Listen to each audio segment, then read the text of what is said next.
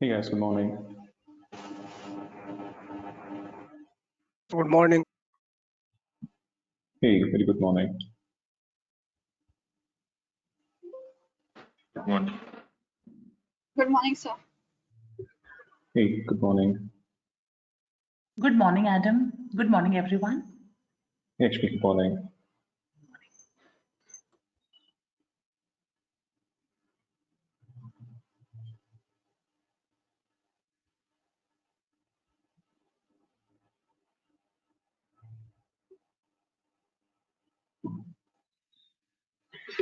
Hey, is everyone here? I see around only 9 guys.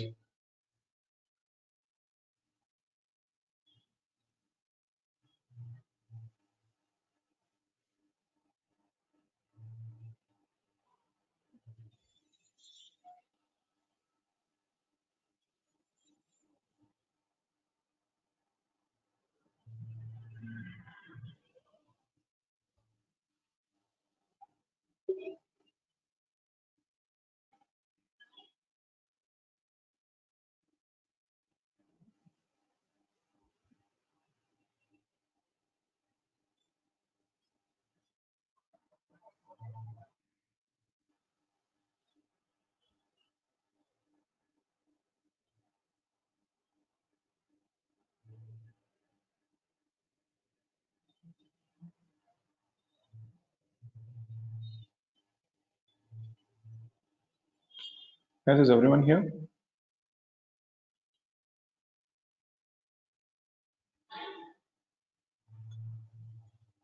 Yes, sir.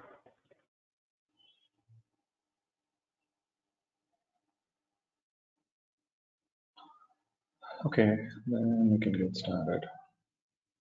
Just give me 1 minute.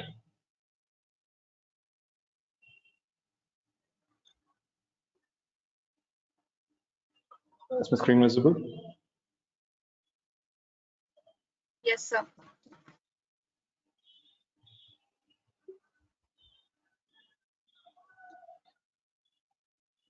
Okay, so before we jump to today's subject, has everyone tried yesterday's examples on conditions and how do we ensure, it's basically there's no straightforward to do a if condition or if else, but it's more of a combination of how do you use the ternary operator and decide whether you want to kind of execute a resource or you want to skip. Okay, so that is where we were saying with the help of count parameter, if it is set to 0, then this resource which has the count equal to 0 will be skipped. And basically, any value greater than 1 will be considered to execute. So in that way, we can ideally switch the values to make sure that we have appropriate condition matching where we will be able to say that whether you want to run it or whether you want to skip. Okay.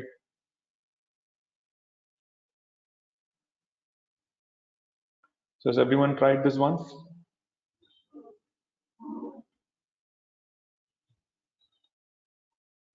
Yes, sir. Yes, sir. Okay.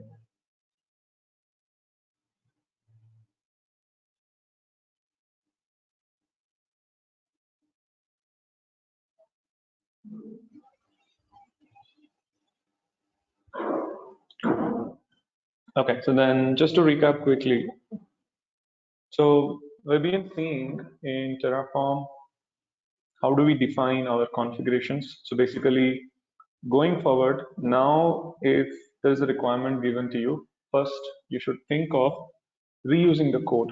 So for that, you should be basically kind of creating your configuration files in separate content. That means put all your resources or the resource block into a file and basically name it as a main.tf, and then put all your variables into a file called variable.tf. And if you have your the output variables that has to be returning back some function or some value, then put it into output variables.tf. And then if you have any backend where you define, you are going to have more of a distributed or a shared state file, then you're going to use backend.tf. But ideally, now in Terraform, if you execute Terraform from a folder, it will read all the .tf files from that folder. But the first file it will always be trying with is the main.tf. And this is where you can actually group them as a module, and you can basically use another module to kind of import and run it during your execution. So this is where by default, whatever the contents that you're running is also called as a root module. And this is what yesterday we saw, how you can primarily define your root module. And in this, you can have different subfolders in which you will be putting your different configuration files. And all you have to do is use a new block called module block. In that, however you would be calling these modules, instead of that, you have to just call from the root module. So root module will be invoking these child modules, and root module can pass the variables instead of you going into it. So that way, from the root module, if you say init or plan or apply, ideally it will be going inside and it will be running the same. And anytime the variables that you want to pass to it, you can put it as an argument inside the module block, so that you just tell what is your source and what is that exactly the variables that you have to pass to invoke this module. Okay, so this is another part that we saw. And again, we also saw how do we have the built-in functions on the version greater than 12, using which how will you be able to do different activities, and in that, given a resource, how can you rerun it again and again against certain values, which is what we called as loops, and we saw different types of loops. And then finally the conditions on how to give. Okay, so pretty much these are what we completely call it as fundamentals, right? Now again, a little bit on the advanced side is also what we were seeing. Now let's get a little deeper into the same subject. Now what happens is, assume that we have some resources, okay? And these resources, if are managed by Terraform, then you will always have the state file in which the contents are available, okay? Now, what happens if there is an already existing resource, then how will you manage it using Terraform? Because assume that already I have some machine which is running in AWS, which I configured it outside Terraform, or I managed it manually. Then I wrote a configuration file to create some machines. So if I have 10 machines, out of 10 machines, let's assume 8 machines are running based on Terraform, but I had created 2 machines even before that. Now, if I run Terraform any point of time, it knows only those details which it is maintaining in the state file, right? And at the same time, whatever that you have told in your desired file is what it is going to primarily check. So being that the situation, if you want to bring in all your infrastructure under the maintenance of Terraform, how will you do? Because are you going to create the infrastructure again? Because for example, I said, I already have 2 machines. So are you going to delete those 2 machines and then go back to your existing configuration and add those 2 machine state or configuration as resources inside the configuration file? Then what will happen when you run that plan? It will say, okay, you told me 8 machines, but now I do see there's 10 machines, so let me create those. And that will happen, but existing infra has to be deleted. So this is one problem. The second problem, what happens was, there might be Terraform that you're working, but still someone might have created the same way a resource outside the infrastructure maintained by Terraform. So anything that Terraform is not created, or anything that you have not defined in the configuration files to define as a state, Terraform doesn't know that, okay? So for this, one of the solution what we can do is, ideally, as I said, you have to recreate everything, which means you give the same spec of what is those existing resources that you have, which Terraform has to maintain. So you have to edit your configuration files like your main.tf and give the appropriate, the resource block for that. And then when you run the Terraform plan, Terraform will say, okay, I will create these also, but the existing ones has to be recreated. But when you recreate, Terraform will create, but you have to delete and then recreate. This is the problem. Now, the other solution, what we can do is we can import whatever the resources that you want, which is already available and it is not maintained outside Terraform. You can import these resources into the Terraform state file. Okay. So what do you mean by that is, now, when you try to first add the details about those new resources into the state, or not the state, but if I say, let's assume I have 8 machines. Now I want to add 2 more machines. Now, if I directly go to my resource block and in that I say, okay, I don't need 8 machines, I need 10 machines. Now, the desired state is 10, but what is the actual state will be 8, because that is what will be available in the state file. Now, because of that, Terraform, when you say plan and apply, it will be creating 2 new machines. Now, instead of that, what is that we wanted to do is we want Terraform to know those 2 machine information also. So that is where you can import the information, wherein the first step is you add in your configuration file or main.tf to give the information about the new resource that you want to add. Plus, on the state file also, we can inject the information about the resource which is already available. Because rather than recreating, there is already 2 machines available. So if you can just take that 2 machines and go to Terraform and inject into the state file, then what will happen? Terraform state also knows about the 2 machines, and your configuration file also has the new machines details. So that way, the next time when you try to do a Terraform plan, Terraform will be able to understand. Now, this is where for these kind of activity where you want to just update the state file and Terraform should just refresh to say that, okay, this is what my desired state is, and based on that, whatever the current state, it has to match. So that is what we call it as Terraform refresh.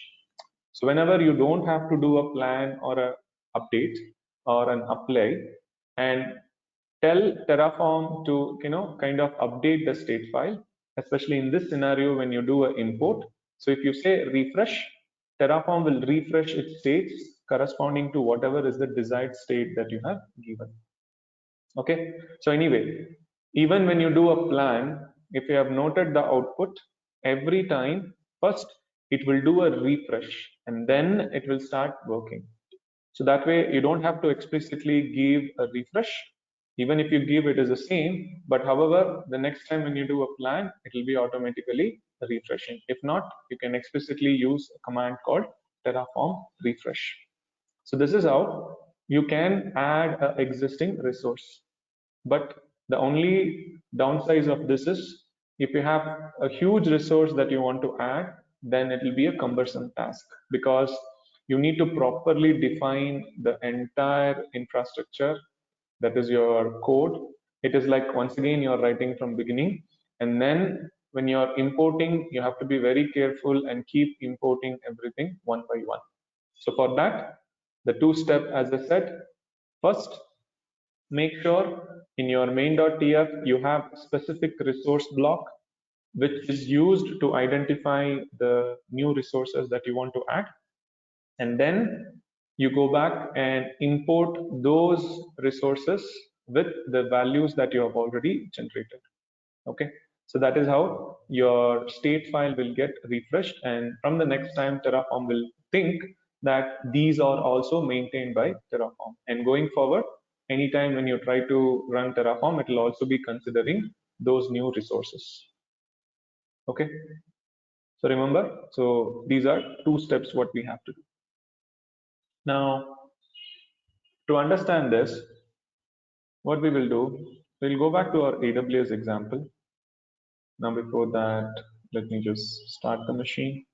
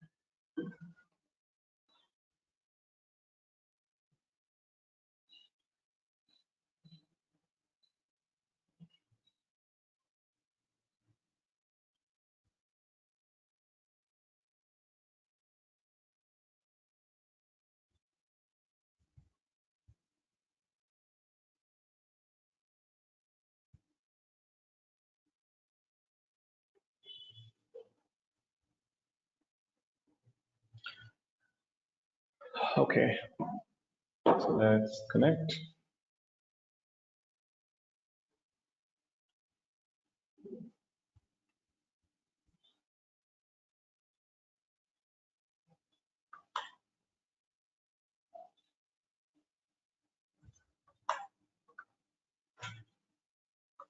So let's go to this AWS. Okay, so what do I have here? Fine, it's just a bucket. So what I'll do, we'll just go back and create a machine. Okay. All I'm doing is using the same resource which we have seen so far to create a machine. And this time I'm going to say count is 1. Even if I don't say, by default count is 1, which is expected, but I'll just leave it as it is. So here, Terraform validate.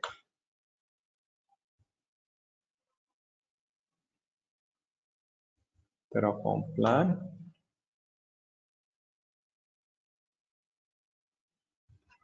Okay, so it says there's one machine. So let's go ahead and say Terraform apply.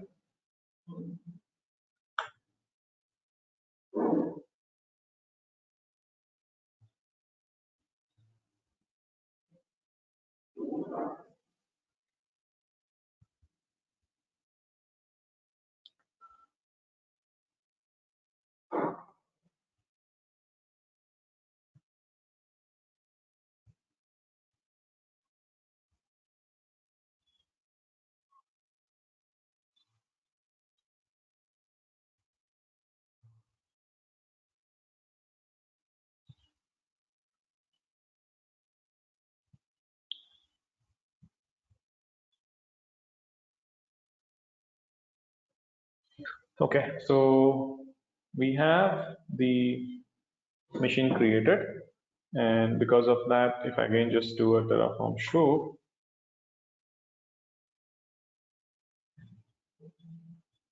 so you should see that there is an ID. So this is the one.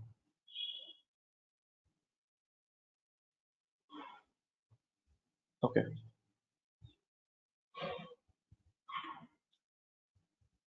So here, now let's go back to our console. So we have one machine here. Okay. So I02F6901 is what we have created. Okay. This is fine. Now, okay, for me, I just need to know what is this AMI ID.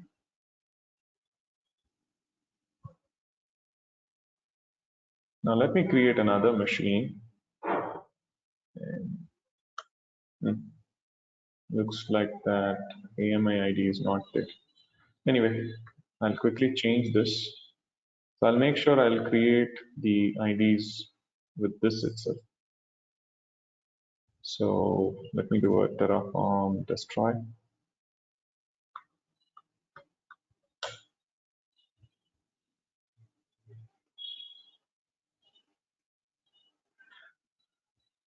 So I can write two blocks. So I just wanted to show you with the same block.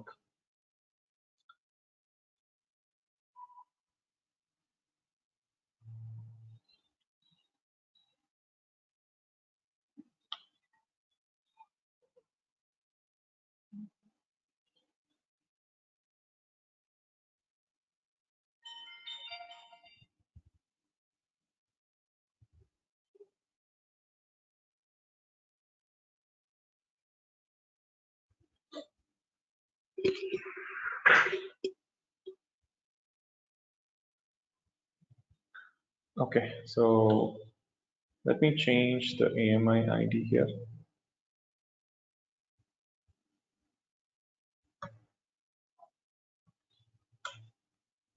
So Terraform plan,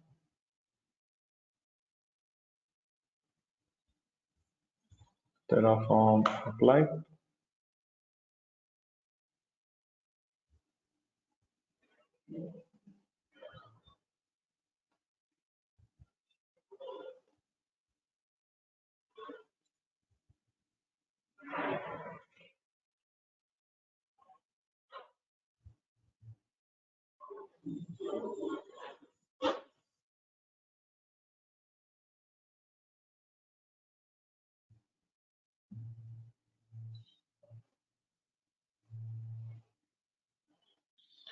Okay, so we have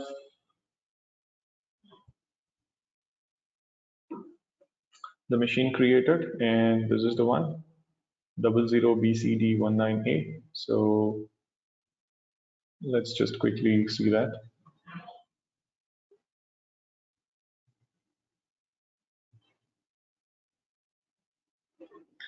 Okay, so this is the machine we just now created using Terraform.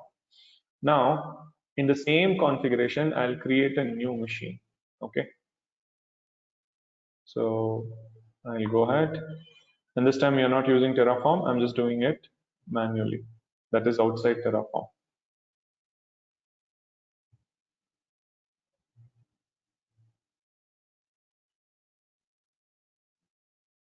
Okay, so I've given all these details. So if you see now, okay, it's still coming up.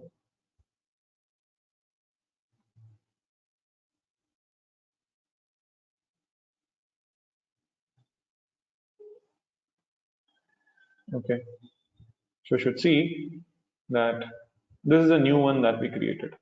Okay, so this is the one that we set the desired state, and we have created the new one.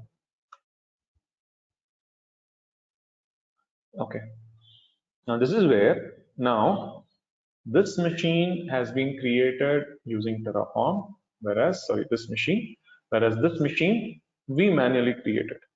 Now this is where, if I want to bring this resource or machine to Terraform's control, because now when I want to do some update or destroy, I should be asking Terraform, and Terraform should consider both of them. Then what is that we have to do? So the first thing we have to do is we have to change our desired configuration. So what is our desired configuration? There is only one resource block and one resource. But ideally now we have two resources here. So that way now both of them are identical. Okay, so this is the reason I just told you I'll take the same AMI. Now if not, you have to create another resource. But pretty much now, if I say 2, what will happen? So I'm saying my desired status, I need to have 2 resources. However, if you say Terraform show, what was happening? You can see it has captured only one machine. Okay. Now, because of that, if you say Terraform plan,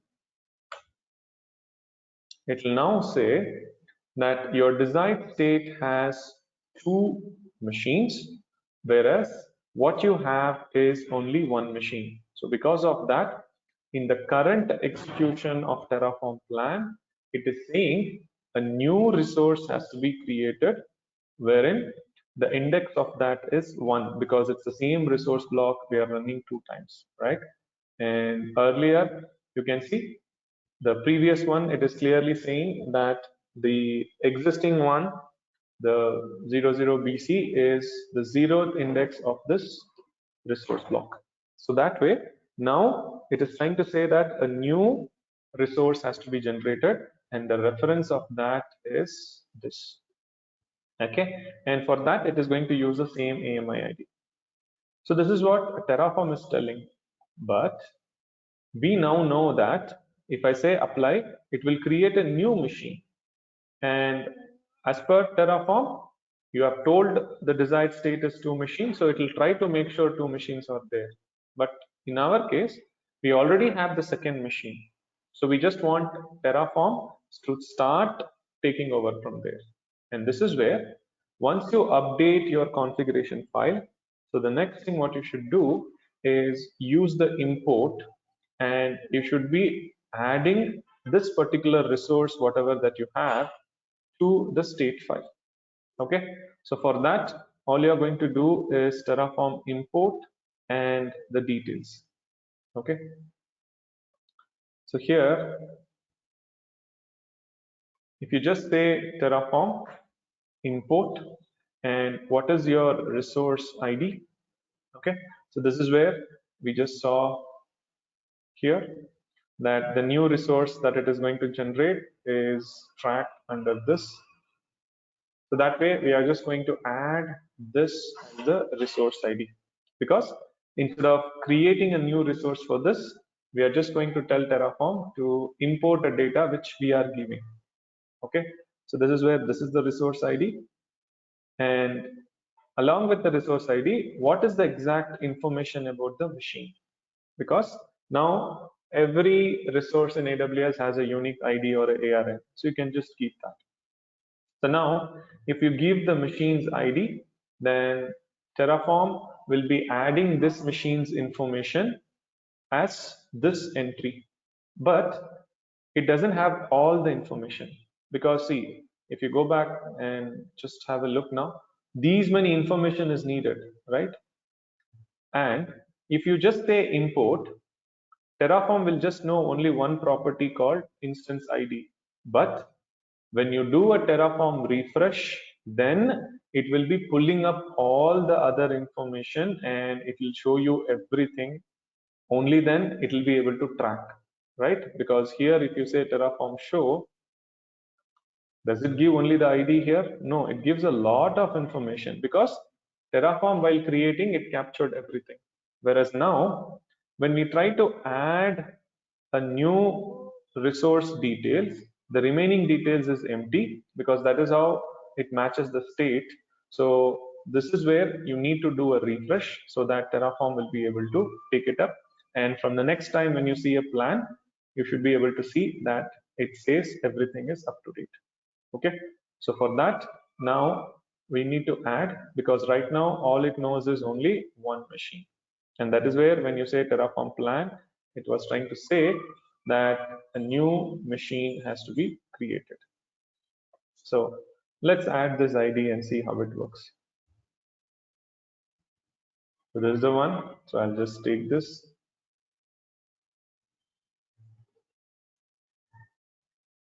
All right, and now watch what happens.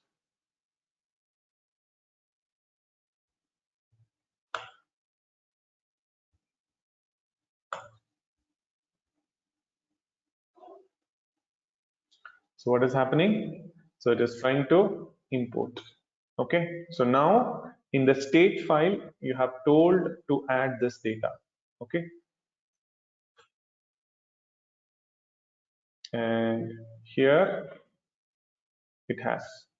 So now either you can explicitly go ahead and say Terraform refresh. Okay, so it will be just updating. So all it did is refreshed.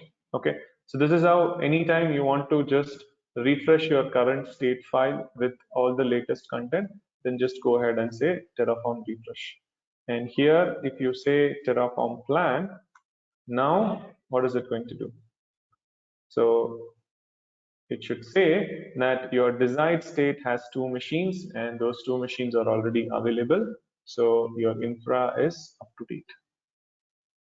Okay, so this is how any new resources that you want to add, which you have created manually and you wanted to add it to the Terraform's control, then first you need to add the entry into the configurations with the appropriate resource block, and then you're going to import those values so that when you do a refresh, Terraform will be able to see exactly. And then when you do a Terraform plan, you will be able to get the Terraform updated. Okay. Can you try this now and see how it works? So first, create a machine. Okay. And then just make sure that you have a proper AMI ID, and using that you create the machine. And once it is done, increase the count and try to just do a plan and find out what is that it is saying which is going to create. And that way, create a machine outside Terraform, which is manually, and try to add the entry using import and then refresh. So that after that, when you say a plan, it will say you have your desired infra, that is 2 machines already available.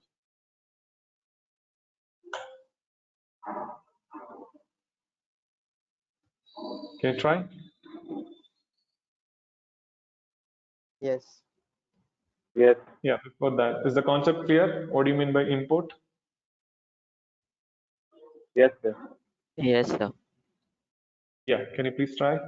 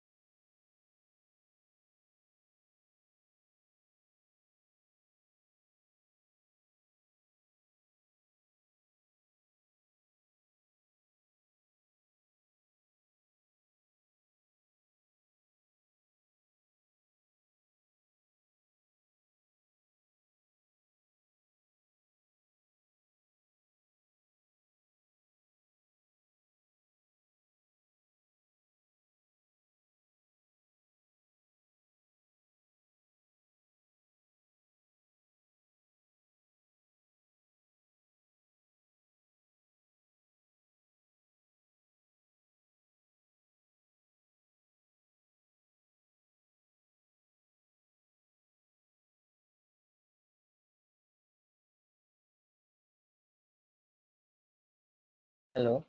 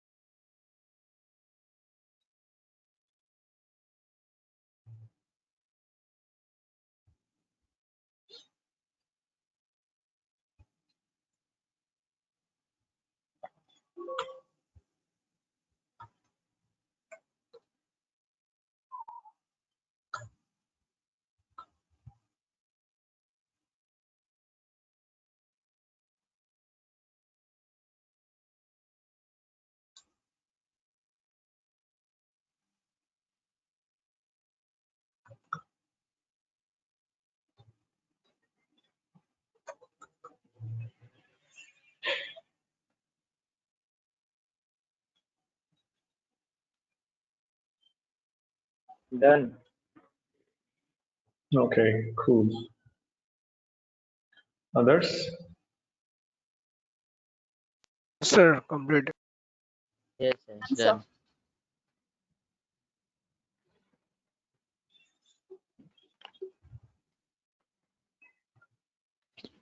Anyone else still trying?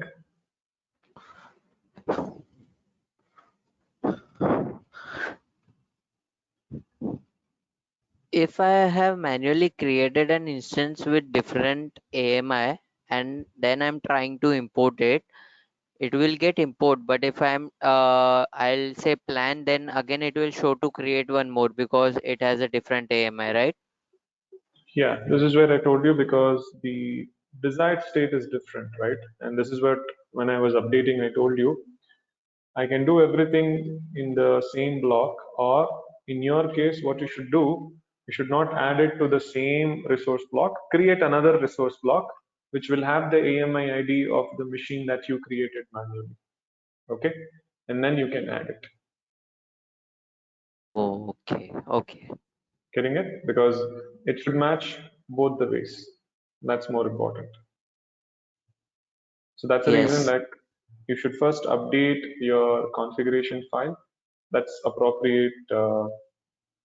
What do we call it as the resource block? And then what you have to do is basically you should be doing a refresh or update the state. So that's the reason I said that I don't want to create another block because that will be different. So I'll just add the same. Okay. Yes. Also, after importing, it automatically did a refresh. So, Yeah. Import internally does. without writing Terraform refresh, when I wrote Terraform plan, it showed that no changes for the infrastructure. Yeah, that is what I said. Internally, it would be doing. Okay.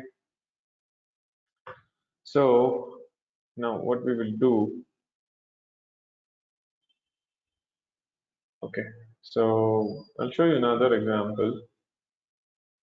It's going to be a little mess. So let's not worry.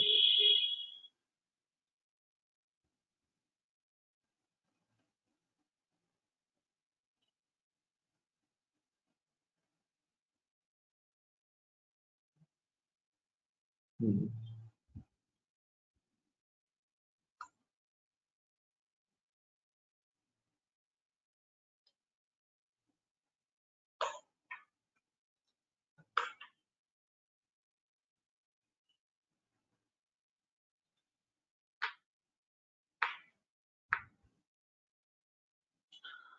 Okay, so we'll go back to our another example where we were creating users, right?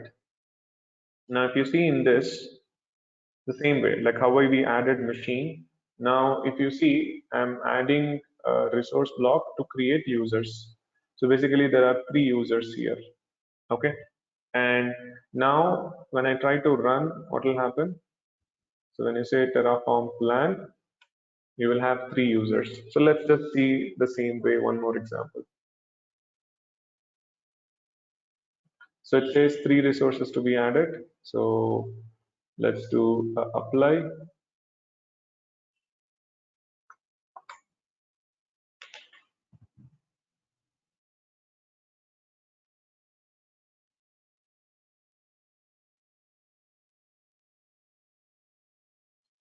Okay, so basically 3 users has been created. Okay, and here if you come back and refresh, what will happen? You have these 3 users. Now I can go back and add. Okay, so let's say the same way I'm manually creating a user.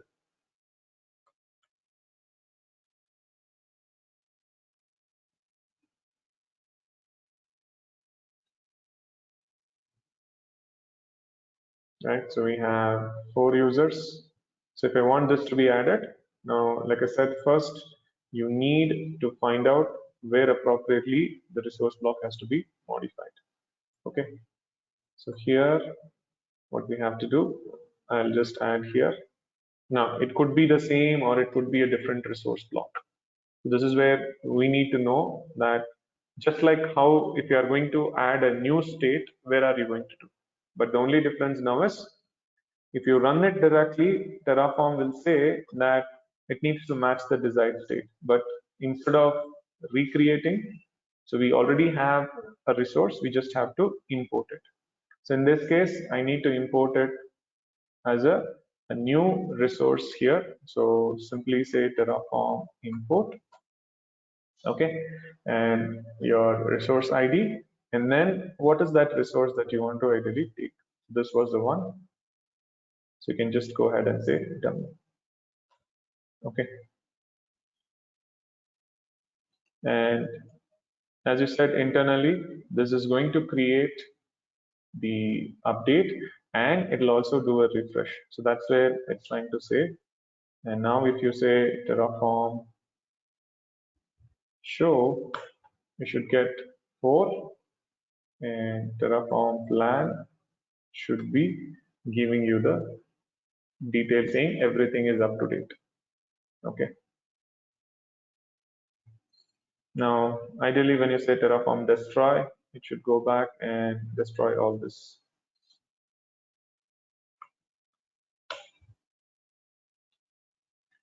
Yeah, it might face an issue during dummy. Let's see. Yeah, because it doesn't have all the details when we update it. Okay, so that's the reason it's saying, but still, that should not be a problem. So when you say plan, it doesn't have anything now. Okay, so that dummy is still there. But anyway, so once you make sure all the proper entries are given, it would be able to take. And now, anyway, explicitly, if you delete, what will happen now? Nothing. But when you try to run the Terraform, it will clearly say, okay, this time it is saying only 3 because dummy was not able to delete, but I forcibly deleted. But if I say Terraform plan, so this time it should say, I need to create 4 resources because the desired state has 4 resources. Okay. So this is how Terraform will be able to manage. So if you want to add, you can go ahead and add. But if there is anything which you explicitly deleted it forcibly by yourself, but the next time when you say plan, it will clearly say that the desired state is not matched, and it will try to show only that has to be created again. Okay. So quickly try this also once so that we'll move ahead. Take the same example. The only difference is just create and then go manually add a user and then do a Terraform plan, find out what is the resource ID, and that you just do an import and then try deleting.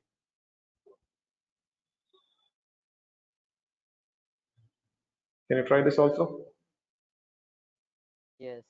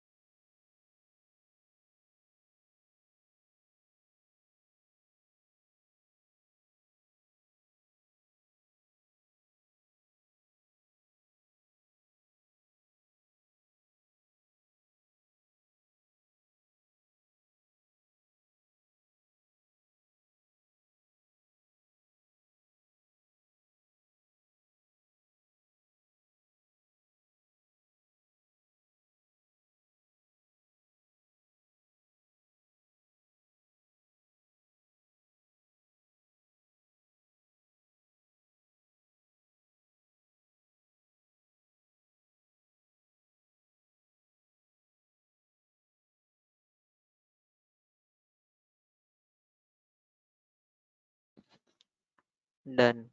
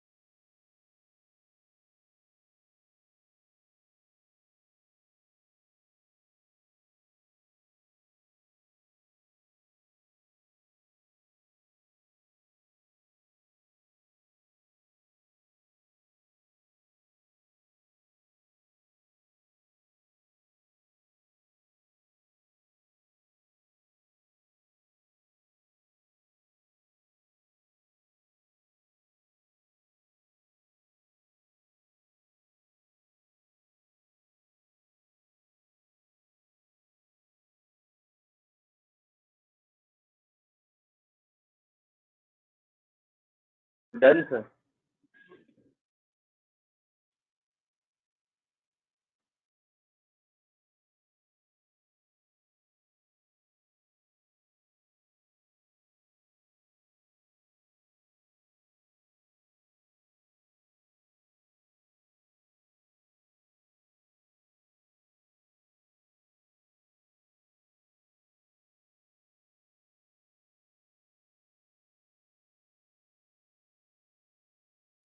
Okay, has everyone tried it?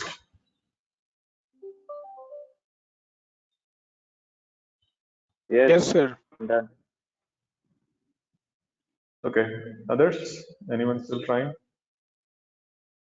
Done. Done. Done. Good.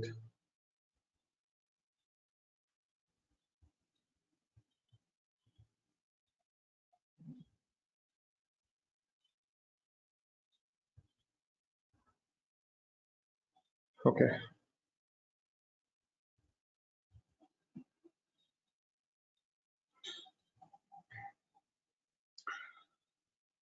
Fine.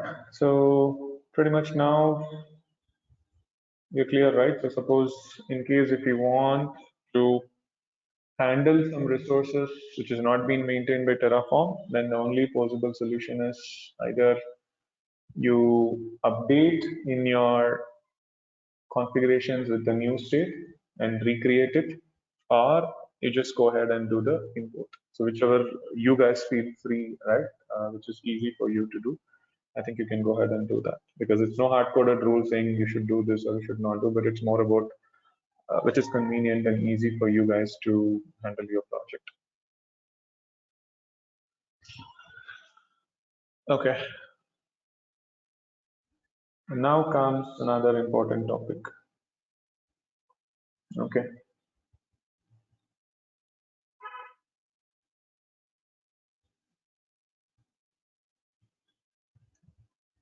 So far, we have seen different blocks where for any kind of service, especially when you say AWS, we have a resource block.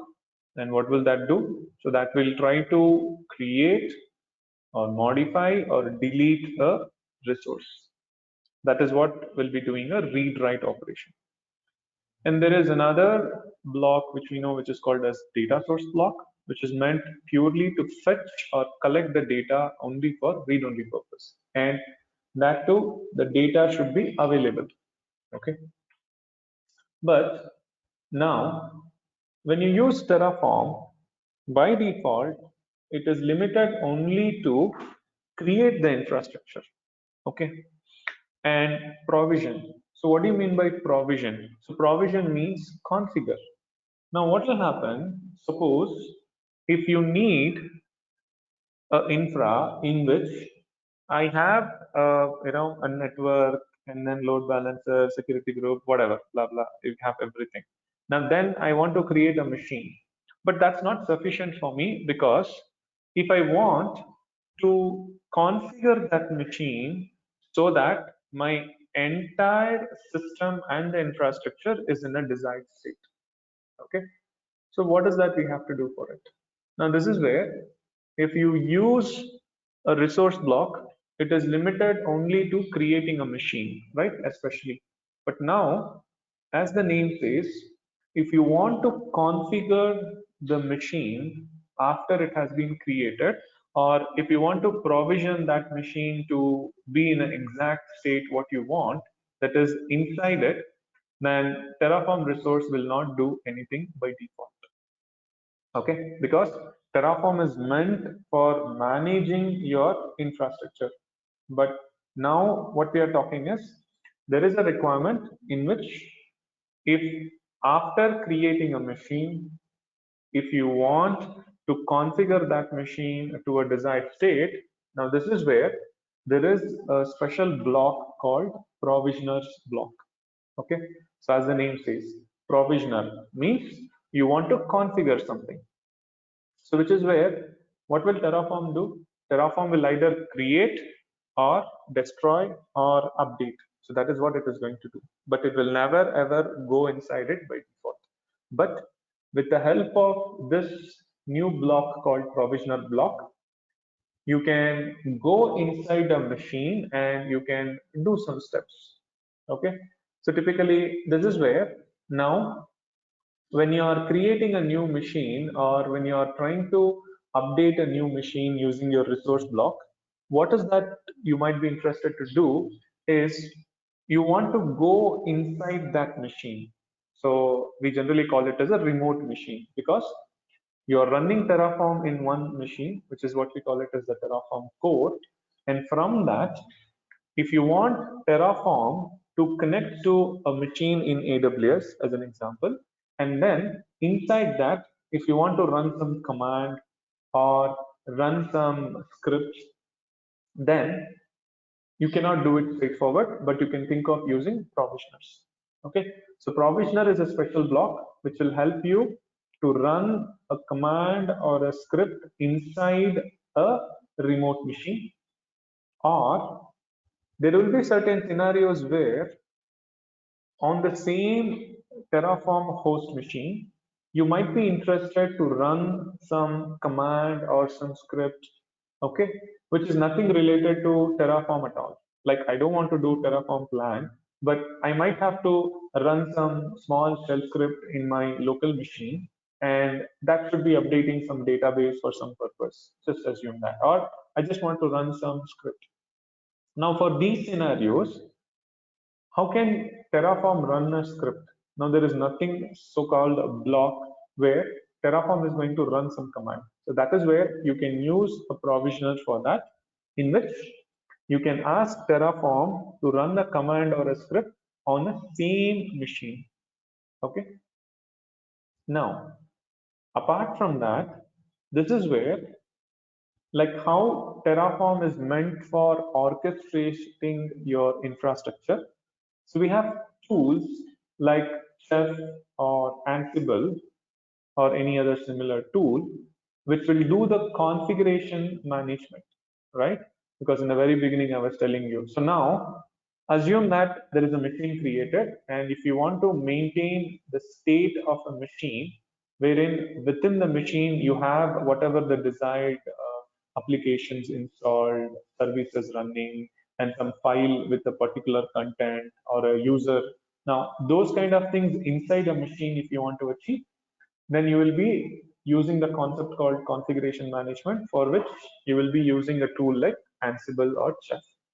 Now, this is where what we can do is we can use Terraform to invoke such a configuration management tool like Chef or Ansible, and we can configure the machine also.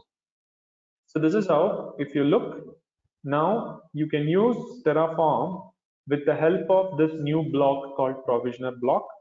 You can go to a remote machine, and in that machine, I can run a command or I can run a script, or I can do the same thing on the same Terraform host machine in which you're running Terraform to run some script or command.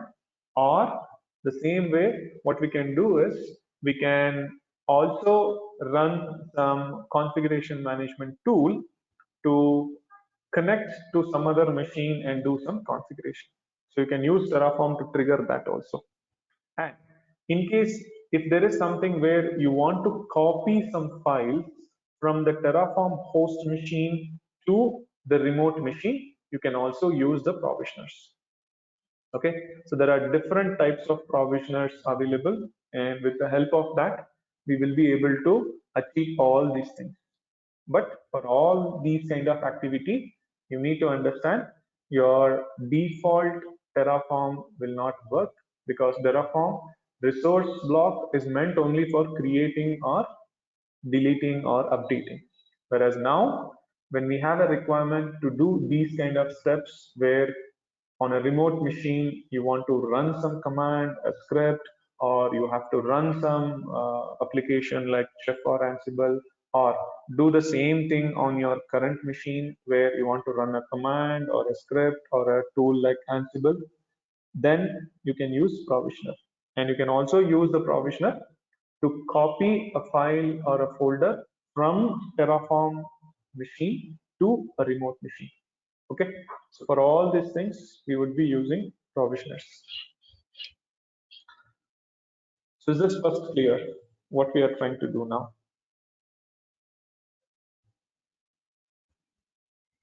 Terraform provisioners and Ansible and Chef does the same thing, No. configuration. No, that is what I'm trying to tell. Terraform provisioner is just a block to help you trigger some command or trigger Chef or Ansible. Okay, Terraform provisioner will not configure anything. It is a method using which, do you want to run Ansible? Do you want to run a script? Do you want to run a command? Then use provisioner. Okay, so basically it can call Ansible and Chef. Yeah, We so can how say can you that. call? Very simple, I'll ask this question. Using Terraform, I want you to run a simple command called ls command. How will you do it? So did we see any option where, is there a way that I can give a command? No. So that is what is provisioner. So with the help of this provisioner block, you can run any command that could be on your current machine, that is the Terraform core machine, or it could be on a remote machine. So that command could be a OS command, it could be a script like a shell or a Perl or a Python, or it can also be an application like Chef or Ansible. Yes, I got it. Others?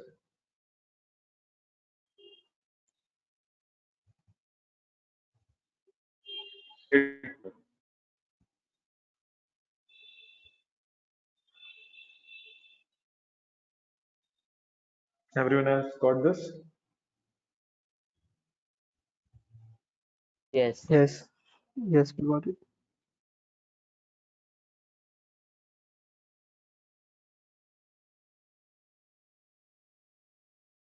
Okay.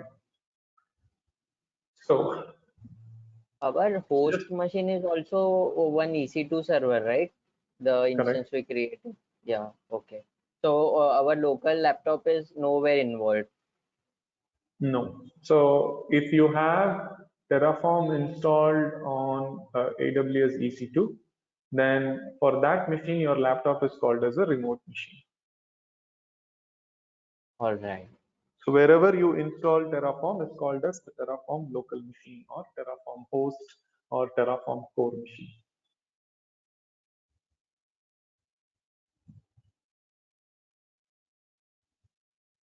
Got it? Yes.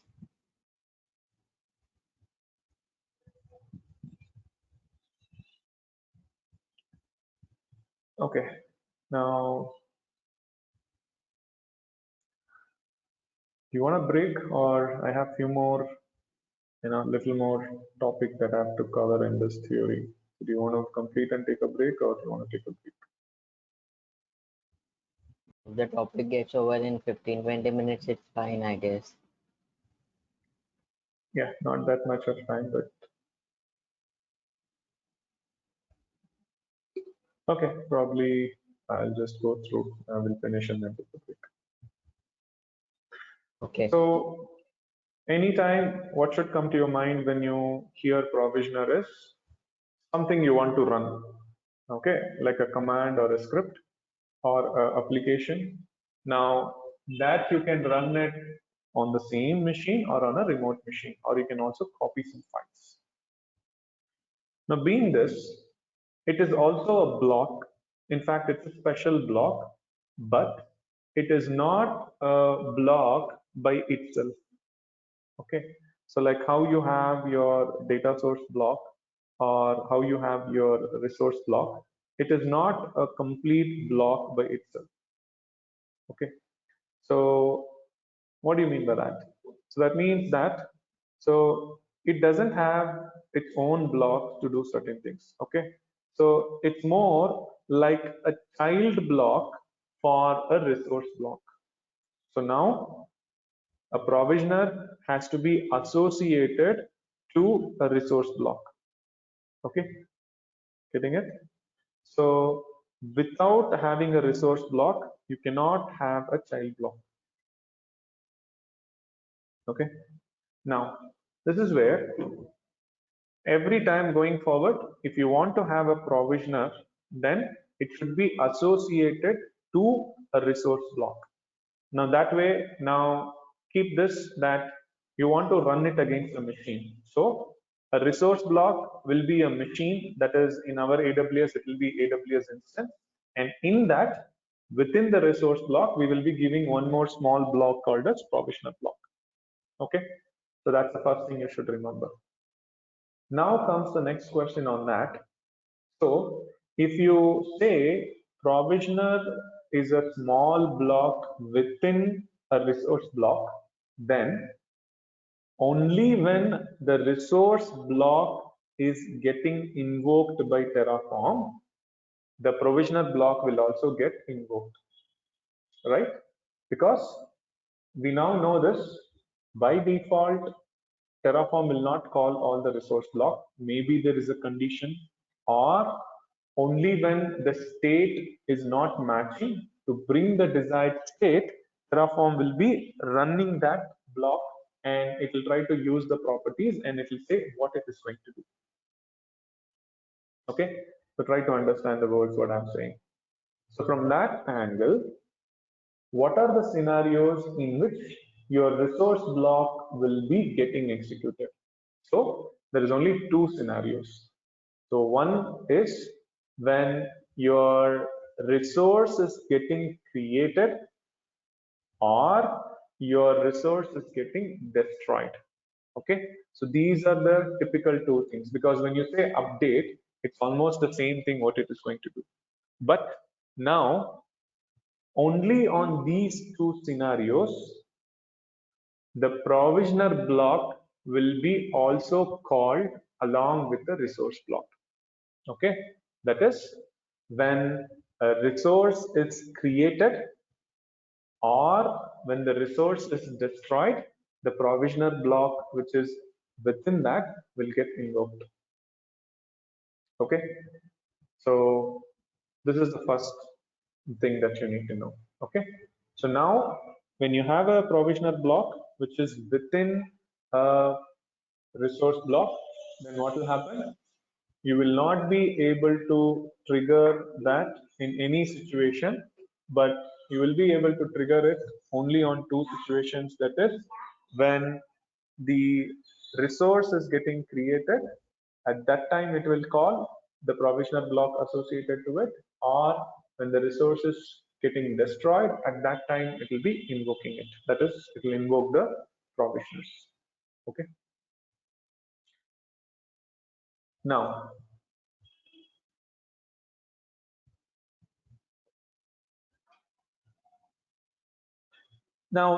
in this, usually we call it as creation time provisioners and destroy time provisioners. Okay, so as the name says, if you have a provisioner which is getting invoked during the resource creation, so those are called as creation time provisioners. And if a provisioner is getting invoked during the resource destroying time, then that is called as destroy time provisioner. Okay, now whenever you define a block, you can define whether it is going to act as a creation time provisioner or it is going to act as a destroy time provisioner. So you can tell that also. But by default, if you do not tell anything and if you just create a provisioner block, then it will always act as a creation time provisioner, which is by default. Okay. So now we'll take one by one. So we now know what is provisioner, which is a block within your resource, but that will get triggered either during creation or during destroy. But in that, you can specify whether it should be acting as a creation time or as a destroy time.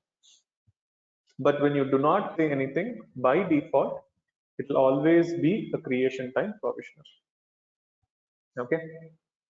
So now, if you say that you wanted a creation time provisioner, then it's mainly meant to execute when a resource is getting created, right? So think like you want to do some bootstrapping of your machine and set up something immediately as soon as the machine comes up. So for those kind of things, you can use creation time provisioner. Wherein, when will this execute?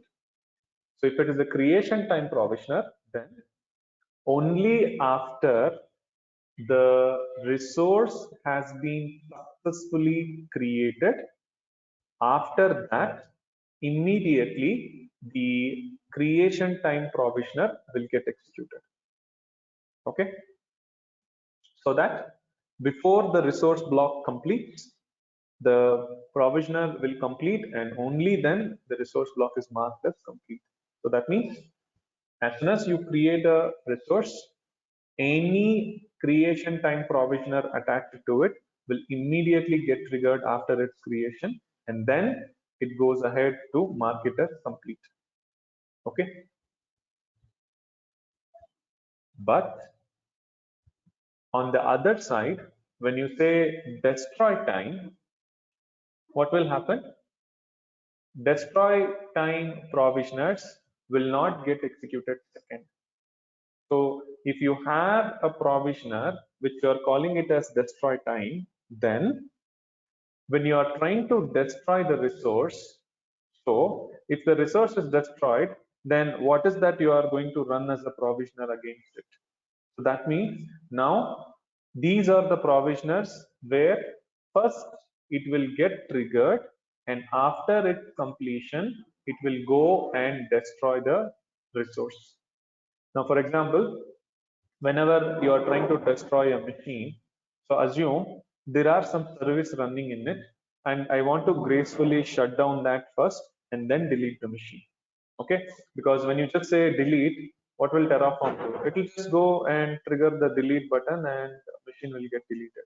So instead, if there is application running, you want to gracefully shut down, so you can give a command or a script, whatever you want, so that when you make this provisioner block as a destroy time provisioner, and when your Terraform is trying to destroy that machine or resource, the first thing it will do is invoke the provisioner, and after the provisioner completes, it will then destroy the resource. Okay, so it is exactly opposite of creation. Just to repeat, creation time provisioner will be invoked whenever resource is getting created, but in that case the resource should get created successfully, and then immediately the creation time provisioner will get invoked. Whereas if there is a destroy time provisioner, then whenever Terraform is going to destroy a resource, at that time immediately the destroy time provisioner will get invoked, and after its completion the resource will get destroyed. Getting the difference? Yes. Yes. Okay, so it's very important to understand. Okay, so remember this. So ideally, when will we use creation time provisioner? Anything that you want to do something like a bootstrapping, or whenever a new machine is created, you want to do some configurations inside it. Those are the scenarios creation time will be there. But destroy time is majorly meant sometimes you want to make sure that the applications inside it or services are gracefully shut down, and then I want to go ahead and delete it. So then use destroy time provisioner. Now, if you are having a creation time provisioner, so assume the purpose of me to call a creation time provisioner is to run some command or script, and it will configure my machine, because I don't want just to create a machine, but inside the machine I want to configure so that if I give it to user, they should be ready to use it. Okay, so that is my purpose. So this is where when a machine is successfully created as a resource, but for some reason your creation time provisioner failed to run. Okay, so whatever the command or script or things like Ansible or something that you ran and it didn't run successfully, then your resource is automatically marked as taint. Okay, that is because why did you give the provisioner in the first case? That is because that is what is your desired state, right? Logically, if you think, you don't just need the machine, but inside the machine you also need some configuration to be done. If that is not done, then that is equivalent to saying that your machine is not good. And that is where Terraform will consider that it is not just the resource creation successfully, but also completing the provisioner execution successfully. Only then it will be kind of considering your resource has been completed successfully. Okay, so this way what will happen now, anytime if your creation time provisioner is not executed successfully, then your resource is marked as taint. So now who applies the taint? Terraform itself will be applying it. This is because immediately if you just do a Terraform plan and apply, that resource will be recreated and your provisioner, that is the creation time provisioner, will be executed again. Okay, so this is the basic concept of provisioners. Okay, so clear? What do you mean by provisioner and how does it act as the creation time provisioner or destroy time provisioner? But we will see how do we define this. And now what we have just seen is the invocation based on when it is going to invoke. But typically for different kinds of scenarios, there are different types of provisioners, not the creation or destroy. So in the creation or destroy, what do you want to do? Do you want to copy a file? Do you want to run a command? Do you want to run a script? Or do you want to run it locally or remotely? Those kind of things you have to tell, right? So that is where we are going to have the actual type of provisioners using which you can mention it as a creation time provisioner or the destroy time. So that is only the way to tell when it has to be invoked. Okay. So with this, what we will do now, let's try to understand what are those different types of provisioners we have and how is it going to be executed, and which is where we will be seeing different examples. Okay. But before we go to that, any questions on this? Once Clear? the resource is marked as taint and after recreating it, if it gets successfully invoked, the provisioner gets successfully invoked, will it get marked as untaint? Yeah, obviously. So when you say taint and it is successfully done, it's gone. It's completed it, right? So you don't need to still be recreating it. Yeah, okay.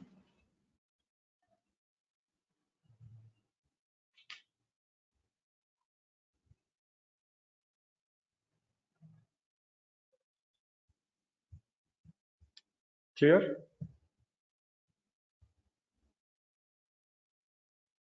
Yes. Yes.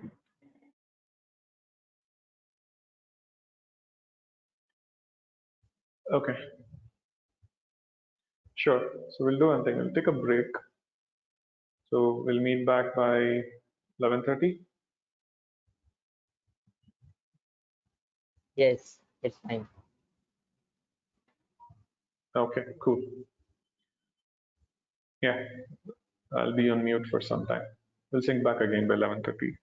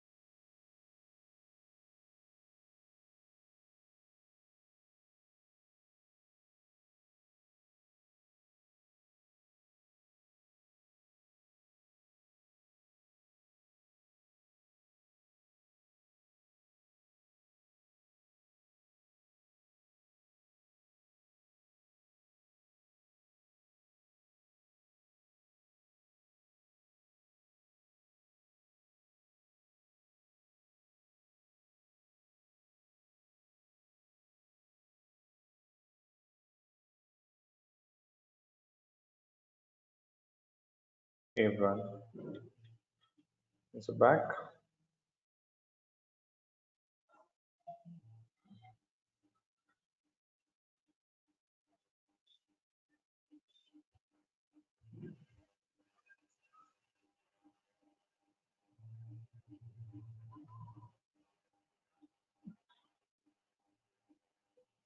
Hello. Hello. Hello, sir. Hey, is everyone back? Yes, I guess. Yes, sir. That's Yes, sir. Okay, cool. Yeah, so let's continue. So we are talking about provisioners, right? And we were just seeing a provisioner can be invoked during creation time or during destroy time. So again, this is where let's try to understand the different types of provisioners. So the first type of provisioner that we will see is local exe provisioner. So what do you mean by local exe? So this is where if you want to run some command or script or an application on the Terraform host machine, okay, the machine from where you are running Terraform, then it is called as a local exe provisioner. Okay, so let's see this example.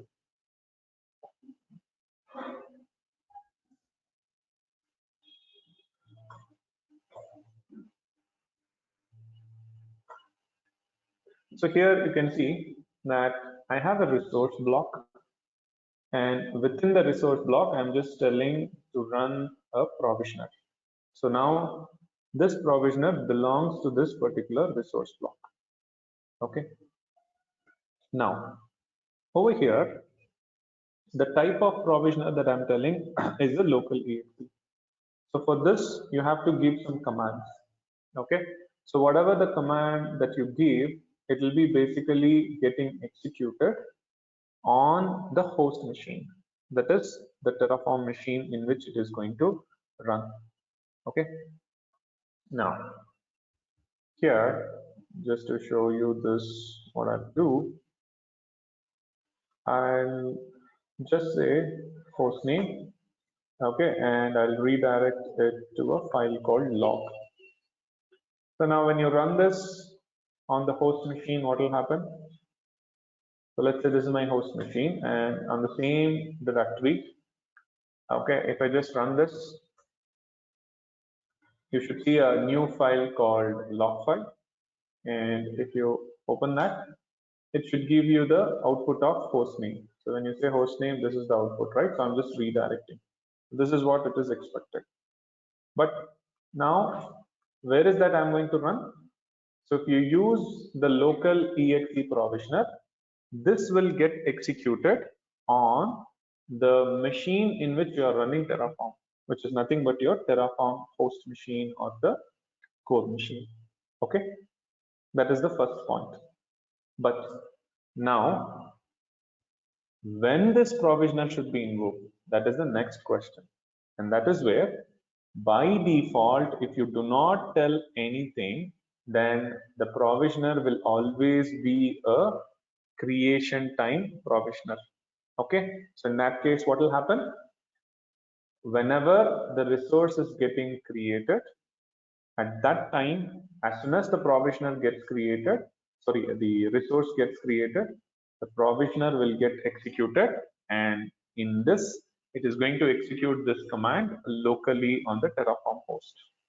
Okay, so let's try this.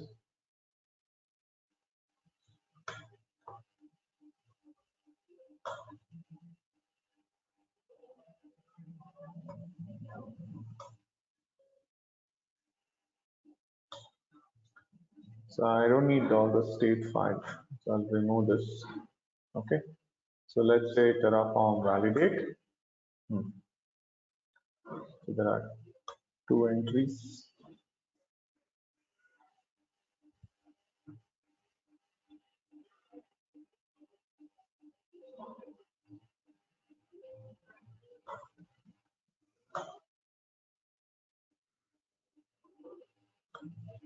Terraform plan. So this is expected that it will create a resource and you don't have any files. Now watch this carefully. Terraform apply.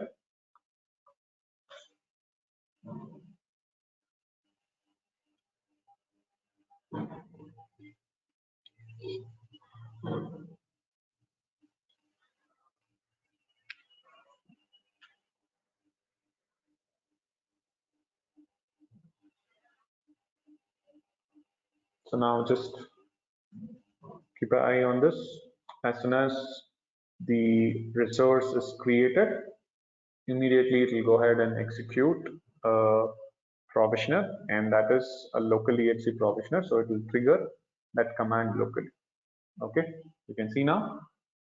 As soon as it comes to the end, it then triggers the provisioner, because when logically it says complete, it means the resource entire block is complete. But that is where within that, when the machine is created successfully, it goes ahead and executes. Now this is executing this command locally, okay, because it's a locally exe provisioner, and it is a creation time provisioner which is getting invoked during creation time. So you can see that the log file is available. Okay. Now, just to show you, let me go ahead and destroy this. So this provisioner will not be invoked. That is, this provisioner is a creation time provisioner by default. So when you run, it will just go ahead and delete, but it will never call that provisioner again, because we need to tell when it has to be invoked.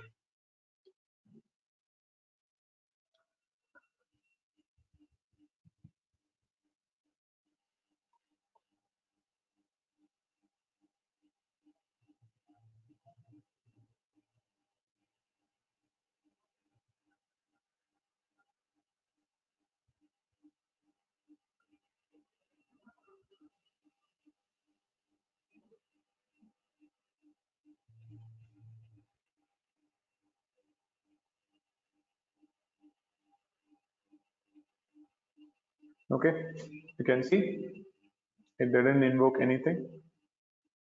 Now,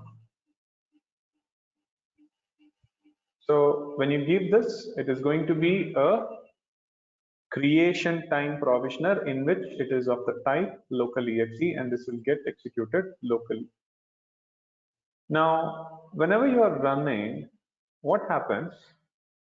Since it is the same provisioner, I mean the block is within the same resource block, you can go ahead and still use the resource attribute and you will be able to get it within this. Okay, because now in this example what I want to do is take the IP of the machine what we have just now created, and then I just wanted to put into this file. Okay, so in that case we'll just add here. Okay, so I'll just put this additionally, this command I want to run. So what I can do, I can just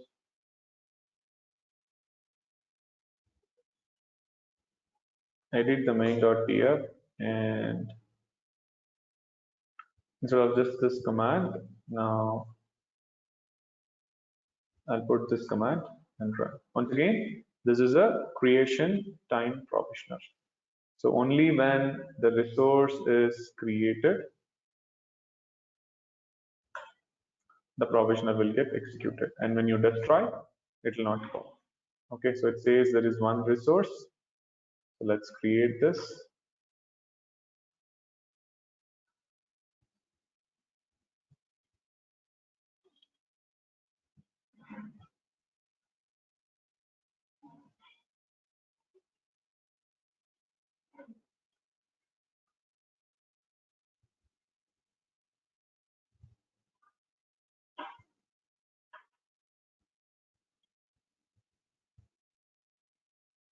Okay, so you can see when the provisioner is getting invoked only during the resource creation. And because of this command, you should have got a file which has the IP address of the machine, but by default it doesn't give. I'll tell you why. Because there's a different way on the latest version, but this just, we are just doing an echo. right? But when you do a destroy of the same, you should not be able to see that the provisioner will get executed.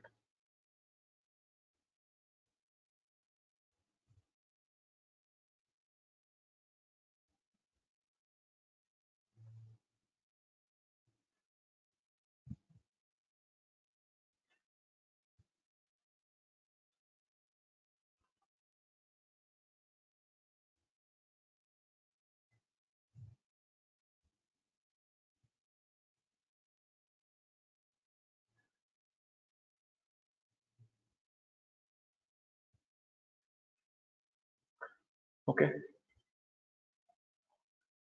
So what the difference now? So when you say creation time, it will get executed only during creation time. And in that, what we are seeing is a type called local ESC, which will be executing it only on the local machine. Okay. Can you quickly try this so that we'll see other examples?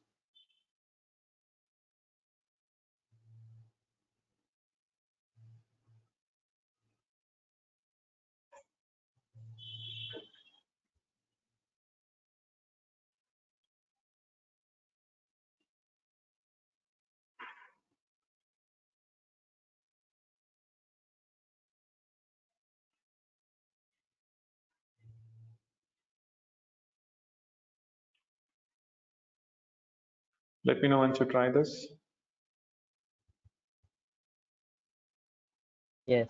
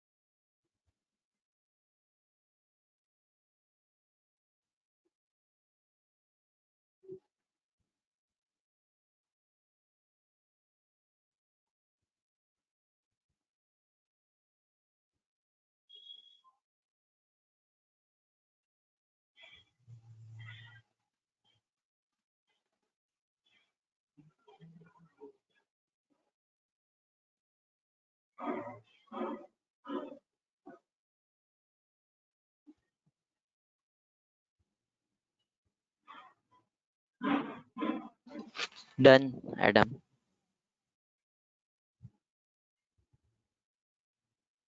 Done, sir. Okay. So if I'm making Terraform apply and then I'm changing the provisioner inside and then again doing a Terraform plan or Terraform apply, it shows as no infrastructure. So it does not detect if the provisioner has been edited after creating the resource, because log file Yeah, was made it is not but private creating. IPs, yeah, private IPs.txt wasn't made, so I had to destroy and then again redo it. Then it made IPs.txt file. Yeah, because as I said, it's only creation time. So we will see the other ones now. Everyone tried it?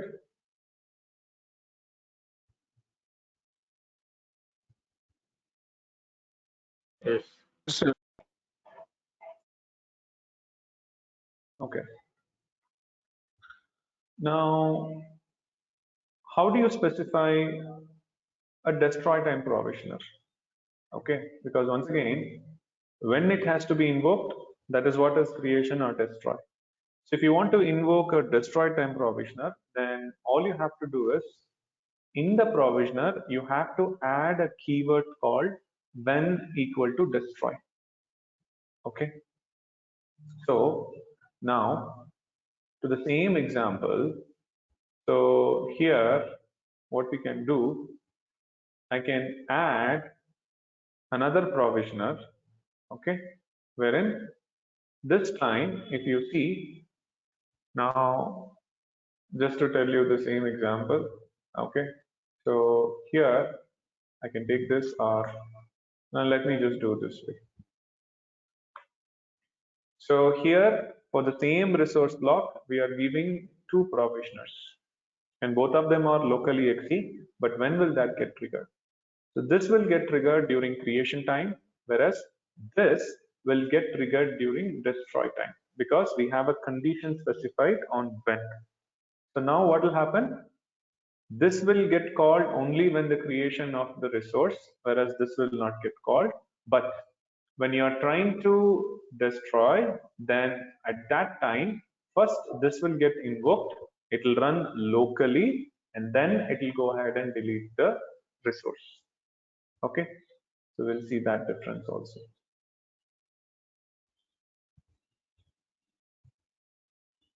So let me edit it. Okay, so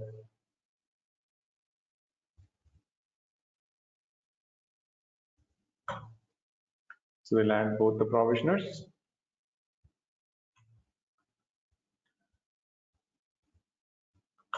Okay, so I don't have the log file. So let's say Terraform plan.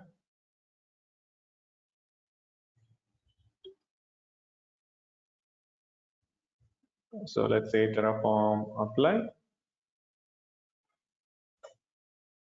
So you should see the creation time provisioner should get called, and in that the local exe will run and it will generate the log file.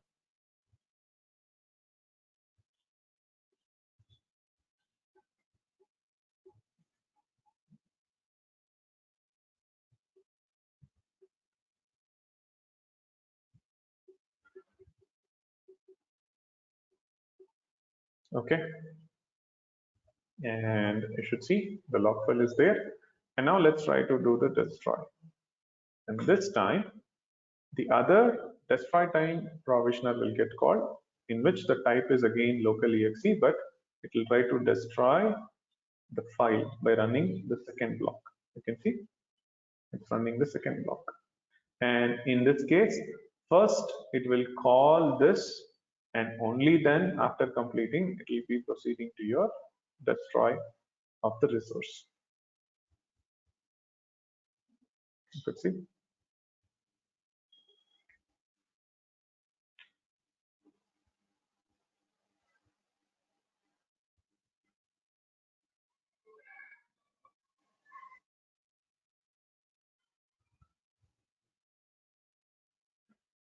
Okay, so now that file will not be there, and the same way the resource is also not there. So you can see it goes ahead and destroys, because if it destroys first, sometime if you want to do it something on that machine, then there is no machine available, right?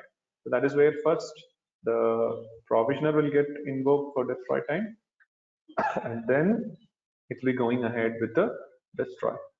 So you can ideally have more than one provisioners for the same block, but what matters is when is it going to be invoked? Okay. Now, quickly try this. Add this resource block and just try to run and see the difference on what do you mean by creation time and destroy time provisioners.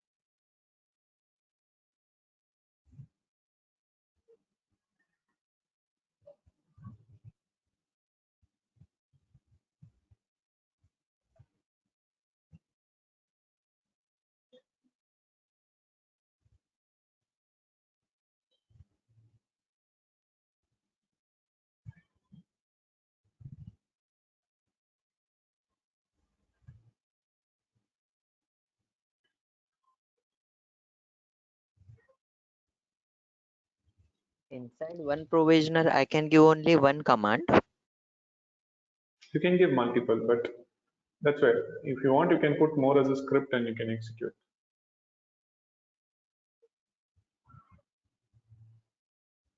Okay.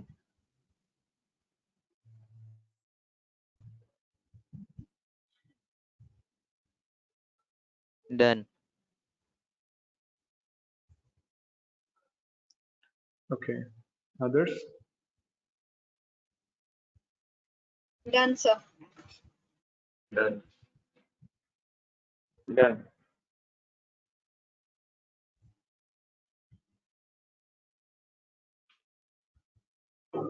Okay.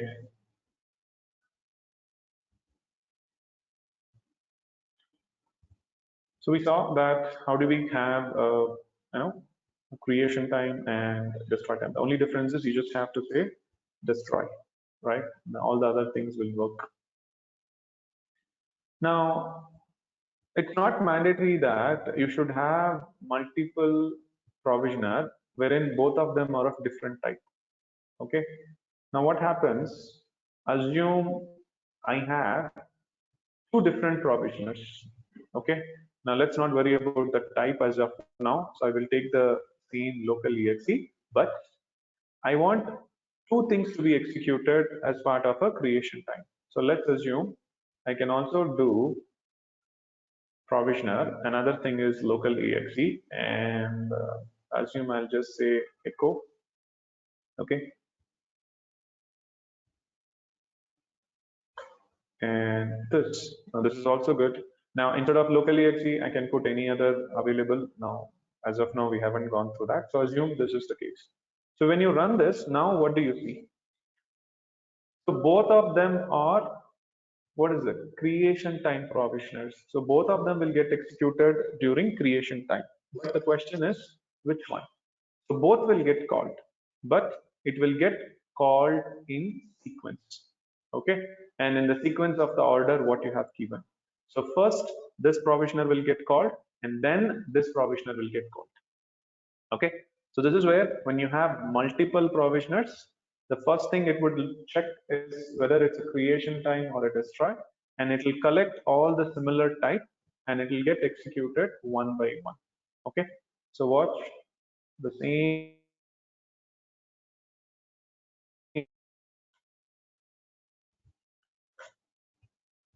So to this, I'll just add one more provisioner. Okay, so these two are creation time, and this is destroy time. Okay, so let's do a Terraform plan.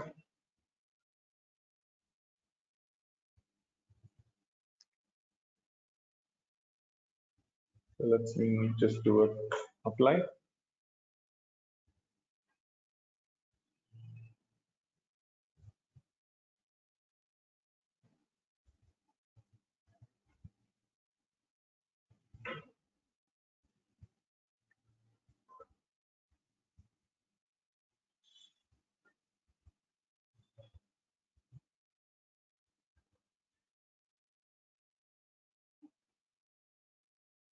Okay, so you can see it executes in the order.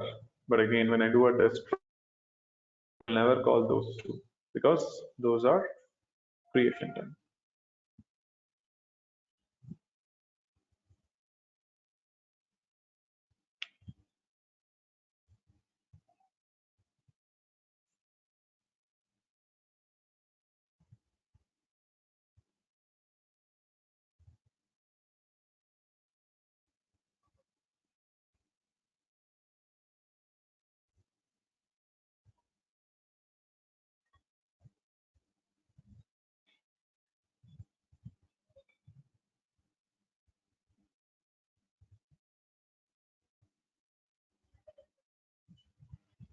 You can see it just calls only the RM part. Okay. Can you just try adding this and quickly see the same way? Edit your same configuration in the block, just add this line after your first provisioner, then you run, you should be able to see these two getting executed during creation time. Can you quickly run this? Yes, sure.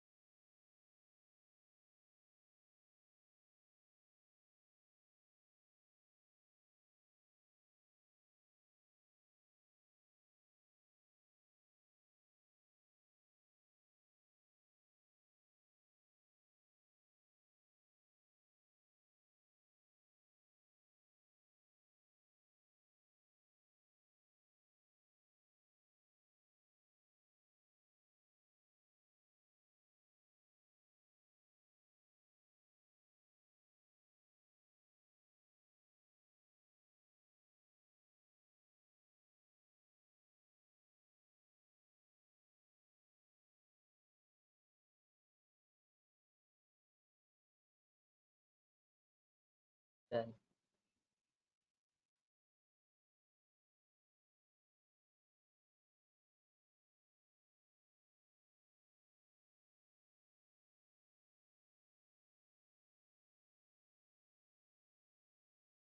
Done, sir.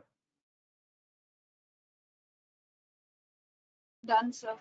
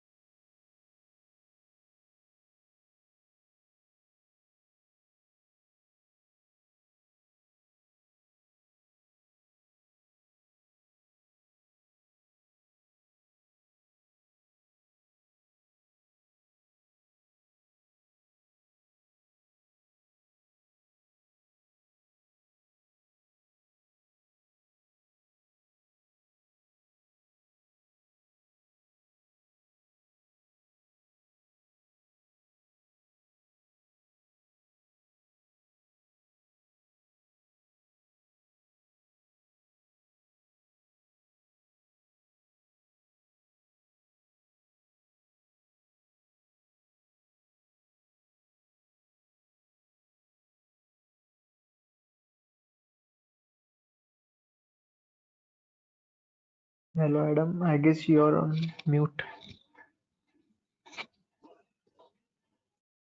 Oh, I'm sorry. So what I was trying to say is whenever we have a particular command which is getting failed or your provisioner during creation is getting failed, then we know that it will be stopped and it will be marked as taint. Okay. So what I did in this example, I just changed this command to be a exit one. So when you say exit one, it will be returning a non-zero, which means this provisioner is failed. That's where you can see this is not considered as complete because it is giving an error. And at this time, if you go back and then say Terraform plan,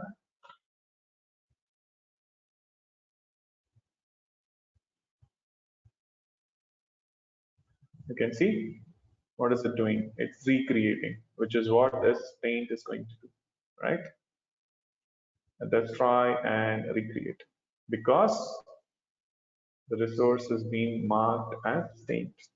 Okay, but what will happen again if I run? It will be going ahead with failure only. Why? Because exit one again will give you a error, and the next time also it will run and it will mark it as taint and it's failed. But this is where if you want to skip this, that is, even though if a provisioner is failing, you don't want to consider it as an error, but just proceed further ignoring the error, then you can go on to add a command or a keyword called on failure, and this is equal to continue. Okay, now there are two options in this. So when you say on failure, if you say fail, which is the default behavior which will forcibly fail, if not, we can say continue. Now by saying continue, what will happen? We will be able to proceed even though there is a error. Okay, so now in the same one, we can just add this as on failure. Okay, and it's continue. So now watch the same. So before I run, I'll just modify this. So anyway, I know this is going to be rerunning it, even though it's taint. Now, since you have modified, so when you say plan, it will anyway say that there is a change, but there's already a taint applied, so it is going to be recreating. So that is expected. Okay. So it's going to recreate. Okay. So now let's go ahead and do a Terraform apply.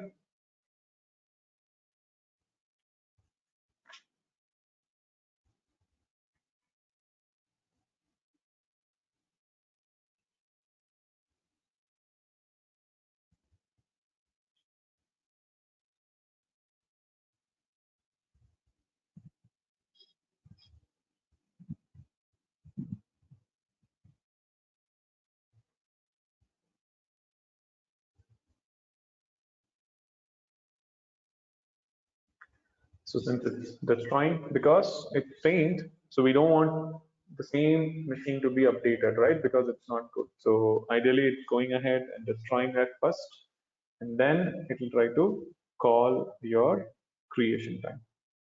Okay. But now, if you note, while it is destroying, it is not calling the destroy time provisioner, because that is when you forcibly call, it will never be doing it. Okay. Because the next time when you say Terraform destroy, at that way, it will first call the destroy time provisioner and it will remove that log and then delete the resource, but not at this time. Okay. So here you can see, even though the second provisioner is giving error, it kind of ignored and it just went ahead. Okay. So it had, and now if you say plan,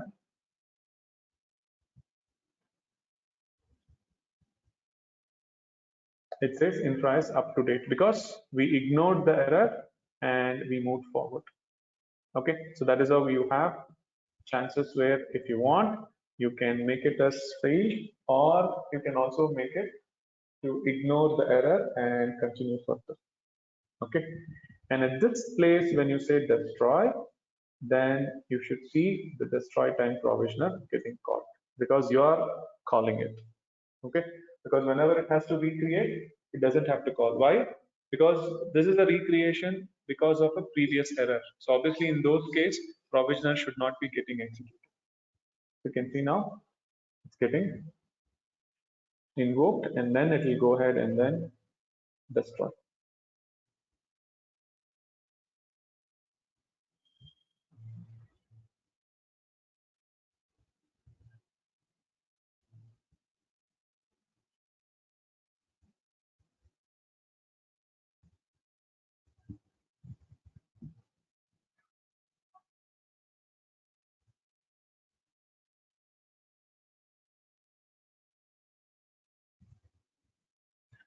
Okay, that log file should not be there.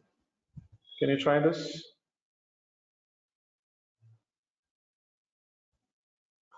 First try without giving on failure and then try to run and see how it marks the resources as faint. And then just go ahead and say on failure and rerun. Even though there is an error, it will just skip and continue with the creation so that it won't mark it as faint.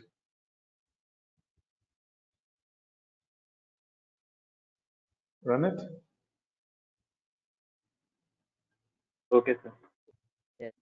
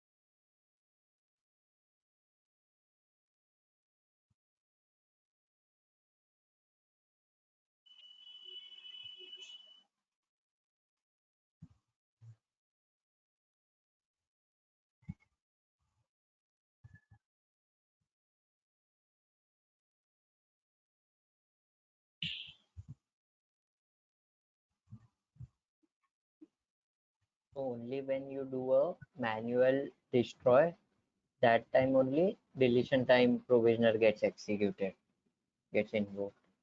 It's not like manual, but the concept here is when you are properly invoking the destroy, then it will call the provisioner.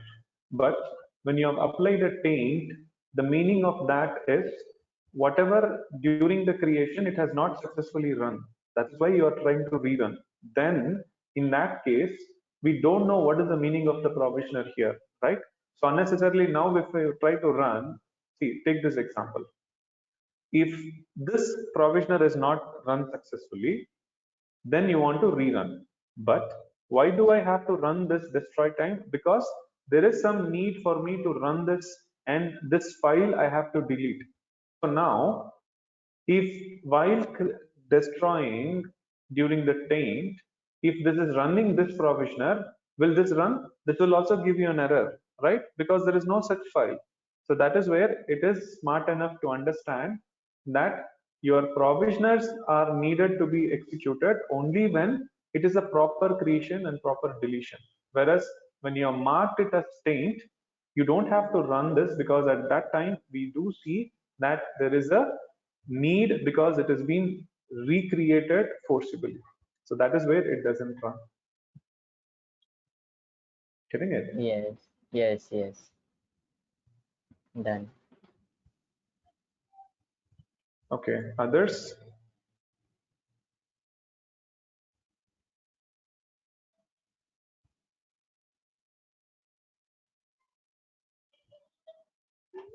Yes, it's done.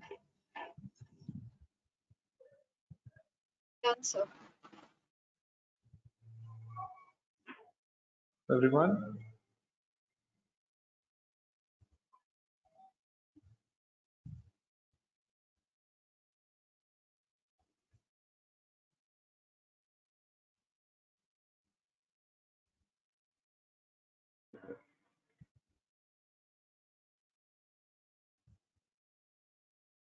Okay.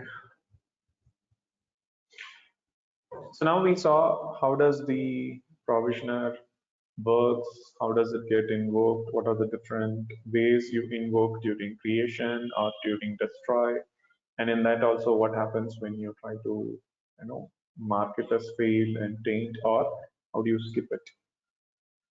But all these things we were trying to run by using one of the type, which is local exe. So what will local exe do? It will basically run whatever the command or a script that you're giving on the current machine itself.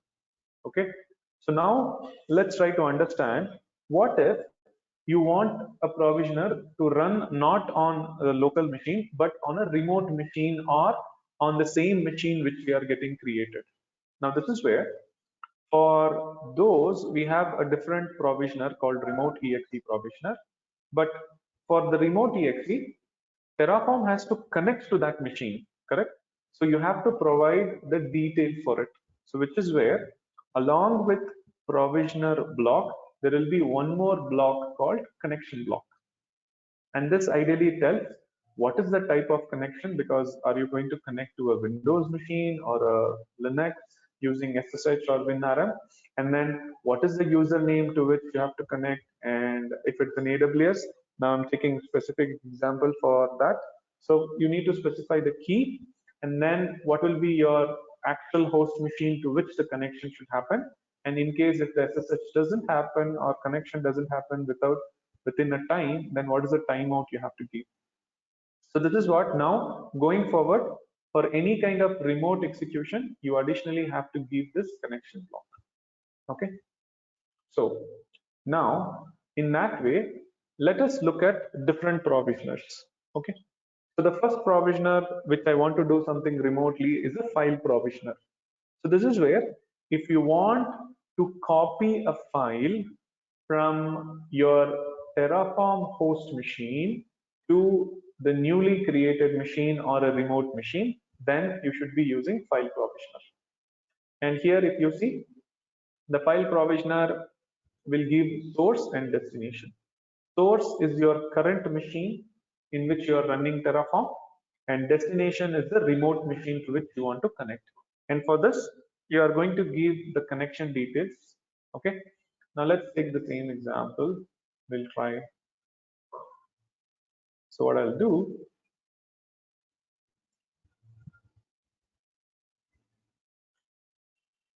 so I have a resource block in which now I'm creating a machine. So far, we never told any key for the machine because we never went inside the machine. Now, if I want to go inside the machine, so first I'll give a key called master, which is master.pem, which is what I was using to connect to all the machines.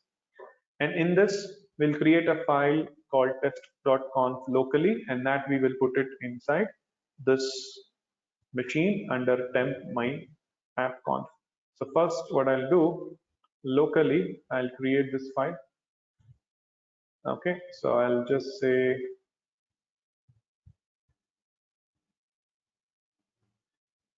just a message, and I'll put this.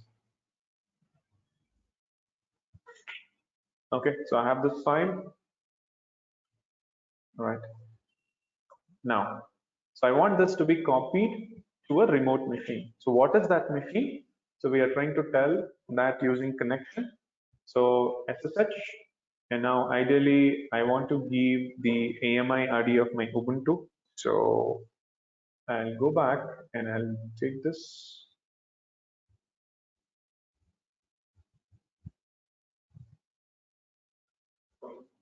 Okay, and this is going to be a Ubuntu machine. So the username will be Ubuntu. Now, the key file. So now you need to try to understand, Terraform is going to connect to the machine where, from that machine where you are running Terraform. So we need to make sure that the PEM file is available on that machine, preferably for this testing. I'll keep it in the same folder. So I need to make sure that the PEM file that you are asking here should be available on the same folder.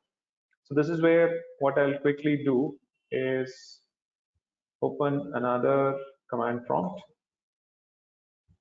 Now this is my host machine. So I have downloaded this already into this location. So this is the file. What I'm simply doing is copy pasting the key. That's all. I don't want to do anything else. Okay, I'll copy. Go to the same machine. Here, I'll create a file called master.pem. Copy paste, that's all. And just make sure to give 400 as the permission so that you should be able to connect. Okay, so I just have the test conf and the master plan in the same folder. All right. Now, the next thing is, what is the IP address of the machine to which it has to connect? And this is where now, if it is a separate machine, then you give the complete IP here. But if you want to connect to the same machine and copy this file, and this is where within the same resource block, you don't have to once again say AWS instance.example. Instead, if you say self on the latest version of Terraform, it understands that you are referring to the same resource block. So from this, whatever the resource it has generated, that public IP I'm passing, so that we will be able to do the SSH. Okay, and once again, this is a creation time provisioner because we are not used the condition called when equal to destroy. So now when you run, a machine will get created or instance will be getting created. Immediately, it will try to connect to that using the PEM file and other details, and then copy the file locally to this machine. Okay, so watch this.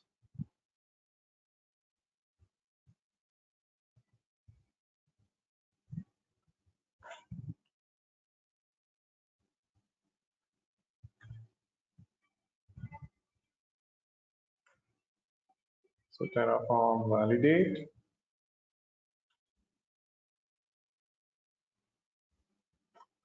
Plan.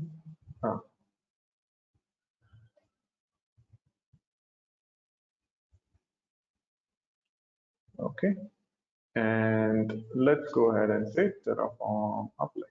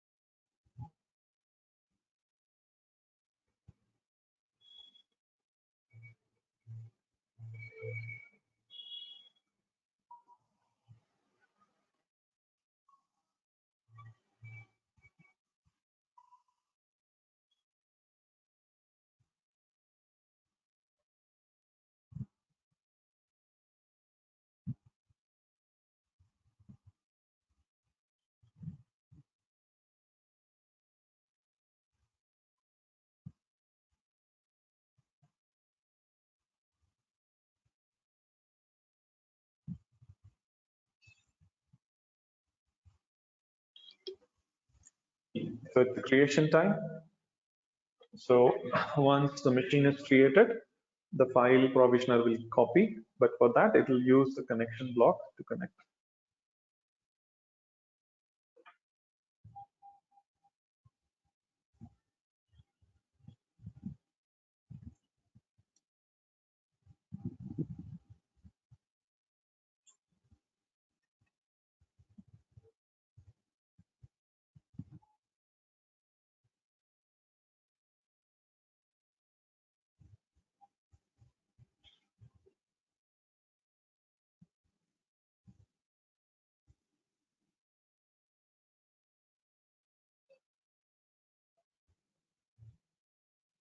Do we have the file or something is wrong?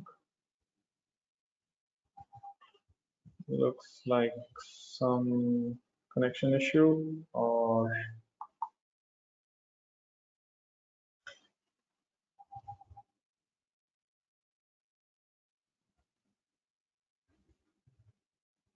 okay, it's still initializing.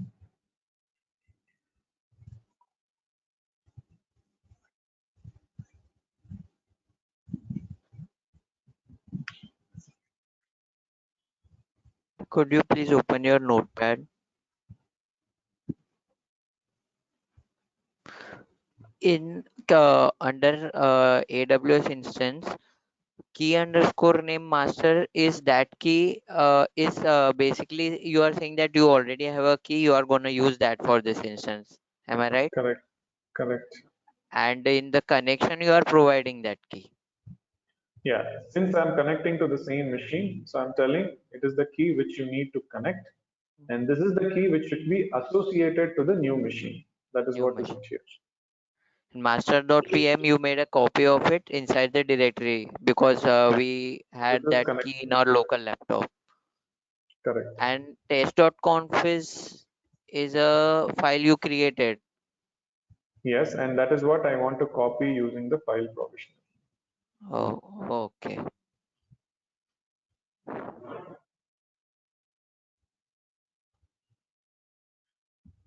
Okay, why is it taking such a long time? Which it should not.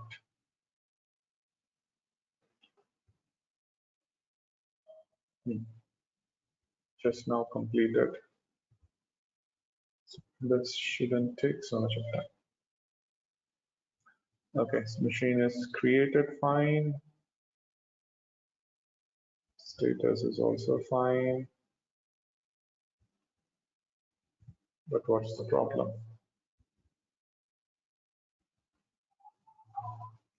So quickly, let's check.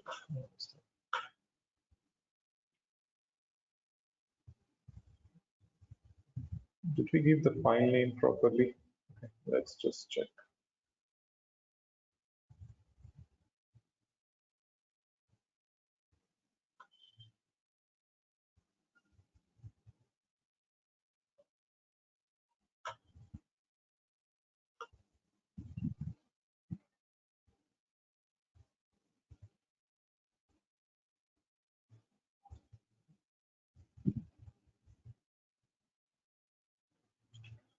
Okay, this is there, and we have this, but what is happening?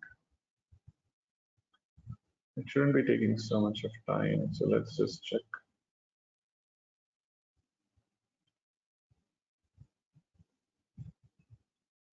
Ah, okay. So the PEM file, sorry, the machine that I copied is not a Ubuntu AMI, it's a EC2. So that is why the SSH is not connecting. So if you see, the file provisioner is already connected, but it is not going through. Okay. So the problem here is it's not Ubuntu, it's EC2.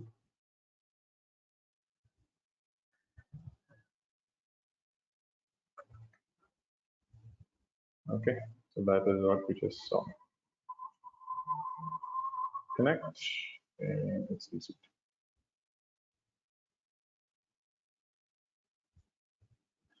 Okay, so let's just do a Terraform plan.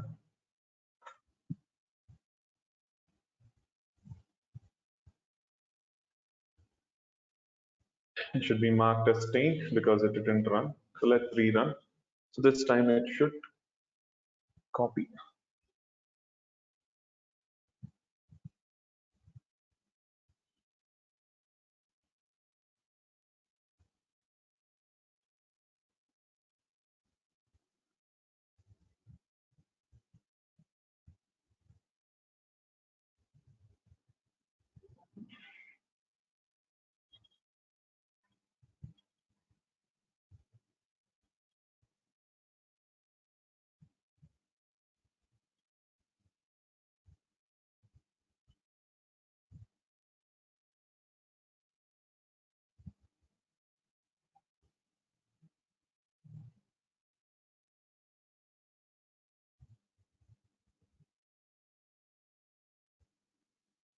The AMI was of Linux.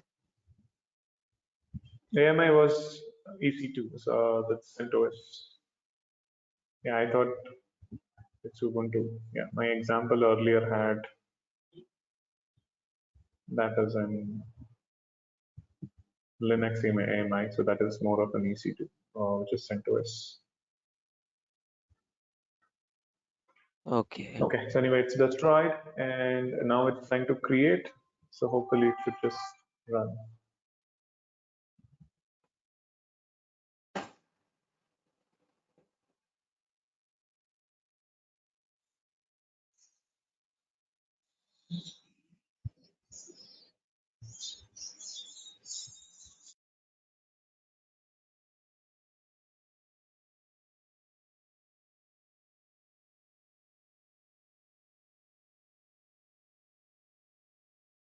So see, now it successfully got created and the file provisioner also got executed. So if you go back to this machine, just rerun. So this is the machine. So now let's try to connect to this.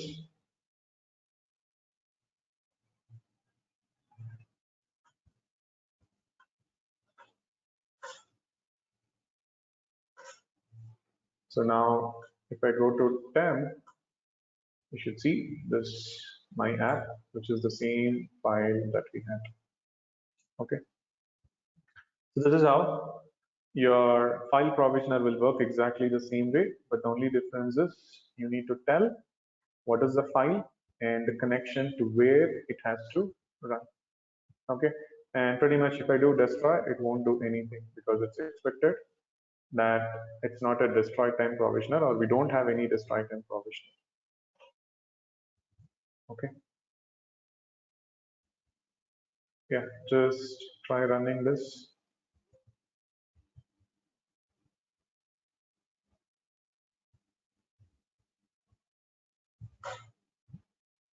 So just make sure a couple of things. First, give your key name and then make sure this file is available. And in this, if you're using the same AMI, the AMI here, then it should be EC2 user, or you can change any other one that you want. And then once again, replace the pen file with your pen file. Okay. Can you just quickly try?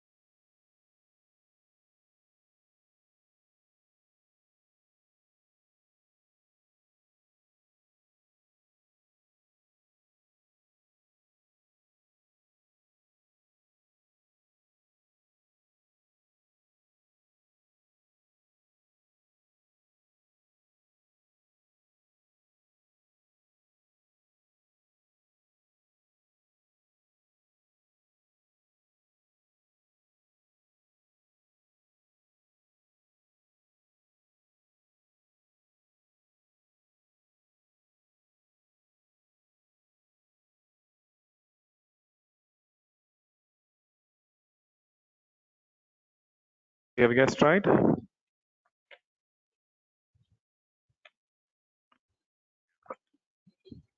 I got a timeout error. Same. Just check whether all Same, this sir. information is correct. Okay, or I'll just paste this. I think you copy pasted the same earlier. What I want you to do is three things. I just pasted. First, change this PEM file to your PEM file. Second thing is, make sure you create a file in the local directory. And the third thing is, make sure you also have the PEM file. And just make sure it is chmod 400, that it has only read permission. If you are able to do these three things, this will work.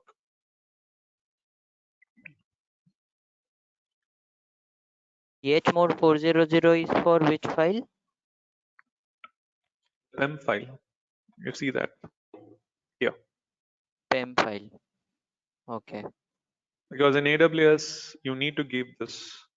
I think when you have gone through your basics of AWS, they will be giving this permissions by default, right? It's the same thing here because now you are not connecting.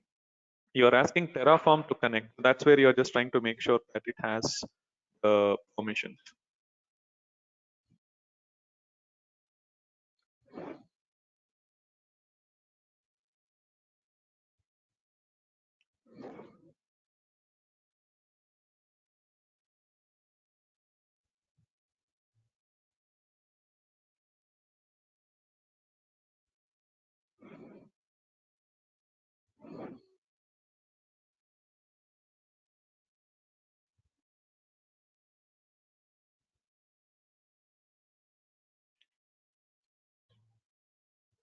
Try this.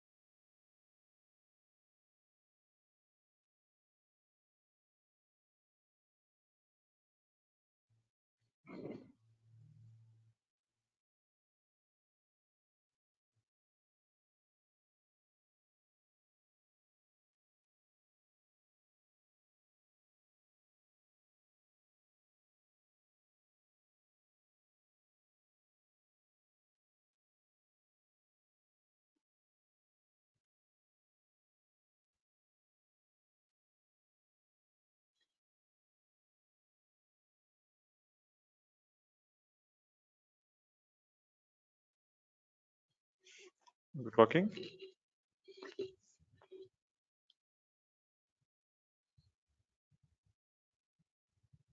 It is showing as still creating. What mistake have you done? Can you share your screen? Yeah, sure.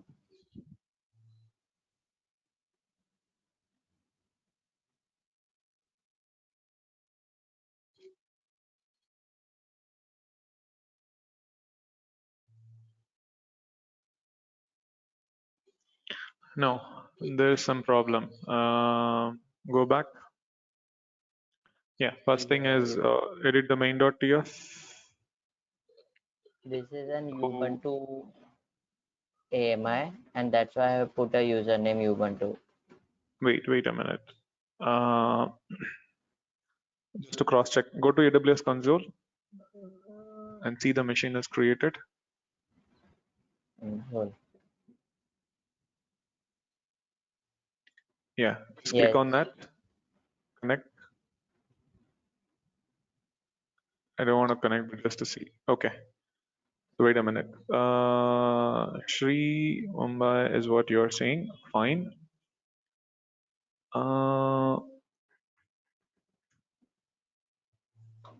Okay, fine. Now open another command prompt for your machine. Yeah. Okay, and wait. The spelling mistake. Shri. I don't Okay, think so. fine. There is a mistake. Okay, save and come out. Yeah. ls.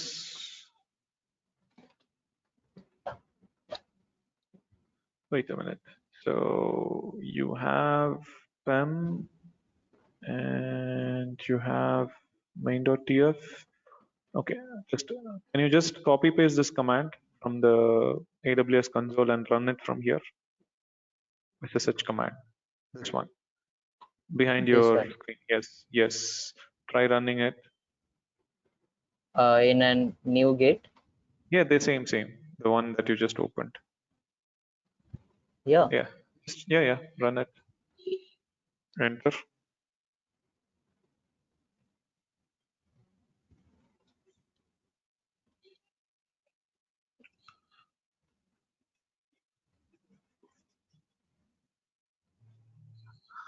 It's not going through, right? No. Yeah, there's some problem there. Wait, let's see what it is giving. Control C. Open your file, that PEM file. No, open. Edit it, VI.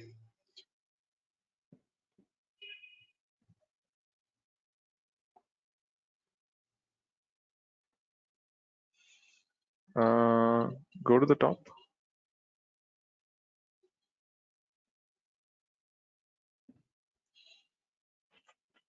Okay.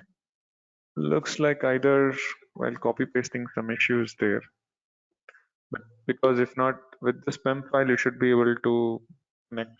Now, where do you have the PEM file originally? In my You have local it on laptop your download laptop? folder. Okay. Yeah. In your Yeah. laptop, open a new command prompt and try to connect that.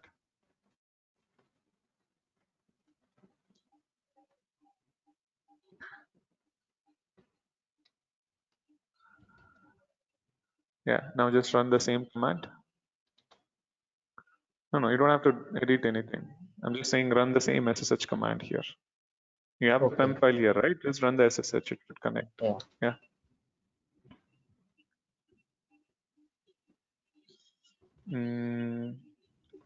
No, it's not connecting. So that's not a problem with the key. And I'm just trying to see what is the issue that the machine itself is not. Okay, here you're not able to connect from your desktop. Yeah, it looks like that's what I'm saying, right? Your SSH itself is not happening. Do you have a key called that created?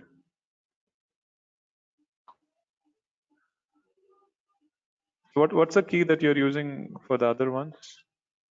Both same key. Here you can see even the newly created server is using the same key, Mumbai. Okay, go back to your main.tf. Something is not correct. Now, Shall how I did you use connect your to the first AMI? machine? Now, how did you connect your first machine? In the same way, git bash. Here if I will try connect the first client and you can connect this Okay. machine, but the newly Okay. created machine is not connecting. Yeah, then the problem is machine is not getting created. Just go back to that machine. I mean the AMI what you just showed, or show me what's your main.tf. Main. The machine got created. The only thing is the SSH is not going through. Okay. The machine got created, but the only problem is now you're not able to connect to that machine directly, right? Yeah, I think that's because problem. maybe because of the firewall. It shouldn't be, but from your machine, the first machine is getting It does connected. not So have obviously, yeah. okay. How did you create the first machine? Because How I'm did I using create the everything as first? default security group. So can you add that also and then try? It should work probably, because for me, I'm using everything as default security group. This is default, I guess. Security group. Okay, then that should work. The only thing is why. So can you use the same AMI, whatever you used for that, and try? It's default. I'll That's use okay. the Because same name. anyway, first one is connecting, right? So obviously the second one should also connect. Yeah, maybe. So go to the first Try again. machine. So you're using the first machine in AWS. First machine. The Terraform machine you created, right? Yeah, What's the security group yeah, of that I that? created manually. When creating the machine, can you give the same security group and try? All right. Or in the default, you should allow port 22. Add one more keyword in This has the got some instance. other security group.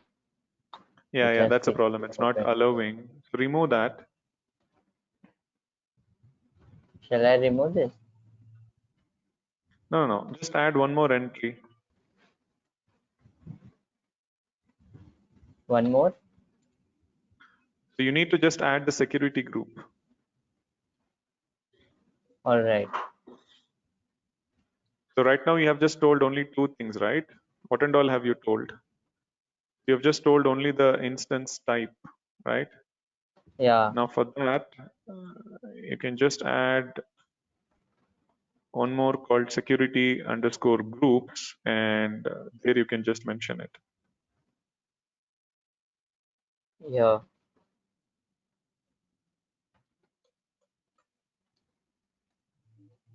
Yeah, security spelling is wrong. Underscore groups.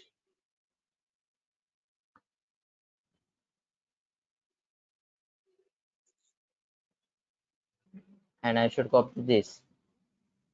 Yeah. Give your. Okay, wait a minute. Is it security groups or group? I just need to see. Yeah, just give the ID, your security group ID that you used for the first machine, that one. So what an No, no, no. Give a space there. Yeah, your ID, correct. Yeah, that's the one. Instead of launch wizard, yeah, give that. So you're telling to create a machine with the security group. but this keyword is right. Security underscore groups equal to, Yeah, or here should I write security group ID? a space. Just give a space there after yes. Okay. Yeah, just try running.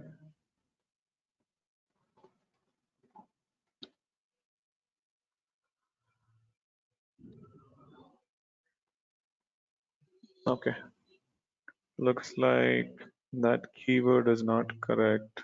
One second, let me just check.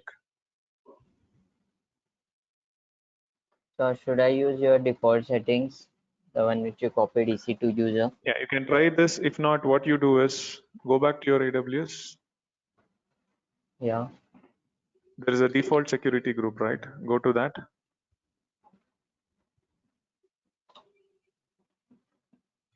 Yeah, this This one. one. Yeah, so it'll always pick up that. So go to inbound rule, edit. So you have allowed port 22. Yeah. You just now added it. Yeah, and then say this as 00. Okay, yeah, that's fine. Save, fine. Now go back to your main.tf. That should work. Edit the main.tf. Remove that. Yeah, security group line. Just remove that. Yeah, try running this. So it will take default security group and SSH should happen.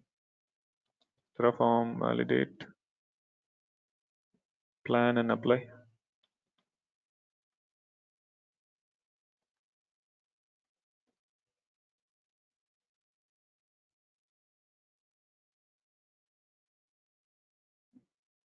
It will recreate. Yeah, create it.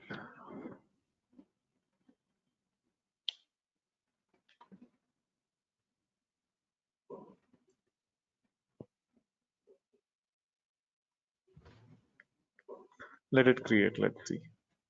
Yes.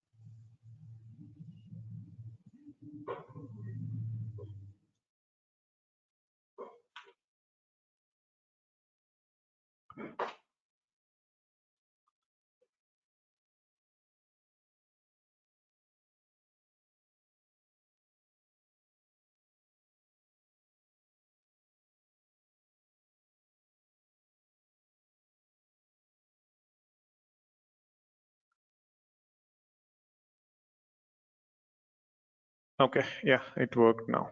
That was a problem. So it was trying to use default Was security with the group. SSH firewall. SSH was not allowed. Yeah, Yeah. Thank you, sir. yeah, no problem. Others, are you able to try? They're trying. Yep.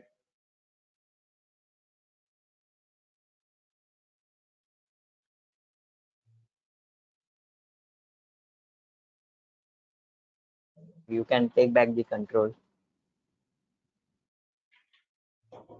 Sure.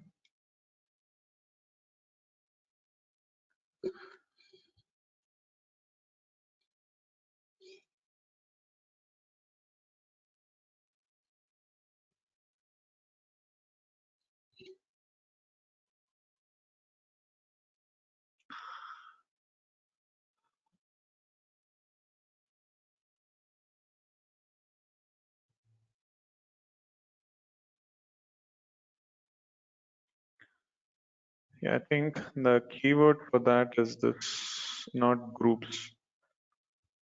If you want to try, change that, add this entry called VPC security group ID is equal to and give the ID of your security group, the one that you created, which already has port 22.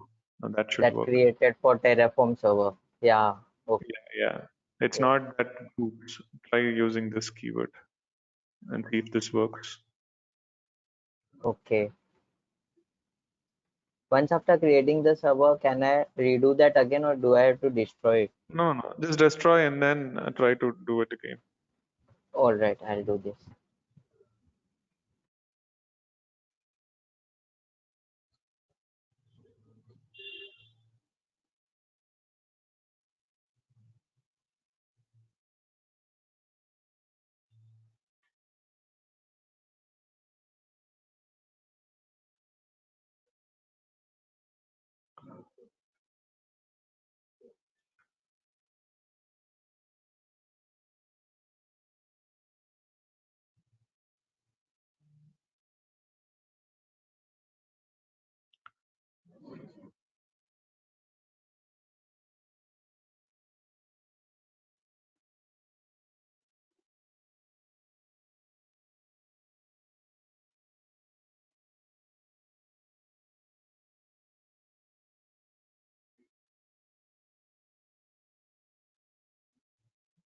Hello, Adam. Yep.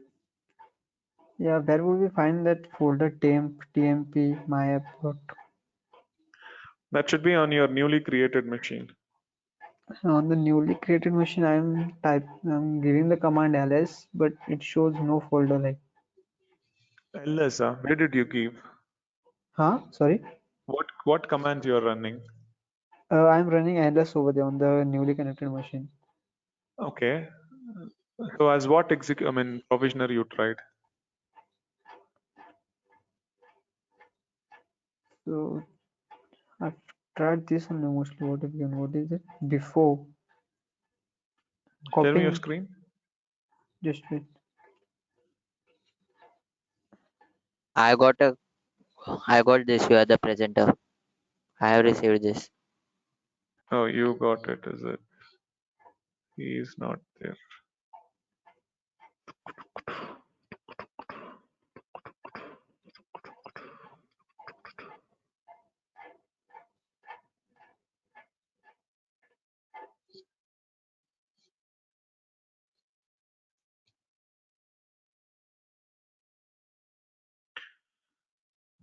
Okay. So yeah, so this worked. It worked actually. It worked successfully. Let me show you. Okay. Now, if you go to that machine on the This is newly created machine, uh, yeah, go to temp cd/temp pwd slash pwd.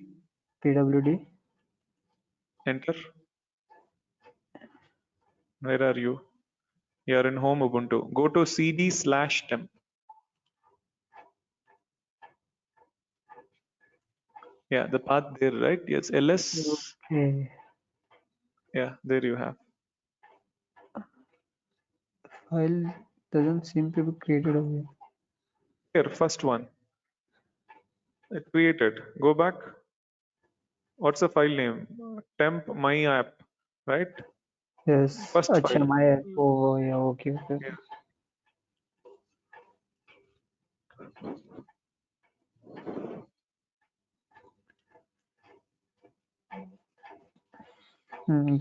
Okay. Thanks.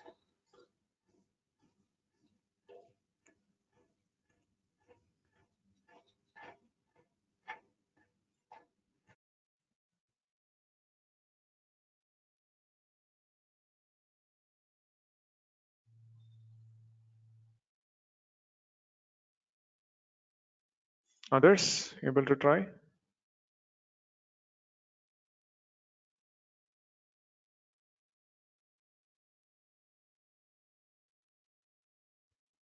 View that file from the remote machine.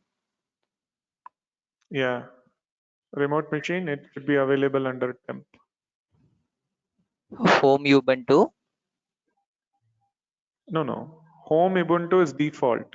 Yeah. So if you look, what is the path you have given in the destination? Current file slash tmp slash the file name. Yeah. So here in the configuration, file provisioner, Yeah. what is the destination you have given? This is the location. Same destination. Yeah. So if you go to temp, you should find this file. All.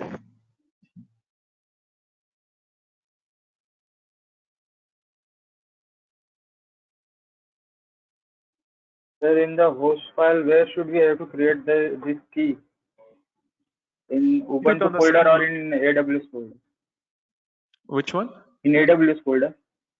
Wherever you are running this. Where should we increase it? Here, Okay. I am running from this folder, and this is the folder where I have my main.tf. So in the same place, I have kept the PEM file. Okay, sir. Yeah, that is where here, if you see, everything is referring to current directory because I have not given any path. So it points to the relative path. So all this thing should be available in the current folder.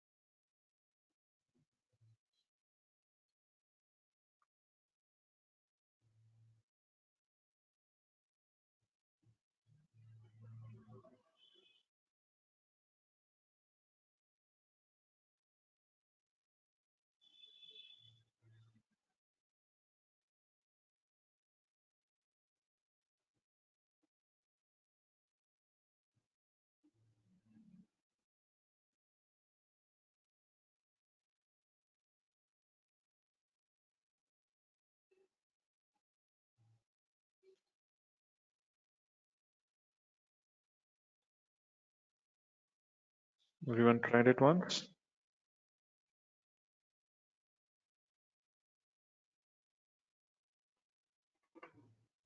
Sir, we're trying.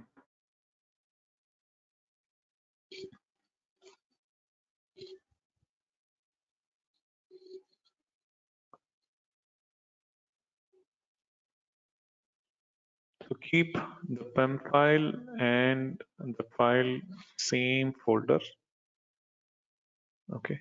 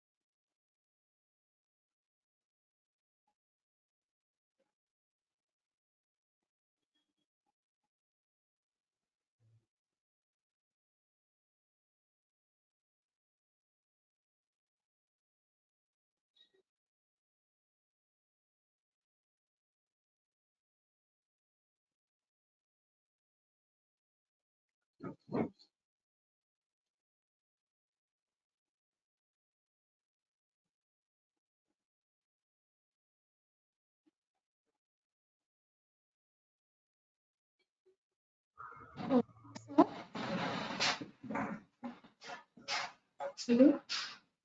Yes. So I'm getting an error. Failed to read SSH private key. No key found. Fail to read. SSH private key. No key found. Need to check what have you done. Can you share your screen? Yes.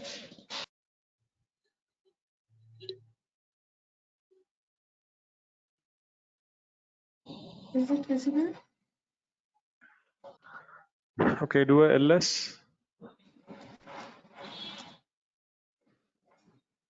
Okay.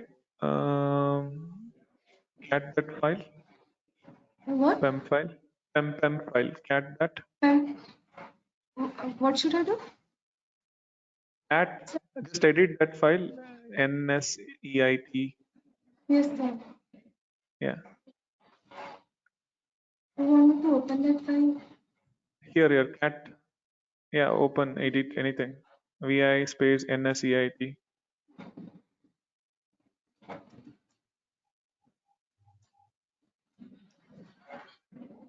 Hyphen. Just press tab, it should take.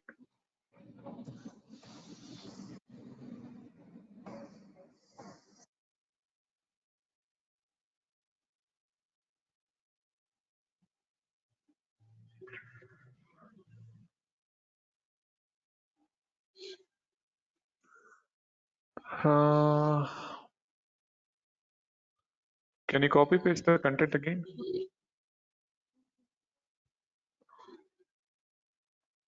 Copy fully. Yeah.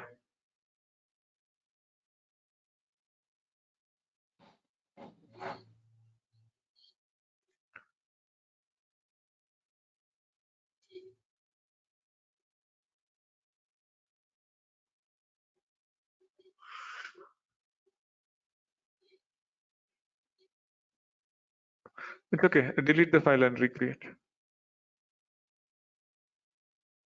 No, come out.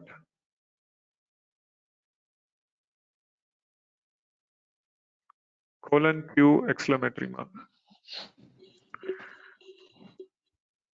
Yeah, rm that file.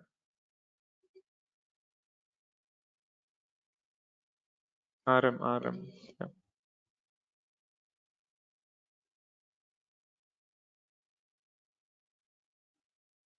Yeah, just say vi again. Edit and now copy paste from the other side.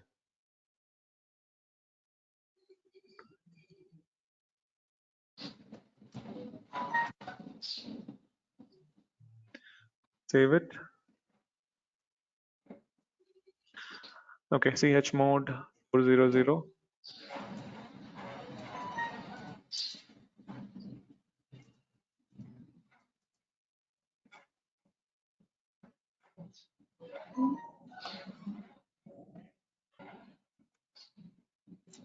That file name chmod 400 nseit space.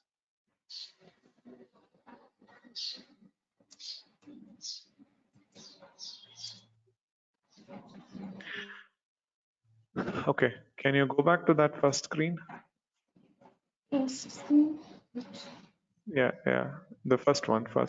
That 2.54. Yeah, So it's a that tab. different form. Okay, is the machine created now? Yeah, the same one. Sorry, go back to the one where you run Terraform apply. So machine is created, right?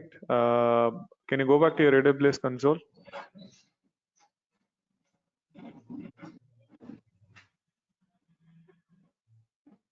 And which machine is that? It is now created.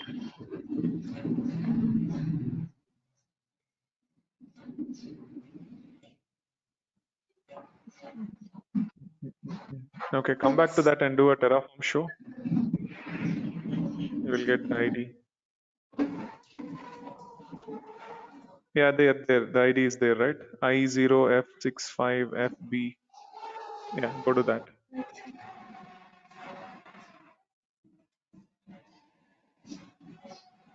That's Yeah, that's the one. Connect. Click on. It's terminated, terminated. is it?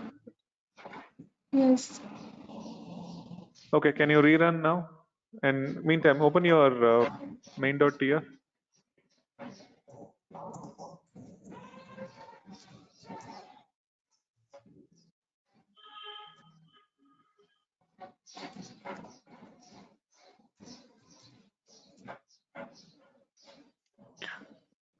Once again, NCIT.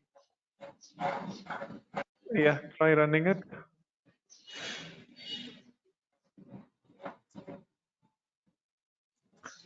So Terraform plan and apply.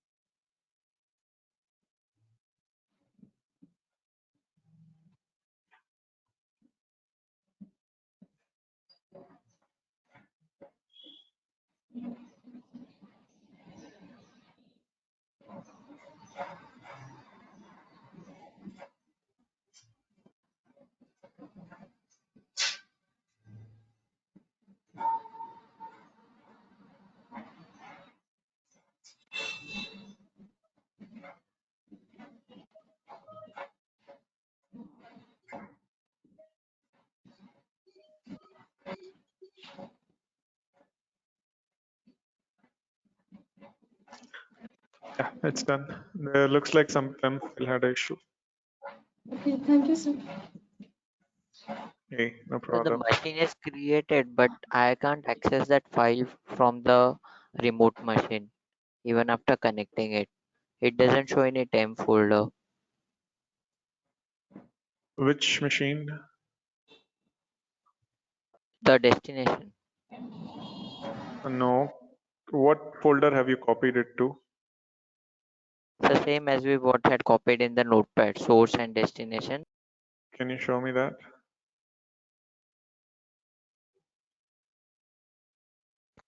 Here you can see tmp.myapp.conf Okay, yeah, go to that destination. machine.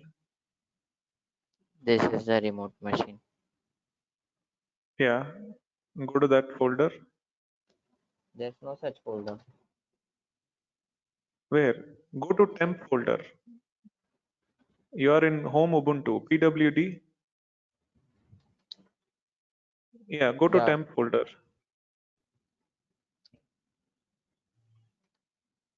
now cd. temp. No. Yes. Yeah, now check. You are checking in a wrong folder. Oh, yeah, it is there.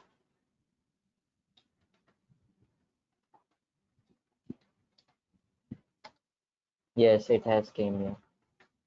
Yep. Thank you. Everyone tried it?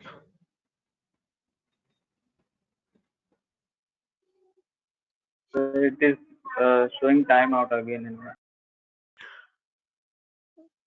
Which one?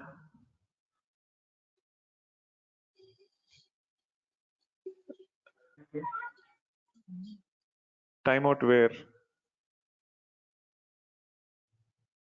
Now again, that's a problem. Can you share your screen? After apply, it is showing timeout. No, that means that's what I'm trying to say, right? You have done some mistake. Can you share your screen? Make sure your PEM file is correct. See, once again, now what is happening is the machine created. Now go back to your AWS and see whether machine is created.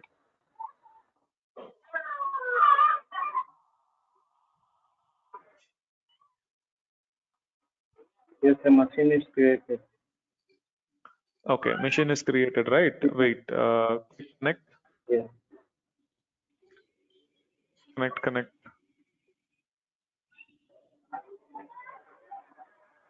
Okay, so it's EC2 user. Okay, now go back to your main.tf.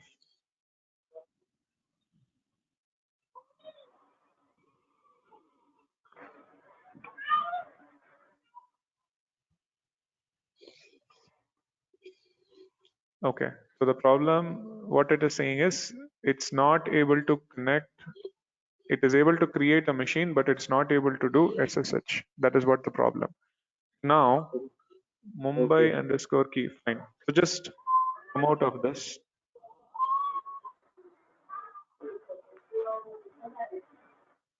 And try doing a SSH manually to it.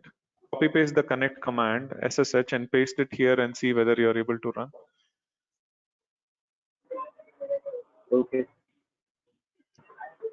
Yeah, copy that and run from the same folder.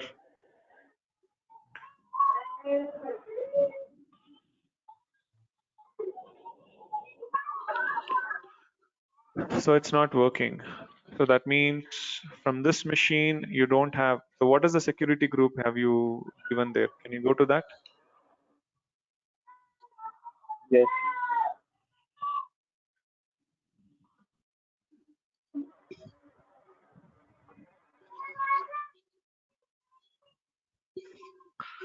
This Is is a this what you security have? group. No. Can you wait a minute? Go back, keep this open. Is this the security group? But the ID was something different, right? No. What? No, I'm saying go to your security group. Yeah, go to that security group. This is security. Yeah, that's a security group. Go to that. Now, inbound rule, edit it.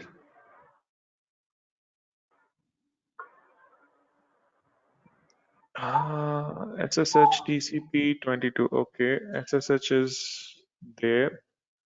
Okay, go back to your AWS console. Sorry, the machine that you opened now. Command prompt. Command. Okay. Yeah. So see, everything is fine, but SSH is not happening. So come out, just Control C, edit your PEM file. Show me, is it correct? LS.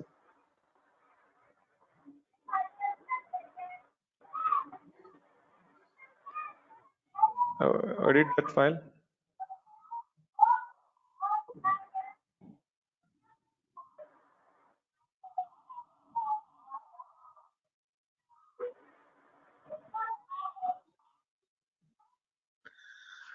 Can you copy paste the content again and make it 4000 file permission?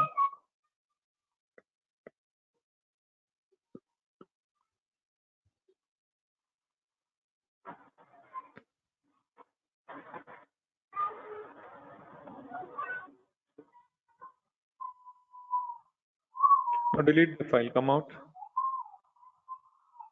Come out. Okay. Delete the file and create again.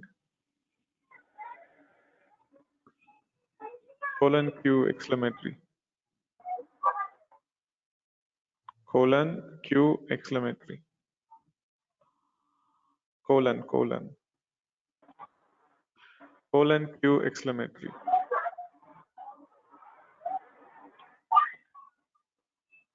Yeah, delete that file.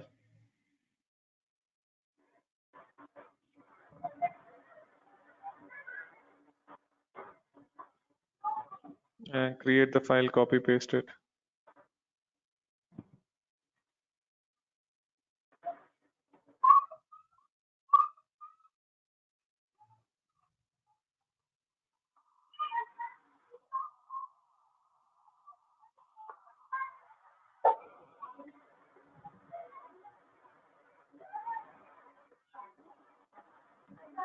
Yeah, save it and just keep chmod 400.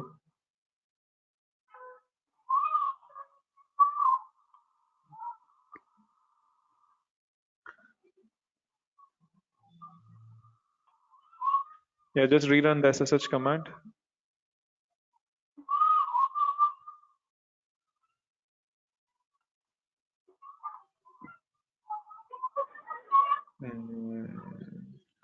Still not happening.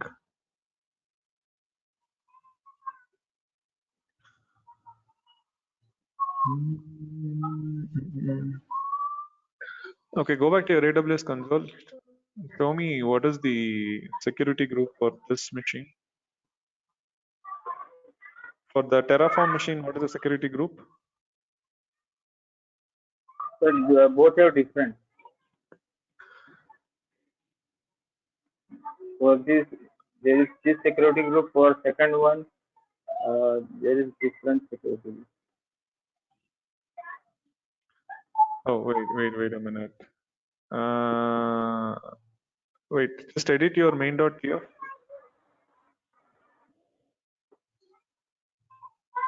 Yeah, Control C.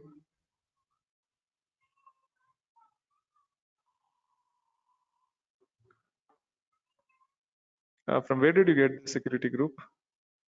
Is this what you have given or you commented it now? Commented itself. Okay, so that means, yeah, go back, just what's happening, it's go back to your AWS console. So is this a default security group? What you Yes. just showed me now? Okay, go back, Yes. just open another, right click on that and open it in a new command prompt.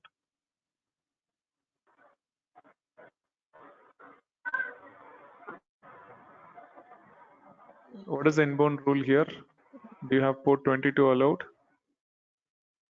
Yeah, this doesn't have. What you were doing it, that is on Terraform. Because we go back to AWS basic, that is a separate security group for Terraform machine. Because from Terraform machine, nothing will work. But now you are trying to connect to this machine. This machine has this security group. In this security group, you should allow port 22 to come to that machine. So understand, if you are trying to connect to Terraform machine, port 22 is working. But since you have the new machine created under this security group, it should have the port 22 allowed on the inbound. So just add inbound now. Add SSH.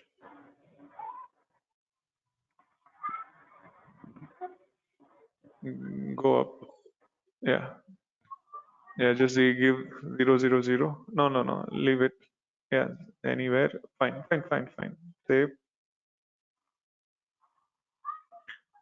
Okay, now just try running it, that SSH. That should work now. Okay. Save, come out.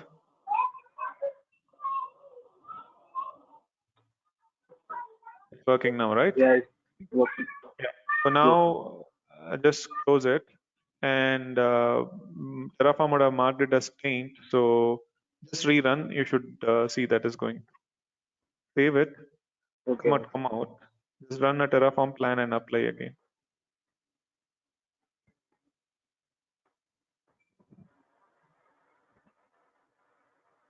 Yeah, just do a Terraform plan and apply. So how to come out? You have in that. You already come out. It's okay. Oh, you went to that machine, is it? Why did you say no? Exit. Just say exit. Okay. Yeah, Terraform plan and apply.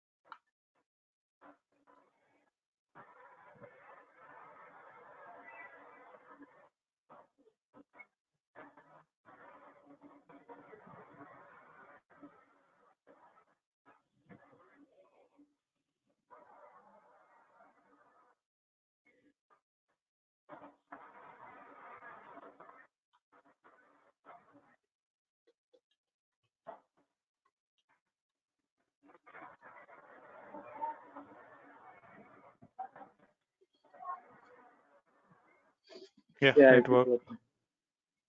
Thank you, Okay. sir. Hey, no problem. Others? Is it working for others? Yes.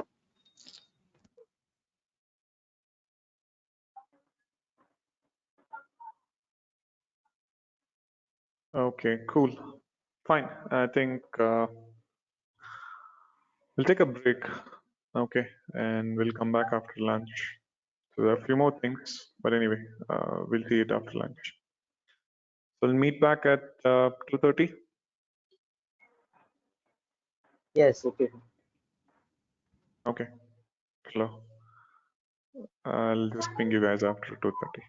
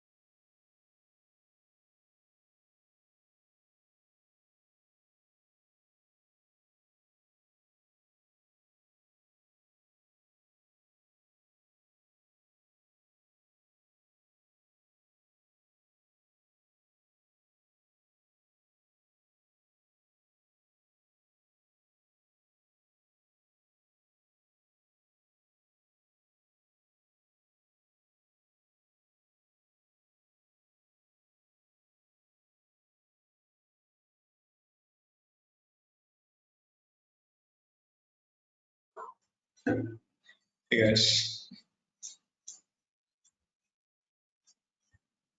Everyone back?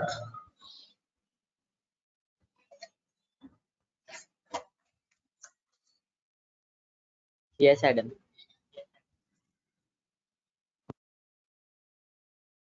Lunch?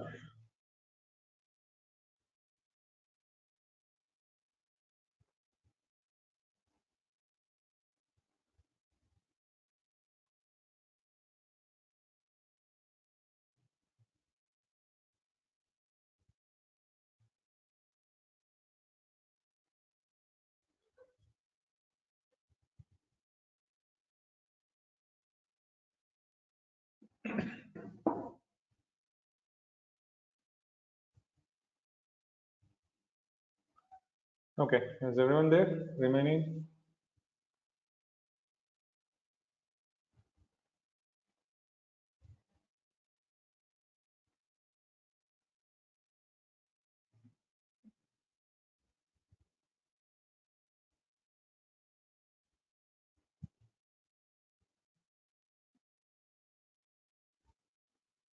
Okay, Hello. not getting any response. Shall we start? We have to wait. Yes. Hello. Yeah, is everyone back, or do we still have anyone to be back?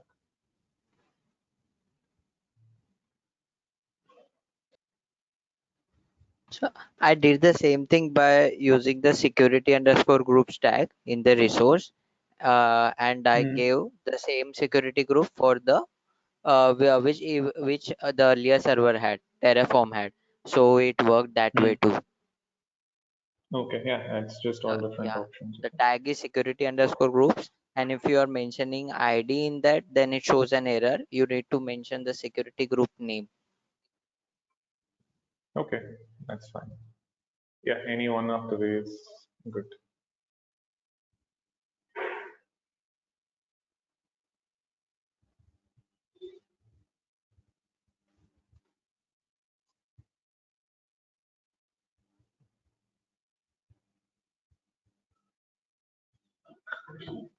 Okay, so we'll continue now. So we're seeing file provisioners. So wherein if you want to copy some file from your Terraform machine to the remote machine.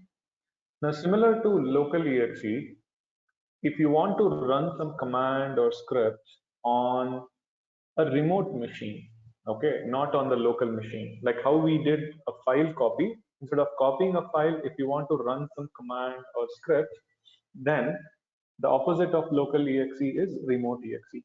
So now when we say remote exe, what we are going to do is we are going to tell what is that command that we are going to run, okay? And in that command, you are going to say what is that you want to run, and you need to provide a provisioner wherein when you're going to run, right? So that way the only difference here is remote exe will execute the command or script onto the remote machine, and for that you have to additionally give the connection block, so that what it will do, it will basically go to that machine and execute it based on the connection what you're given. So if you go back to this example, okay, now what we can do along with the file, now let's take another example. So let's say I want to now try to execute some command on the remote machine. So for this, now we have to use the remote exe. So this is the provisioner, okay? And now suppose if I want to just run one small command, so then I can just say command, and just assume that I'll create a file called just me. Okay, so all I have to do is create a machine, and once the machine is created, this is a creation time executioner or a provisioner where this will get executed on the remote machine. And for that, what are the connection details? We are just going to keep. Okay, so what I'll do, I'll go back to the scene. Okay, now I'll edit the main.tf. So anyway, I have all the remaining things. So let's just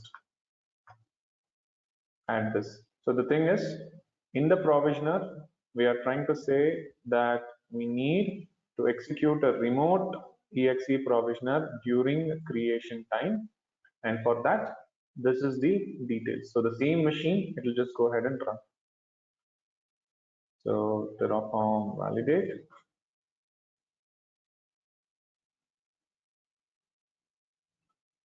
Okay, so what is the syntax? Okay, I'm just going to say inline.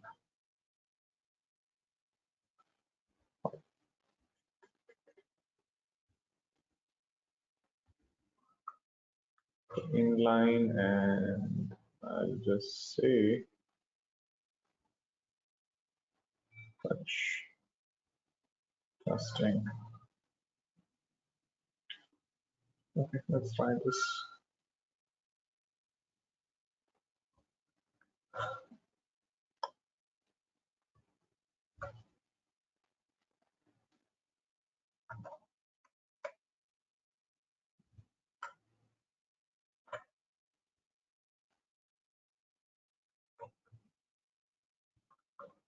On plan.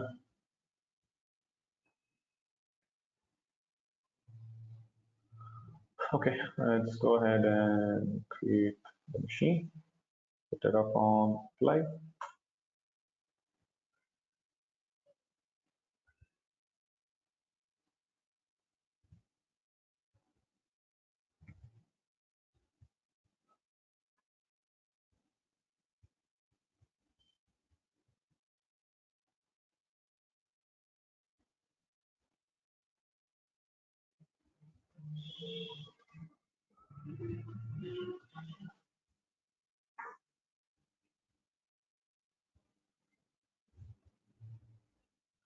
Okay, you can see now it's trying to connect to that remote machine, and looks like again some issue.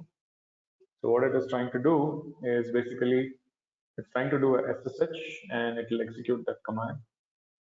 Once again, what's the problem? We need to check. So it's trying to do SSH, and while it is doing SSH, it's not able to connect. Okay, it's completed. Okay, so now if you go back,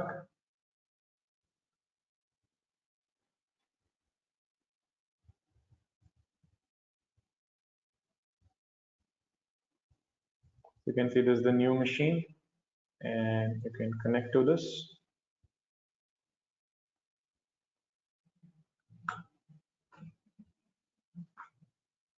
So as soon as you log in, you should see the file called testing, because here I just gave the command, because any command that you run will be executed from the default home directory, and that is the default directory here. So that way, whatever the command you ran, it ran on the home directory and the file is available. So this is the same way. Now, the type of provisioner was a remote exe, where we are telling to connect to a particular machine and run some command. That is what we have given. And then this is being invoked during creation time. After the machine is created, it is getting executed. And if I just run a Terraform destroy, you should not see this getting executed.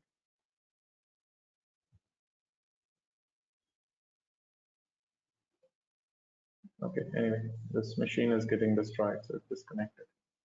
So can you go ahead and just try this? In the same file provisioner, replace that with this command and see how it is trying to run this on the remote machine. So instead of running it on the local machine, we should see this is getting connected to this newly created machine. Quickly try. Yes, sir.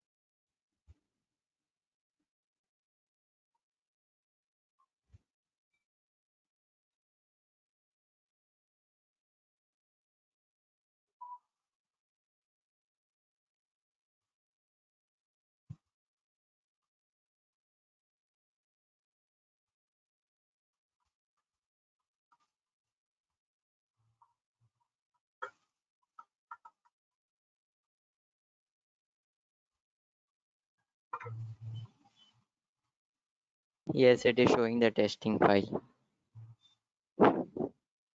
Okay, cool. Others, is it working?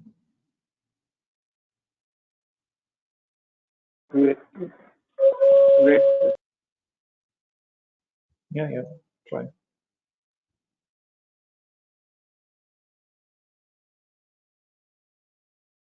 Can we have the same file and remote exe pointing to the same connection block? Yes, I'll talk about it. Okay.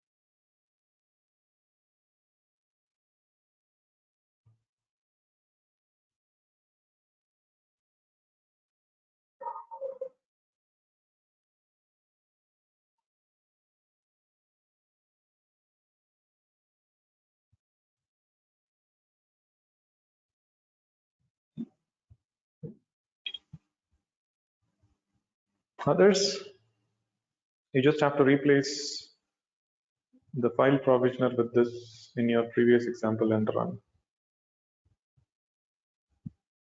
Done, sir.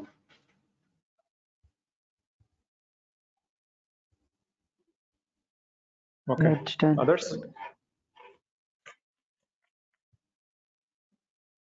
Yes, sir, working.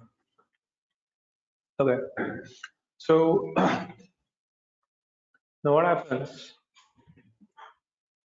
Sometimes you might have to use more than one provisioner, right? So this is where when you have more than one provisioner, you can still go ahead and run. All of them can still be a creation time provisioner itself. But as we saw in the beginning, it's going to run everything in parallel. Sorry, everything in sequential ladder. Okay. So understand this.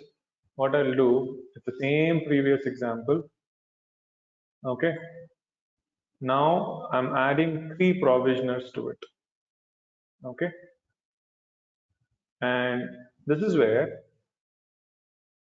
if you see this example, so I have a file provisioner, a remote exe provisioner, and a local exe provisioner. Now, whenever you have remote provisioners like file provisioner or remote exe, we need to tell a connection. And this is where you can actually give one connection block which will be referred by everything. But suppose if you want to give separate for each one of them, then the connection block should be within the provisioner. So right now, the connection block is on the top level of your resource. So the same connection block will be used for both the provisioners, that is the file provisioner and the remote exe provisioner. So what I'll do here is, for this example, I just write a simple script. Okay, so what I'm going to do, it's a simple shell script where I'm trying to first do a command like this. Okay, now what will happen if I do this? So I'm writing a shell script, right? Now, once this is done, now what I want to just print this. Okay, so here, or let me just give a simple sleep command. That's all.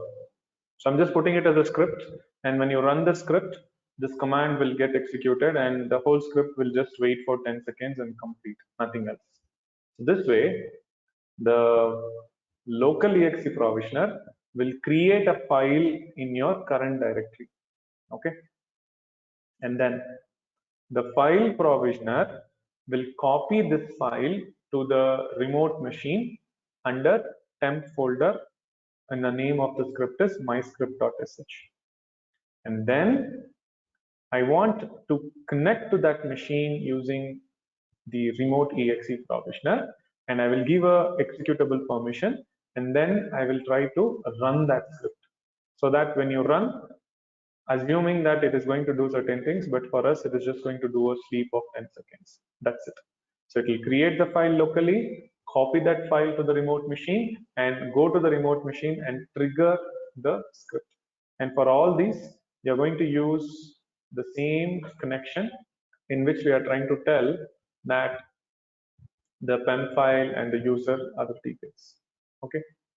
So what we will do now, I'll just replace my old resource with this, and all these things will get executed during creation time and in the sequence one after the other. So first local exe, and then file provisioner, and then the remote exe provisioner.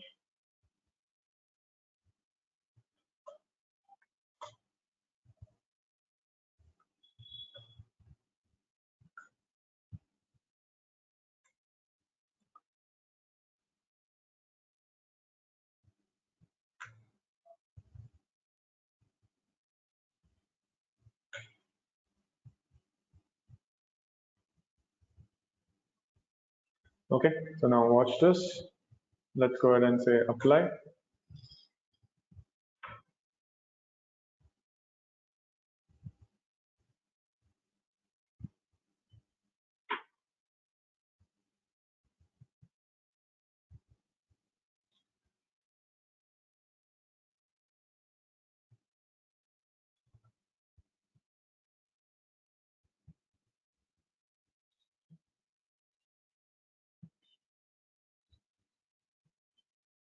Okay, so now machine is created.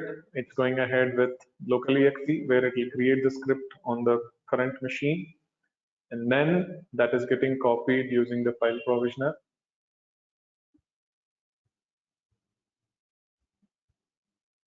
And then it will try to run that.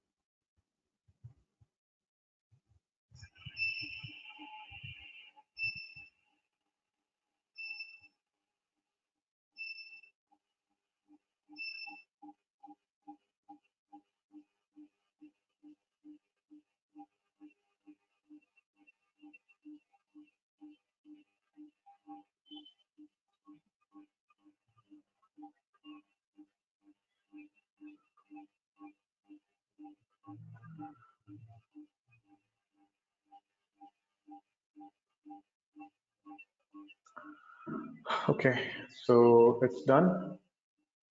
Now we can see locally exe, file provisioner, and then the remote exe. Okay, and pretty much if you go to that machine, you should see the script available, and it would have got executed also. Um,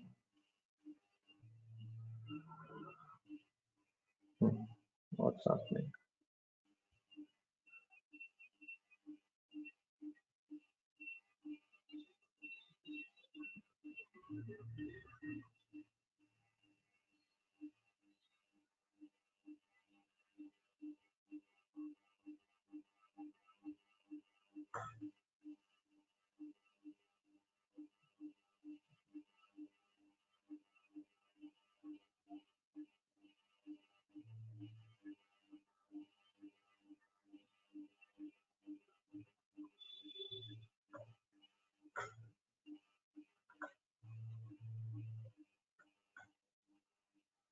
You can see this is the one available, and first it would have created the same script here, and then copied it to this location, and then it would have just executed. For that, first we gave the executable permission, and then it would have just executed this, which is nothing but it will wait for 10 seconds and complete. Okay, so you can use a combination, but again, you need to know what is the order and when it is going to get created, and you can in fact have the same connection block for multiple provisioners. But if you want, you can also say specific connection block for each of the provisioner by giving it insight. So I can just go ahead and do a test try now.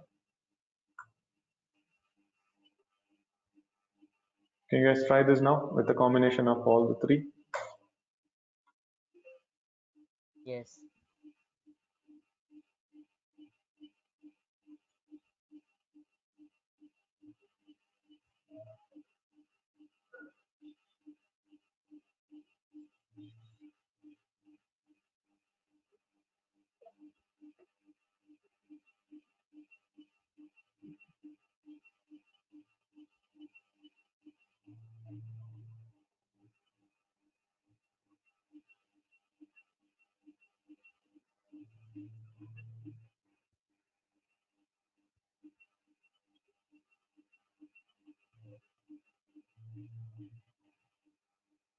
Can you please share that command which we need to execute? What is that? The command which we should execute.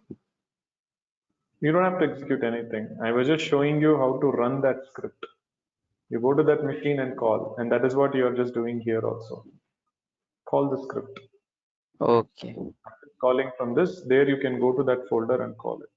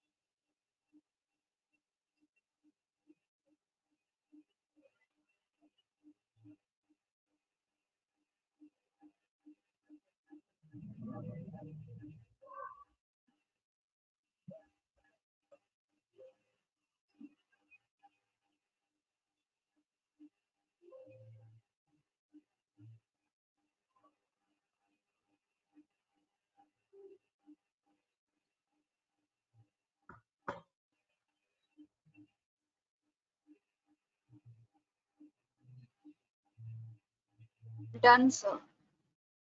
Whoa, that's super fast. Done. Oh, let's wait for others.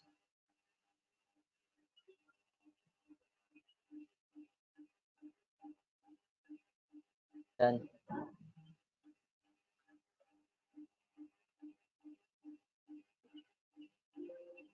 Anyone else?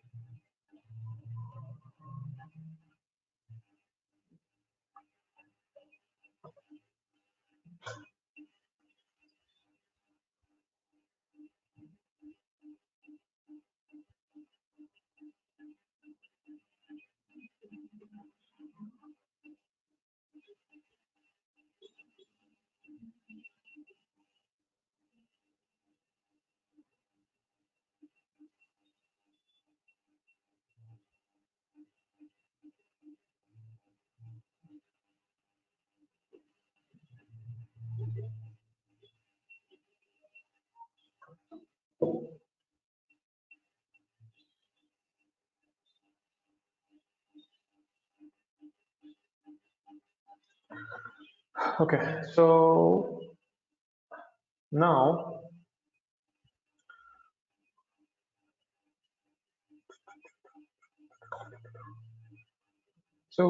we were trying to see how to run a local exe, remote exe provisioner, and then copy provisioners, file copy. But I was telling that you can use Terraform to basically call other application or a tool like Chef or Ansible, right? So in this way, now the only thing that you should be doing is, now let's take for example Ansible. So if you want Terraform to call Ansible, now either Ansible can be installed on your local machine and you are calling Ansible from your current machine, or Ansible could have been installed on some other machine and you want to call Ansible on a remote machine. Then the difference is what you are going to call is Ansible and what it is going to do is up to us. But the simple difference now is if you have installed Ansible on the same machine as Terraform, then you are going to just use local exe and call Ansible. Just in the same case, if you have installed Ansible on a remote machine and if you want to call, then here instead of these commands, you're going to use the same Ansible command, but that will get executed inside a machine. Okay, so that is what is the basic difference. All right, now just to show you, okay, so I'm not going to do any configurations using Ansible because if you're not familiar, but let's quickly just install Ansible. Okay, just go ahead and install Ansible with this command. Just say apt install -y Ansible on the master itself, that is on your Terraform core.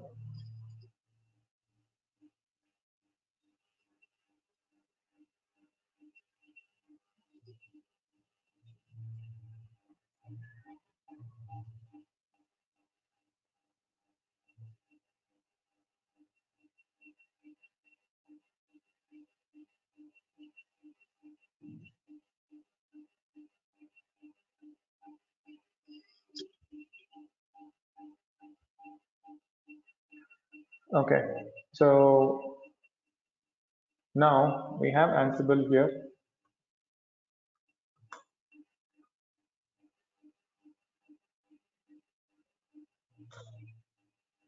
Okay, so we have Ansible installed. Now, I'm not going to run anything on it because right now we don't have any configuration in Ansible. Assume that you have something to do, then I can just go ahead and run any command like this. Okay, but now this is actually calling Ansible, but we are just trying to do a ping. Now I can also do this.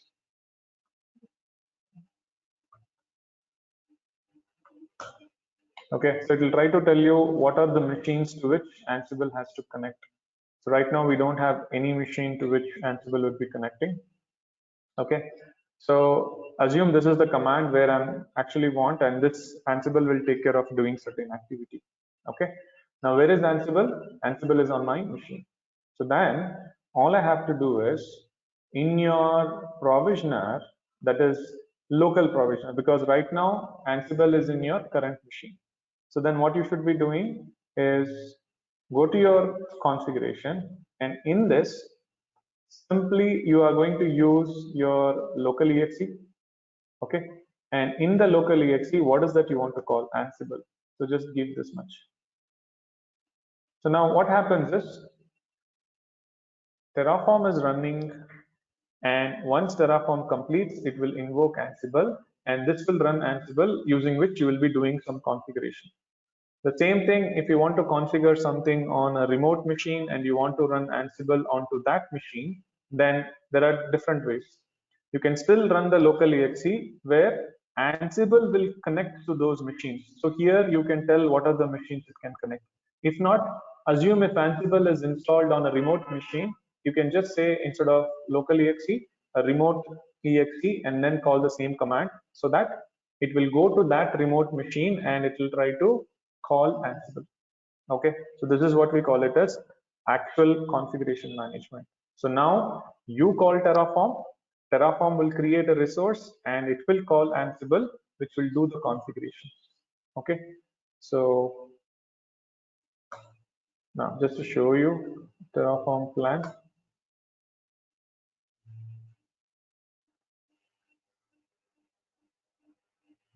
Okay, so Terraform apply.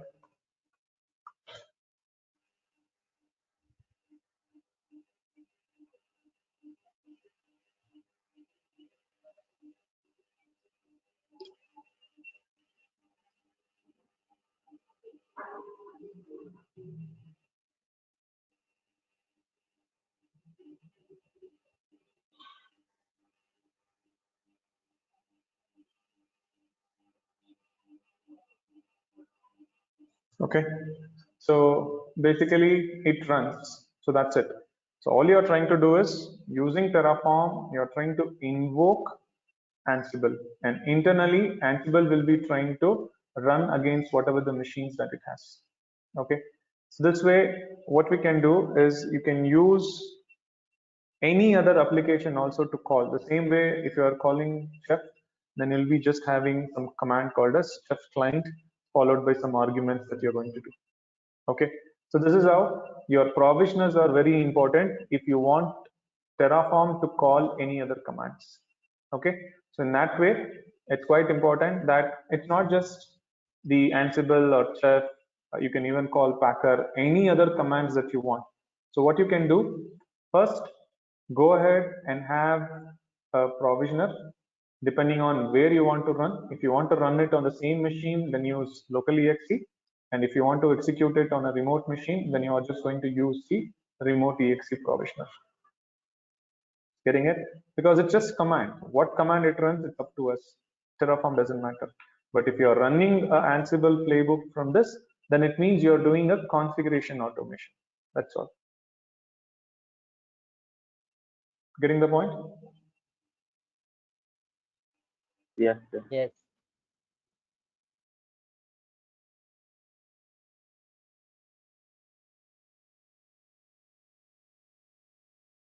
Okay.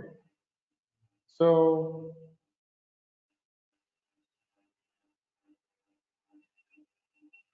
So we've been talking about, more on the types of provisioners that you want to execute. And again, like I said, for you to understand it deeper, if you know Ansible, it would have been fine. But if not, like I said, it's just about where you are calling. So either it is going to be a local exe or a remote exe. But let's understand one more scenario. If you look at this, in order for you to execute any of this, when is it possible to execute? Only when there is a resource which is either getting created or it is getting destroyed, it will call, right? So depending on what is the type that you give, there will be either something which will get executed during creation time, or there might be something which will get executed during destroy. So that way, it has become mandatory for us now. If you are having some interest to run some commands, okay, wherein I don't want to create a resource or a destroy a resource. Very simple, I'm saying, I want to just run, okay, some script which is not at all related to any service. But now, if I go with this method, either I have to attach it to a resource, and only when it is created or destroyed, it will be running, right? Now, this is where it's a problematic situation. So instead of that, what you can do, if you want to execute some commands or scripts using Terraform without attaching to any resources or resource block, then there is one more special resource block which is called as null resource. Okay, so when you run the null resource, it will be simply executing the command every time. Okay, because it doesn't matter whether you are going to create or not, because it is a null. So every time you run, Terraform will be just executing it. Okay, so the same example here, whatever I was telling, instead of me waiting for only the creation or deletion of a resource, if you just make it as null resource, okay, every time it will run. For example, every time I just wanted to run this command, okay, now just to run this command, I don't have to create a resource or destroy a resource. If I make it as a null resource, it won't do anything because it's not at all going to create any resource, but all it will do is execute this depending on what provisioner you are calling. So this is a local exe, so it will run here. If you want to run it on a remote location, then you have to give the provisioner as remote exe, and then you will give the connection block. Okay, so what's this? Now in this,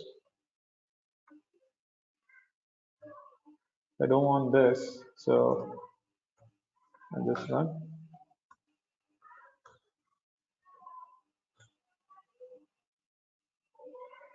Okay, so it says now, since we are trying to add a null resource, it needs a separate plugin. So let's go ahead and say Terraform init. So it will download the plugin for null resource. See, this is because just like a provider, your null resource is also a provider, or your null is actually a provider. Okay. So now let us go ahead and do a plan. So you can see it says there is one resource, but it is actually null. When you run, it will not create anything.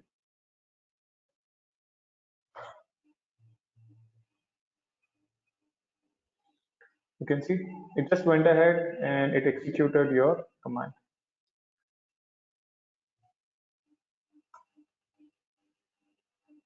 And when you say Terraform plan, it says, yeah, I just went ahead and executed. Now, even if you do destroy, it won't give you anything. Okay, because every time it's just going to execute that without doing anything. Just assuming that it has created some resource, but it's just an empty resource. It will not be affecting any of your infra.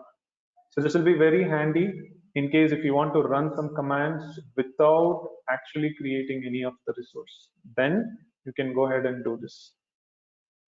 Okay, so quickly try this.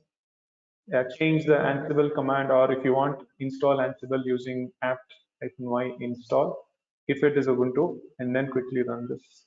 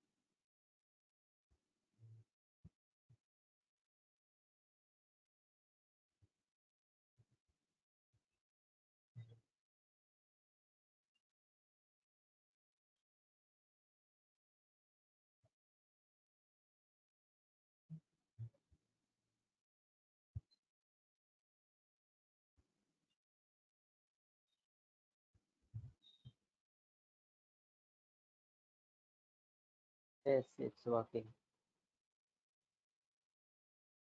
Working. Null Resource Ansible version is showing me.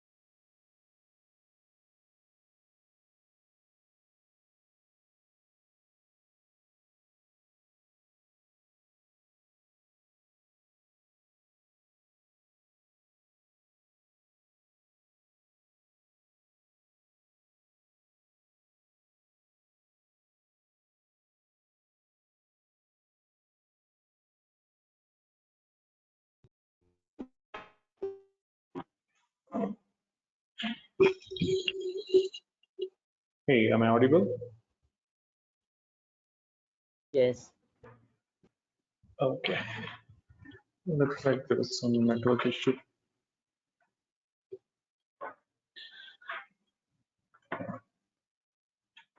Yes, let me know if you guys have executed that.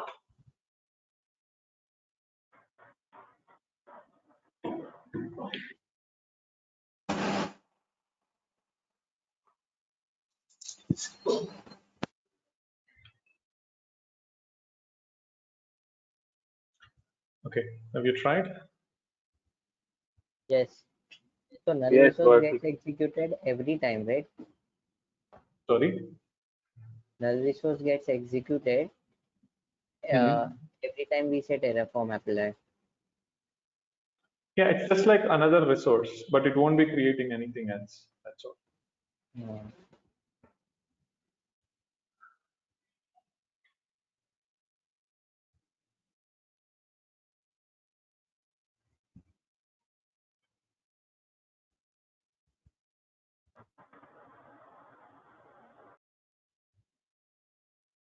Okay. So clear with completely what is provisioners, right? So just to recap, provisioners are special blocks which will help us to execute a command or a script or an application on the same machine as Terraform or on a remote machine. So for that, you are going to use different types of provisioners and the connection settings based on that. And also you can use it to copy files from your local machine, that's your Terraform host machine, to the remote machine. Now in that, you can invoke a provisioner during creation time or destroy time. So that's all about how we specify by giving a condition. So if you do not say anything, it will be creation time. But if you add the keyword called when equal to destroy, then it will become a destroy time provisioner. And in that, if you do not want to attach your provisioner execution to any of the resource, that's you don't want to basically create a resource or delete, then just use null resource. So in that way, it will not create or affect any of your infrastructure. Okay, just for handling it, it will create a dummy resource. That's all.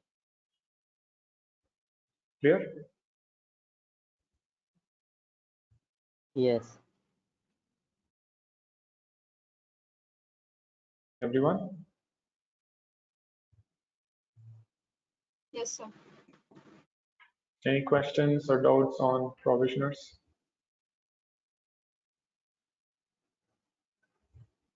No, not right now. Okay, cool. So now coming to the last point.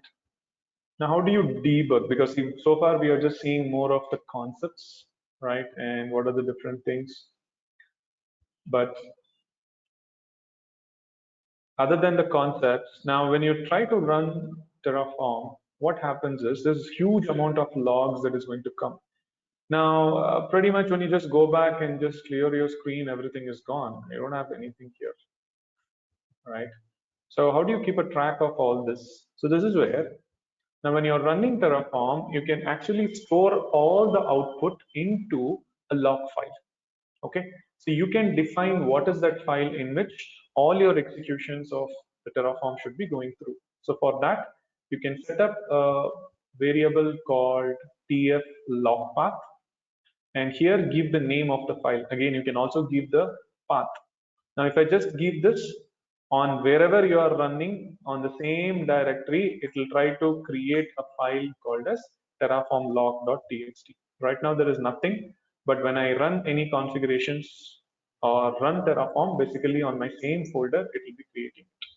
So instead, if you give a absolute path, then it will always create in that location. So it's up to you to choose that. Okay, but just I'm showing so that it will create it locally.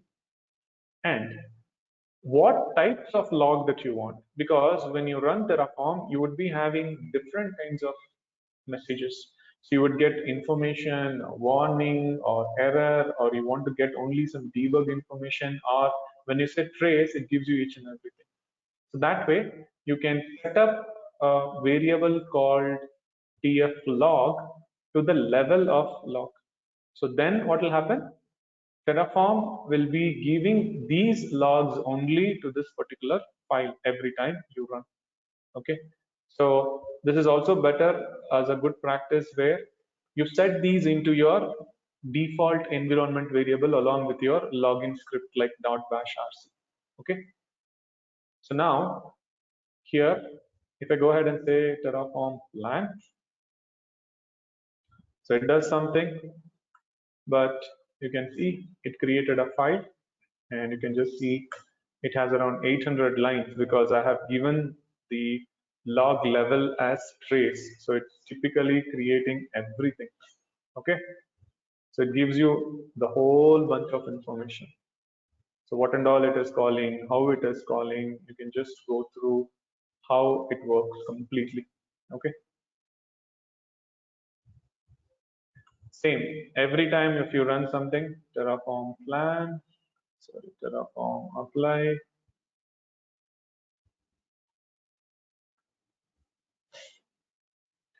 and once again it will get updated. So now if you see the file from 801 or 802, you can see it has around 2031 lines.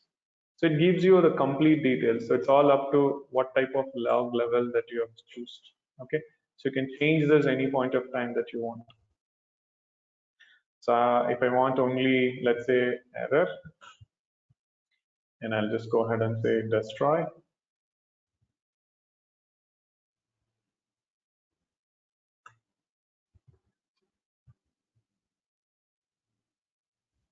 Okay, so now here it again generates.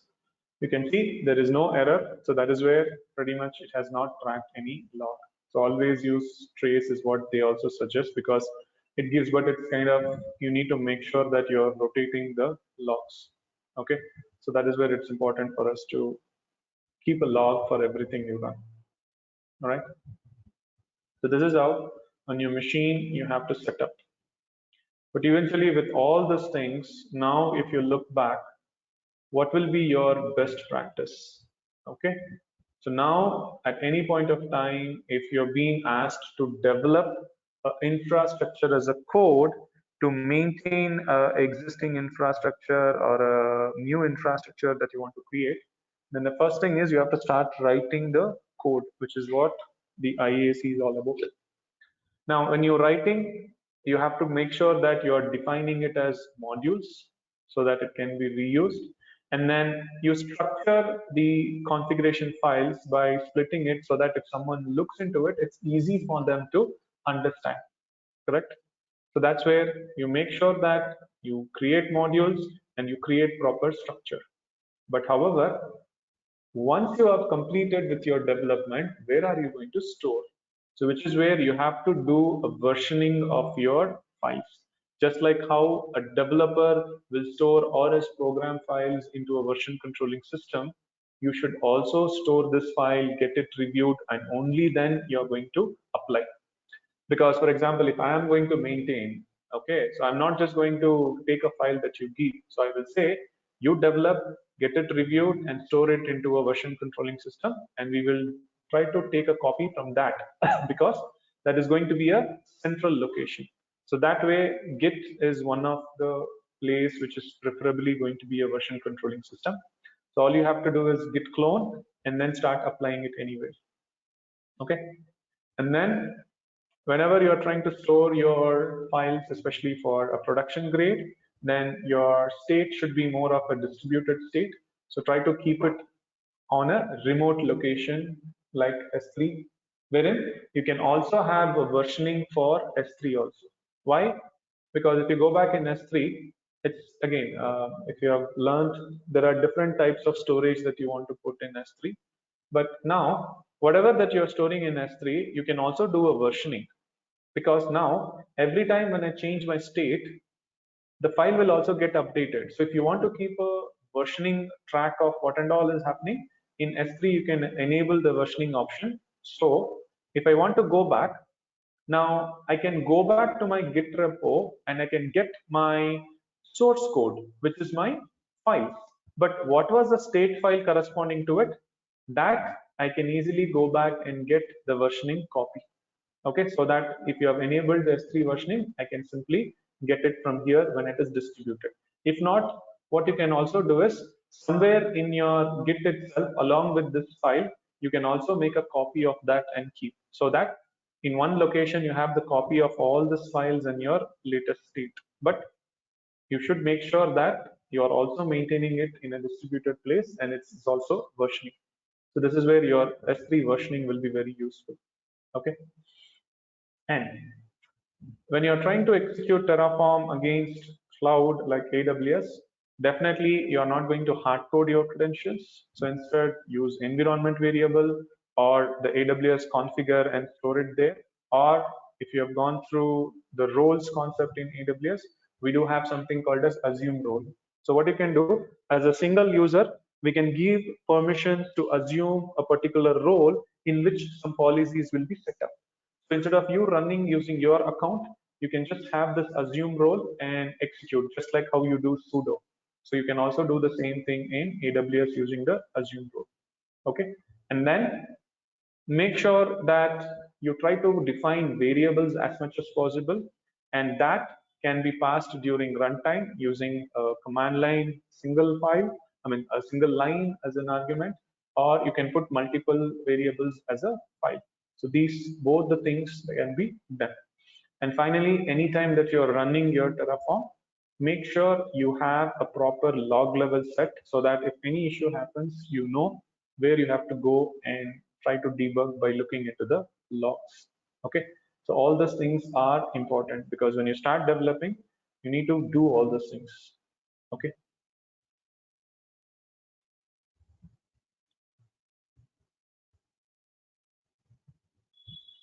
Clear?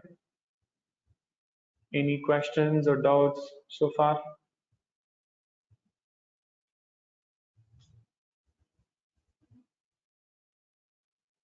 No.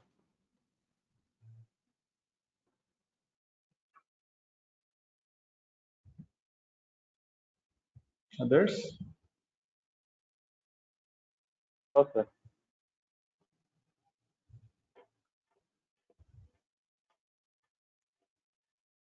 No doubts.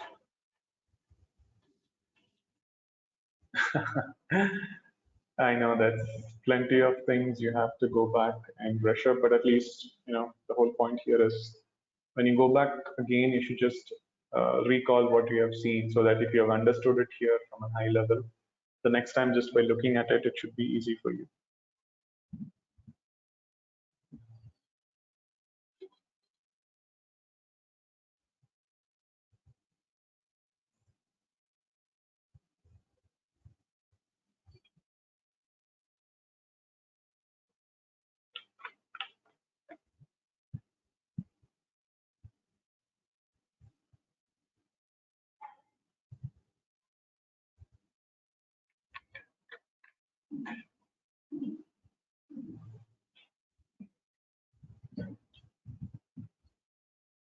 Okay. So if you have understood this, the only one thing remaining is probably I'll talk about Packer a little bit, okay? Because I do believe, I'm not sure how much you would be using, but let me just give a, quick context of what is it. So any idea, or have you heard about it in AWS anytime? No, I haven't. No. Okay, no problem.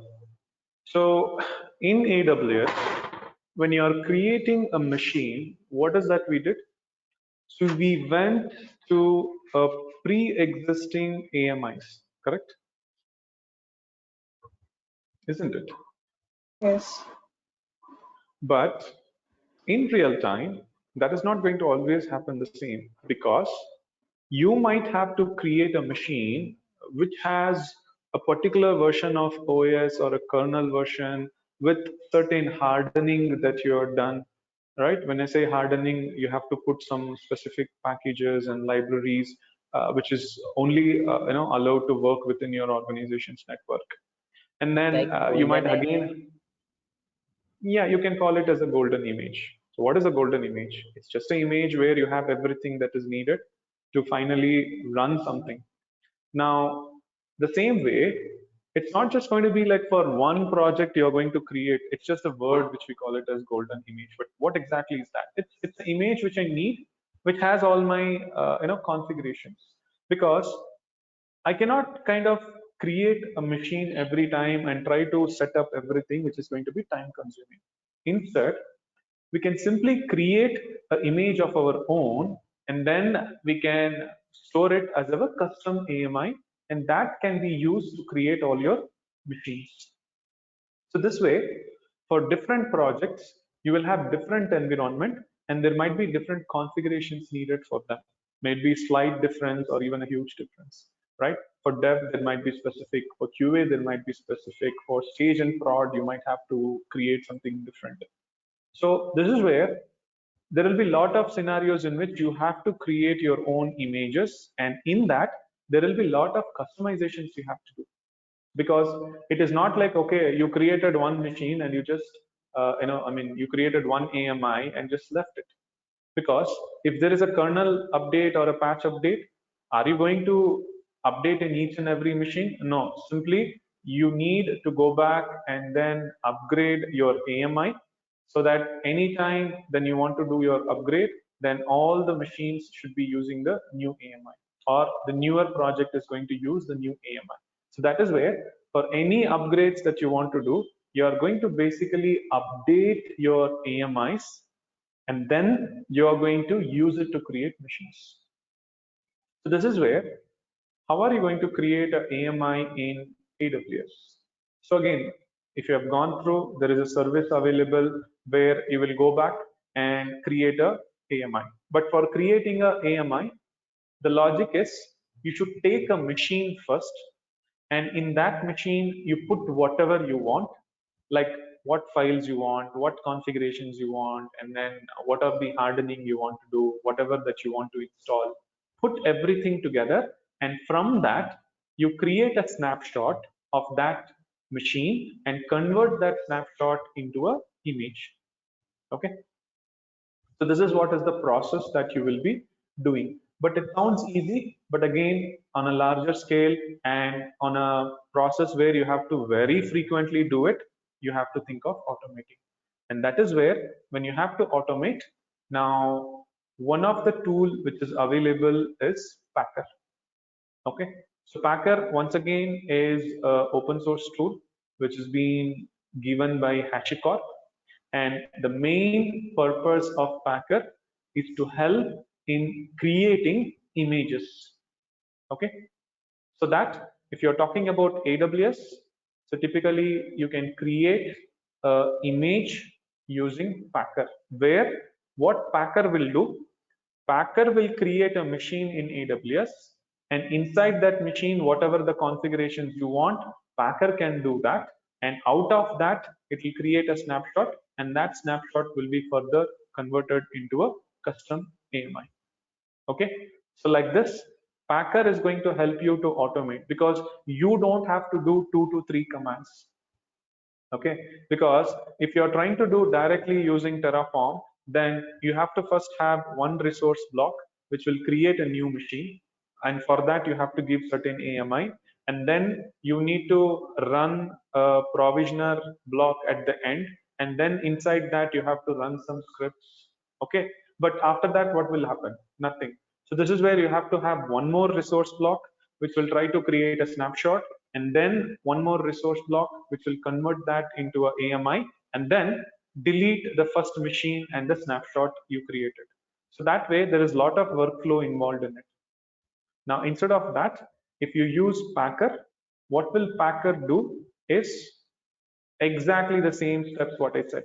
So you tell a provider, it will go to the provider, create the machine, convert that into snapshot, and then the snapshot into a AMI, and then it will give it back. So this way, Packer is meant mainly for creating your images. Okay. Now, why is it so popular? That is because, once again, it is not meant only for AWS. Okay, so you can use it against VMs, any kind of VMs that you want. Okay, so it can create different types of VMs, because when I say VM, you also have different tools that you want, right?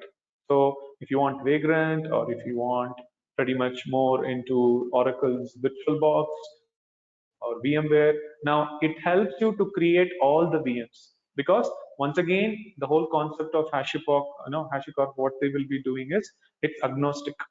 It's more about platform agnostic. Okay, so it doesn't matter whatever that you are trying to do. So you tell that, hey, this is where I want you to create an image, and it will help us to automate the process of creating the image, and not just creating a machine, but like I said, going inside the machine, and it will provision whatever the steps you want.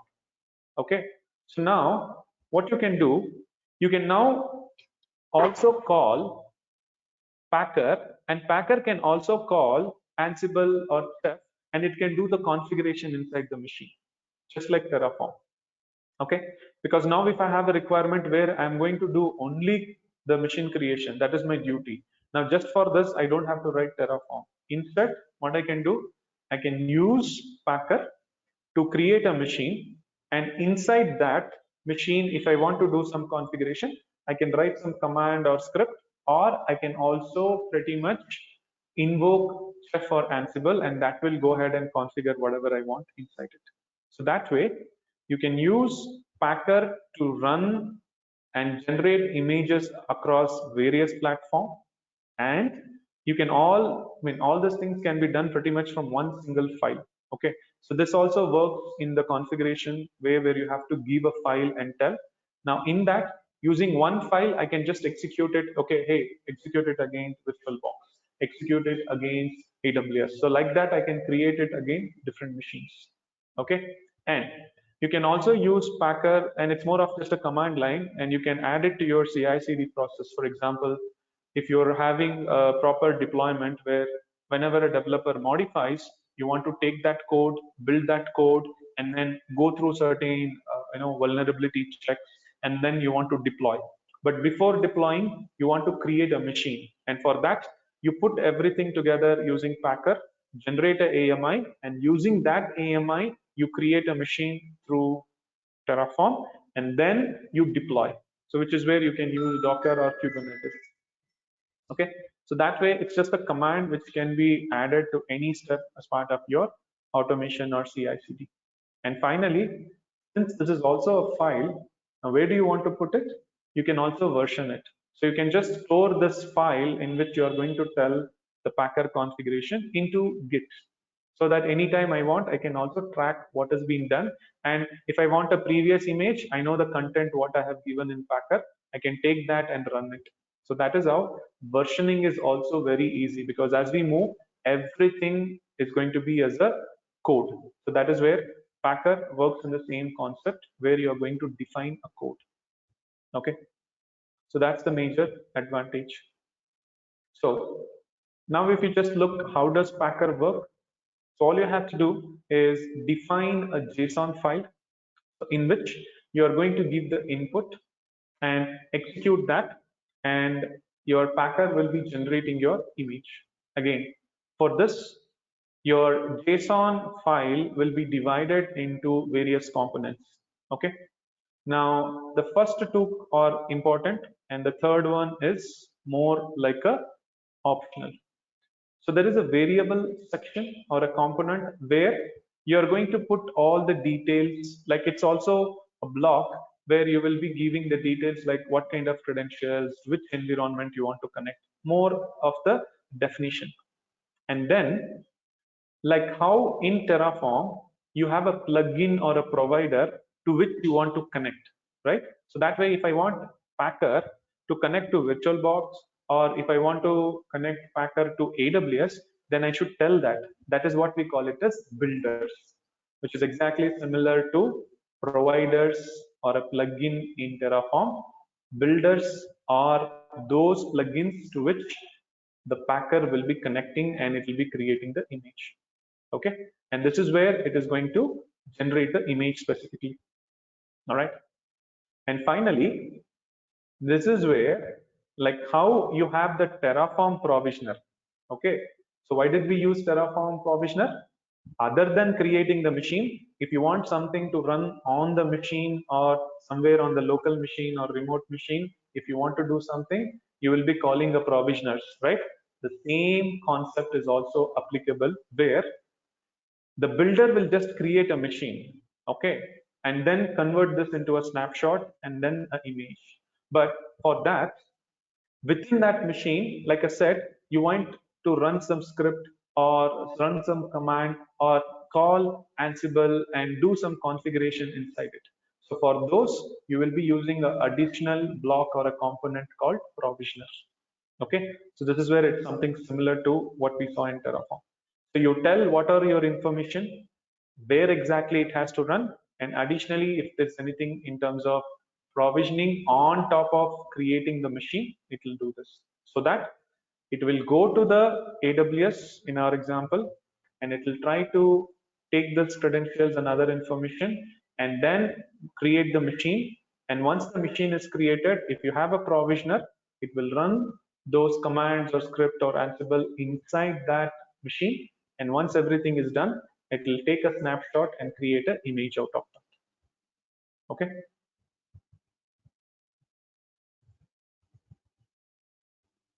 Getting it? So the template files are predefined. We have to define. So this is where we need to know how do we define the JSON file. Okay. I'll show you that. But these are the things you will have.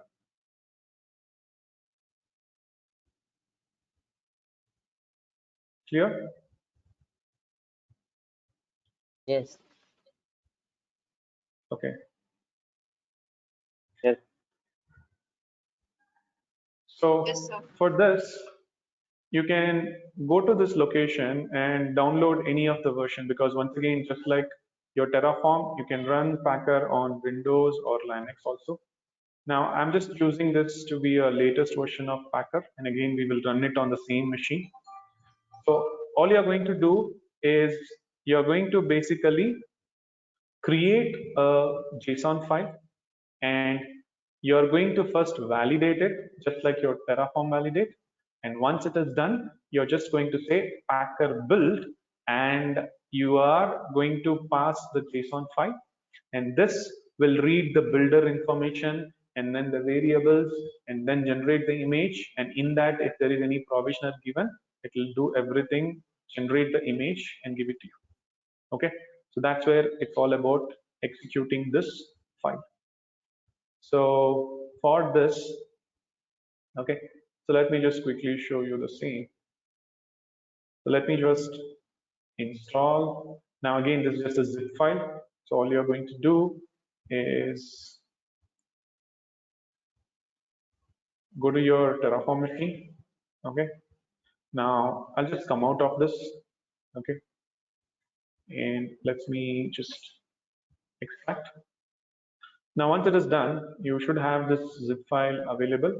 So now let's extract it. So to extract, just go ahead and say unzip and the file. And if you look, I want to unzip into a path where someone knows it. So that way, just like your Terraform, I'm also going to do it by extracting it to user local bin. It's not mandatory, you can do it anywhere, provided that's there in the path variable. Okay, so now if I say which Packer is available, and we are using 1.7.0. Okay, so we have this. So what's the next thing we have to do? So we need to have this JSON file which helps us to create an image, right? Which is the next thing. So this is where, as a best practice, like told you, I keep everything into repository, because anytime I want, I can just take it up. So,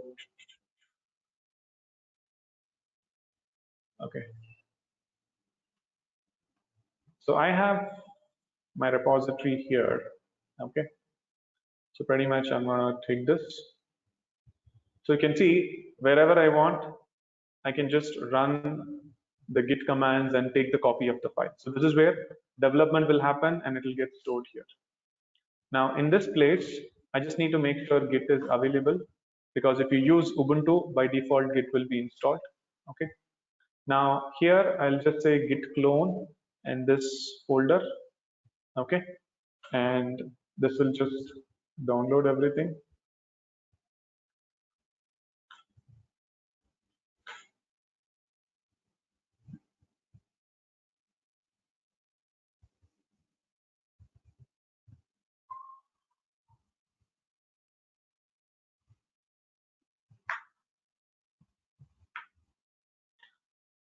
Okay, so you should see a folder called Terraform.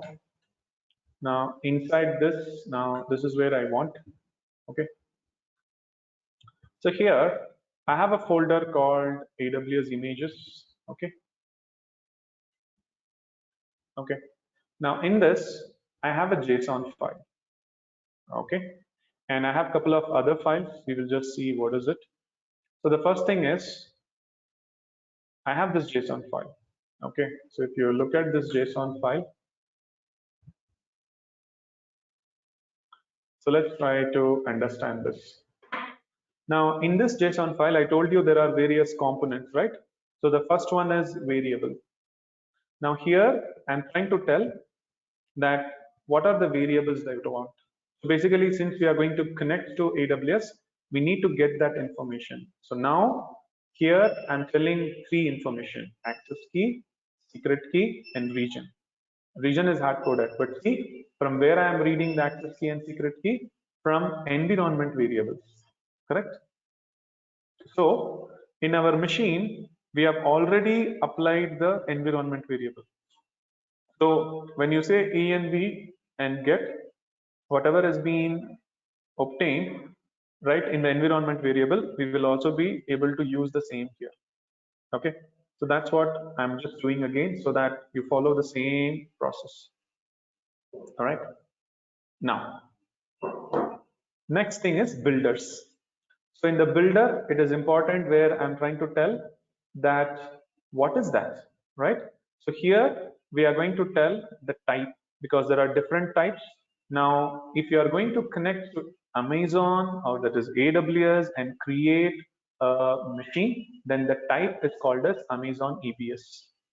Okay. Suppose if you're trying to connect to a VirtualBox or a VMware, then you have different names for that. Okay, since I'm just focusing as an example to tell you only for AWS, so it is going to be Amazon EBS. So remember, this is a fixed keyword. And now, for building a image, you need to first create a machine, right? So what is that machine details? And that is where you are trying to tell what is the type of the machine, okay, and then what is the region in which you want to create, and again what is the user key and access key to generate, and then what will be the source AMI. Okay, so you're going to generate a machine from this using T2 micro, and in that you're going to set up the user as Ubuntu. Okay, so this way it will now create a machine, and from that it will convert it into an image. Excuse me. Okay, so this is just for creating a machine, but what is the whole point of just creating a machine from another AMI without changing anything? So this is where you need to add your configuration inside, and for that there are provisioners, okay, which is exactly like how we had in Terraform. So to show you example, I'm giving you two types of provisioners. One is file and shell. So basically what I want is, I want a file to be copied into this machine. So basically what it means is, when it creates a machine using this AMI, a T2 micro machine, by logging in into SSH user called Ubuntu, inside that machine, it will copy this file. So for that, the source is in my current folder. There is a file called welcome file, and you put it inside this location on the machine. Same way, I want to run some command. Then you are going to use a provisioner called shell. So in this, what you're going to do, you're going to basically run some command. Now in that, I'm just showing you, like I can run ls-al, and then I will cat this file just to show you that this file is copied properly. Okay, and then I will try to run a shell script.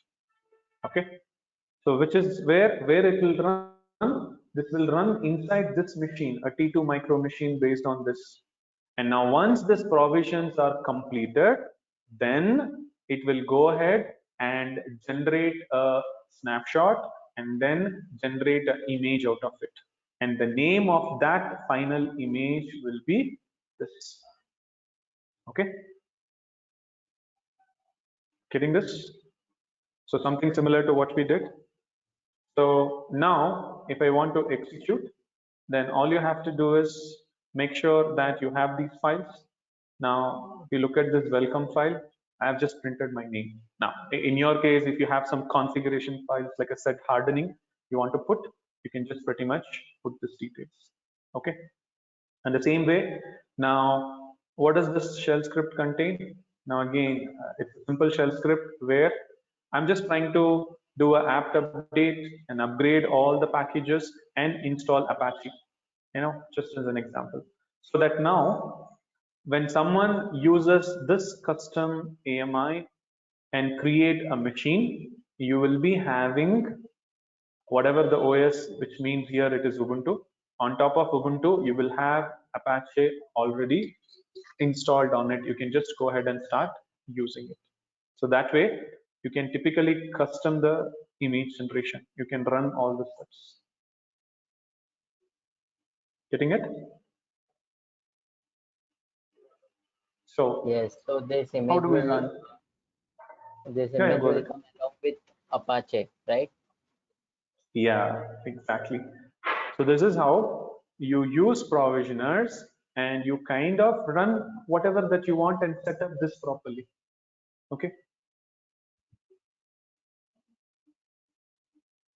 Also, the AMI name depends upon us. It's not mandatory to write Packer Linux. That depends on us. Rest everything is syntactically, yeah. It's your Rest choice. everything. Yeah, name is always our choice. Why do I keep Adam? It's my choice. Right? Yeah. You can call anything, that doesn't matter.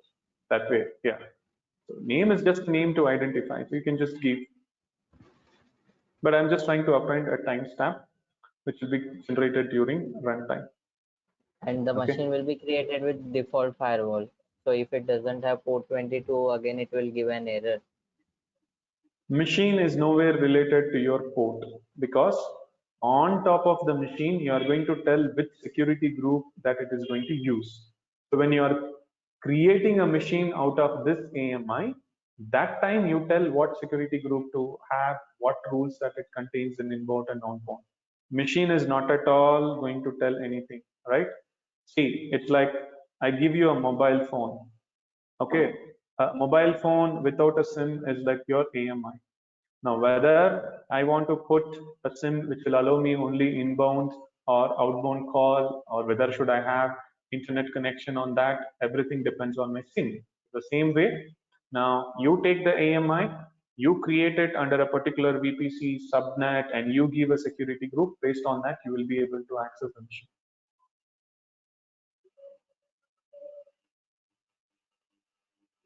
Getting it?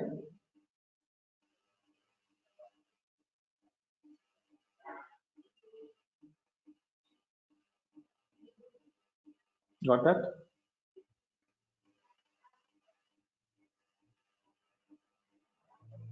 So,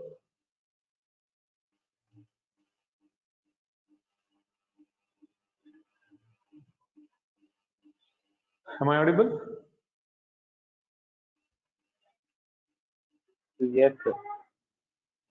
Okay, cool. Okay, now let's just see how do we run this. Okay, so to run, typically, you're just going to say packer validate and the JSON file name. Okay,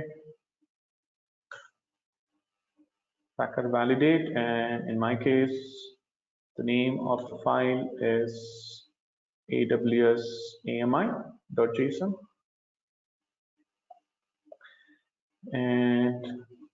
And the next thing we are going to do is packer build and the same file.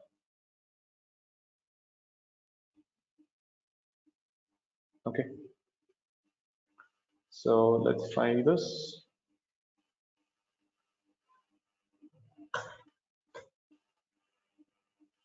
Okay, no output means no error. And then just go ahead and say build. So this would take some time, but watch carefully. You are trying to tell Packer that create a machine from an AMI. So this is the AMI ID which we have given. Okay, I didn't show them.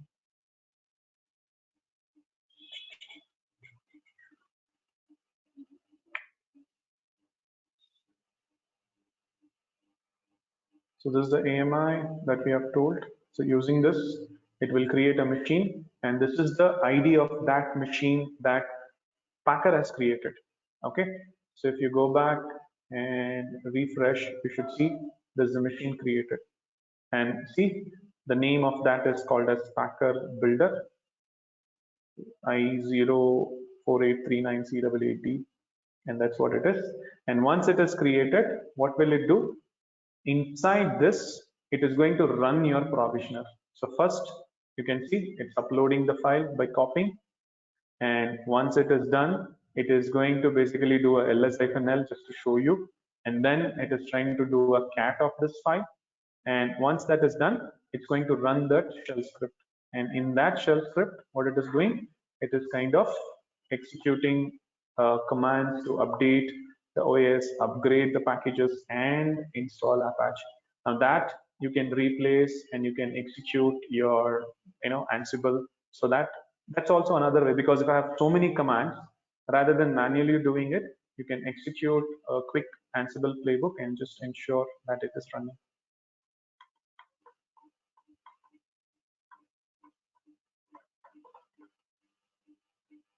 So once it is done, it will go ahead and generate a snapshot, and from that snapshot, it will create an AMI. So the machine was created only for the purpose of creating golden image out of it. Yes.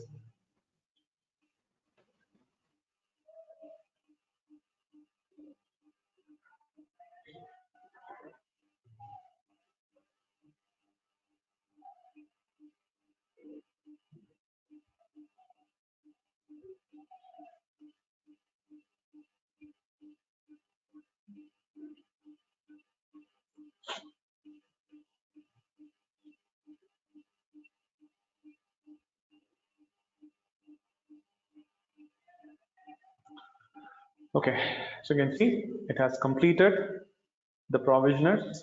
So because of that, it is trying to stop that machine, which is the source instance. Okay.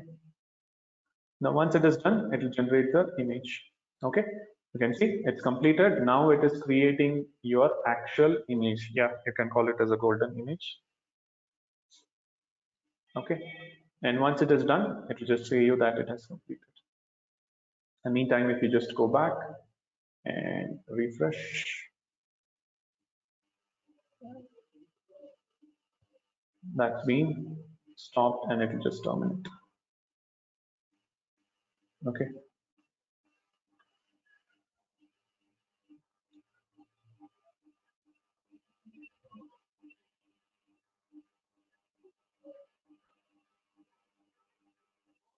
Now this AMI will go under my AMIs in Amazon console.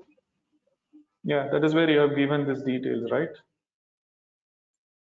So you have to tell where it has to go. Storing So in the I'm local telling go to machine. into region, not the machine. See, this is not your VM. This is a VM which is created in AWS. So anything that you do in AWS will be there.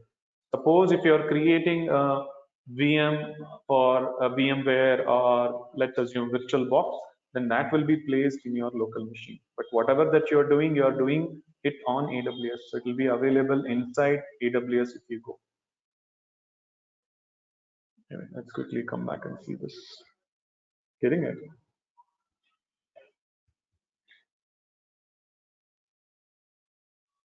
Okay, now you can see once the image is properly available, it will terminate the source machine, right? So these are the advantages.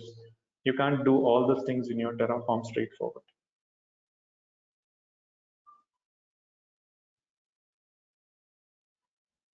Awesome. So it's generated, and this is your new AMI. Okay. So if you just go back and here, yeah, let me just refresh. So that Packer source instance should be terminated here. And now, if you come on the left side, you have images. So this is your image that you have. Okay. Now, even if not, you're creating your own machine. So if you just go to my AMI, this is the one that we created. Okay. Getting this? So there are a lot of benefits. So using the same, I can create it for different sources at the same time, and I can rerun. Again, it's more of a configuration file, so it's pretty much easy for us.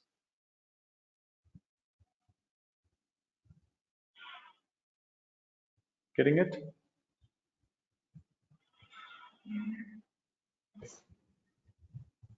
Yes, sir. Again, you cannot delete it straightforward. So you have to basically deregister it. Okay.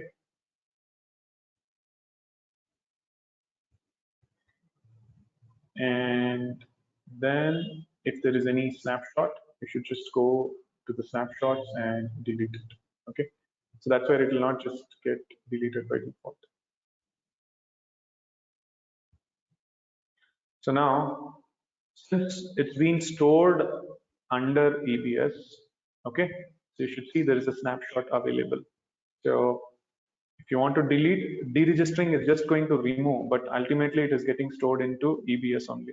Okay, so that way you should go ahead and delete this EBS volume also. Okay, so which means internally for every image that you're generating, it basically stores that into a EBS volume. Getting it?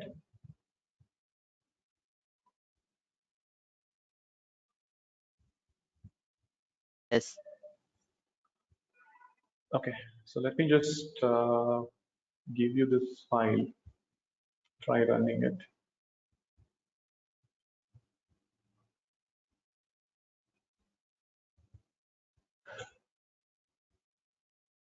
Okay.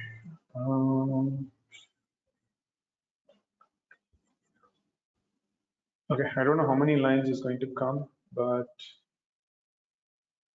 I'll copy paste, but let me know which lines are not coming. Oops.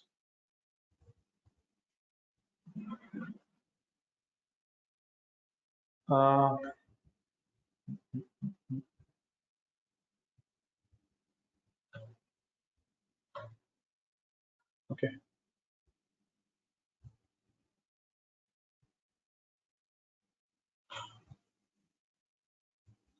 Okay, looks like it gave until setup.sh. Yeah, I think everything is copied. Can you just check once?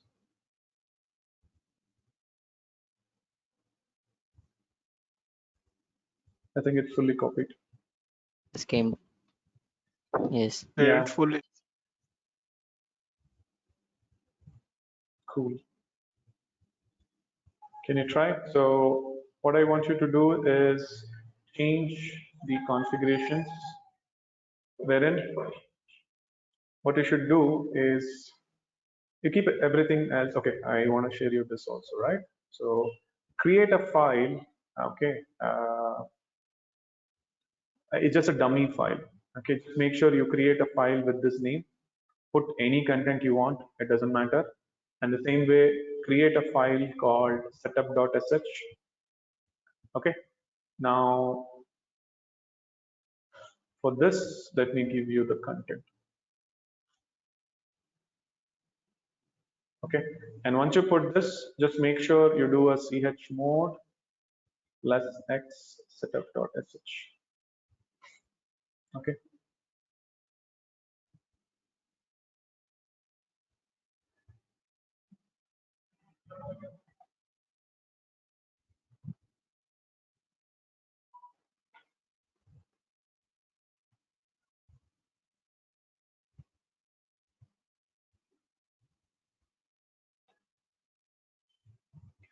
Try this. Hey, I forgot, sorry. I didn't see the time.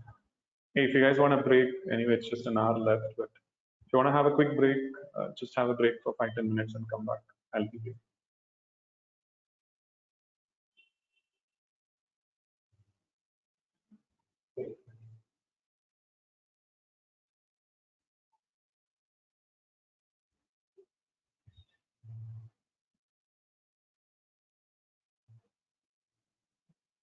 Just take a break, 5 minutes, we'll be back. Okay. Okay. Yeah, sorry, I didn't see the time.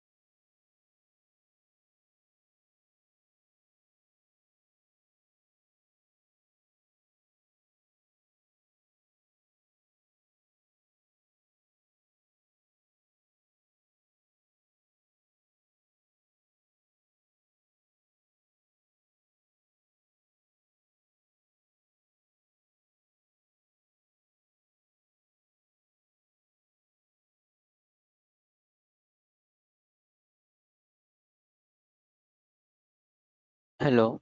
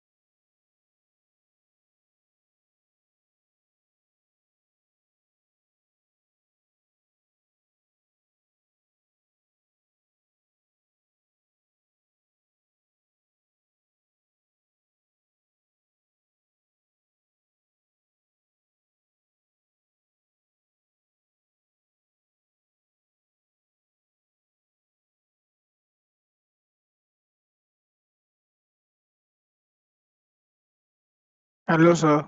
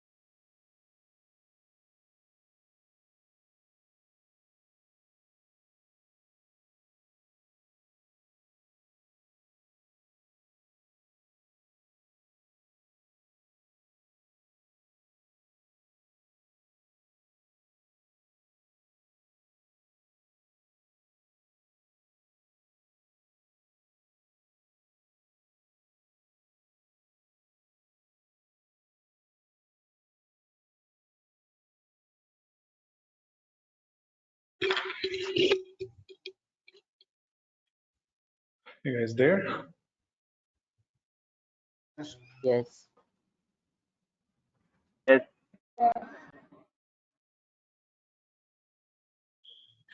Okay, just finding out. Are you able to try? Yes, it created the image.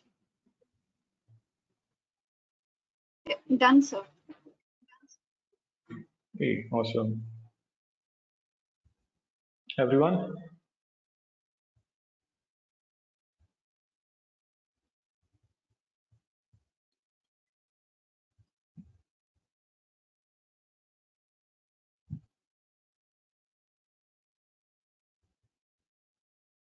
Yes, it's done.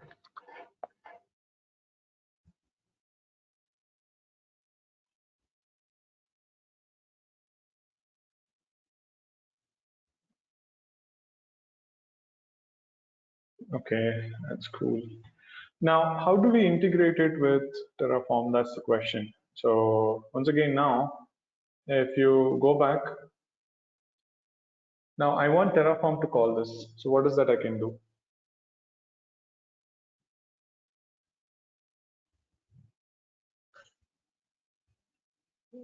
Any ideas or any guess? So what I'm telling is, I want Terraform to do the same thing what we did now. So we manually run it. Instead of that, how do I use Terraform to run Packer?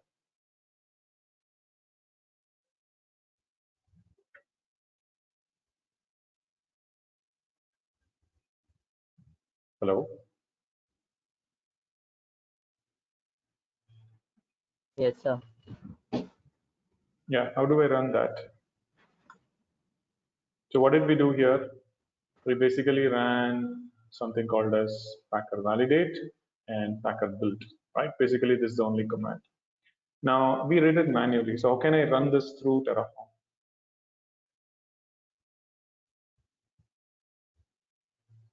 Build and validate command.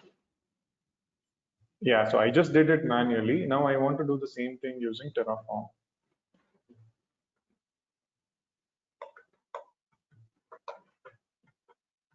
You can execute that command using provisioner. Exactly. But which provisioner I will use? Local. Yeah, local.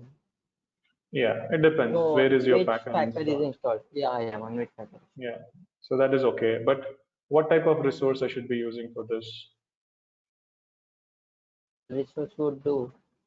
No, because packer is anyway going to create its own instance, so null resource is fine. Yeah, so I'm going to use null resource, right? So this is where now you can use Terraform in such a way. Terraform will call Packer, and Packer will build an image for you. And inside that, you can use Packer to call the Ansible or some other configurations and do what exactly is the steps that to configure.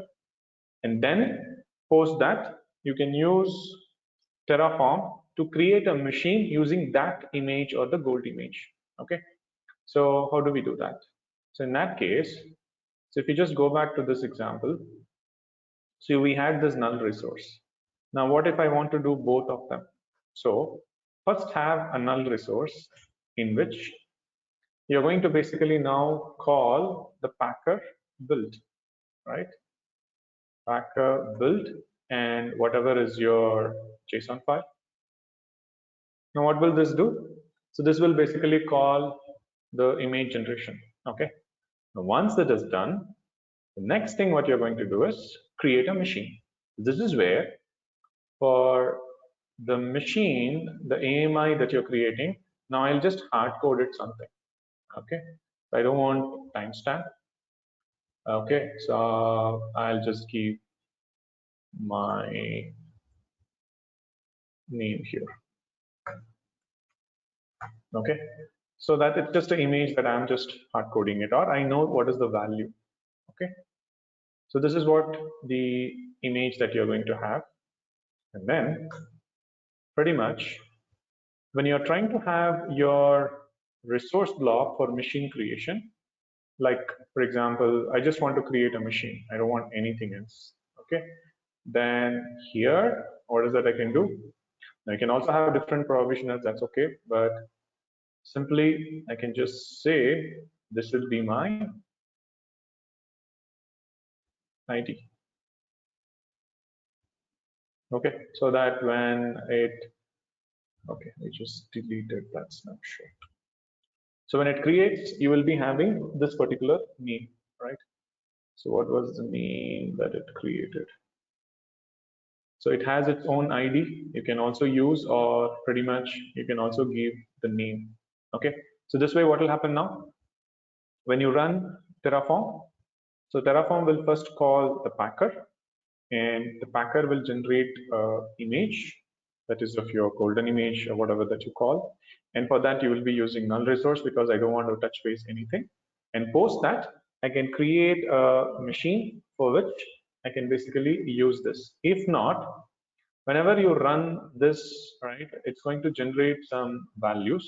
Now that can be captured as some property or attribute, and that also you can pass it over here. So there are a lot of ways that you can achieve. So this is how you can use Terraform to integrate with Packer. Because end of the day, anything that you want to run as a command, it's provisioner only. So that is how your Terraform provisioner is useful. Getting this point? Yes.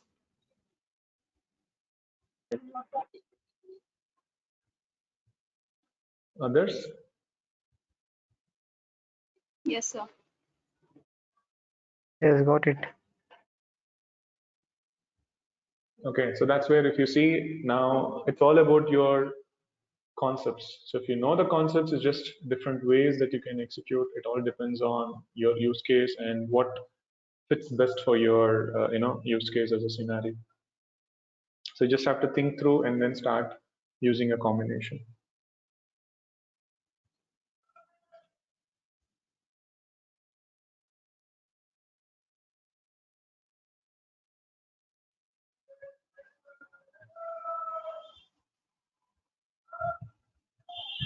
Any questions or doubts so far? No.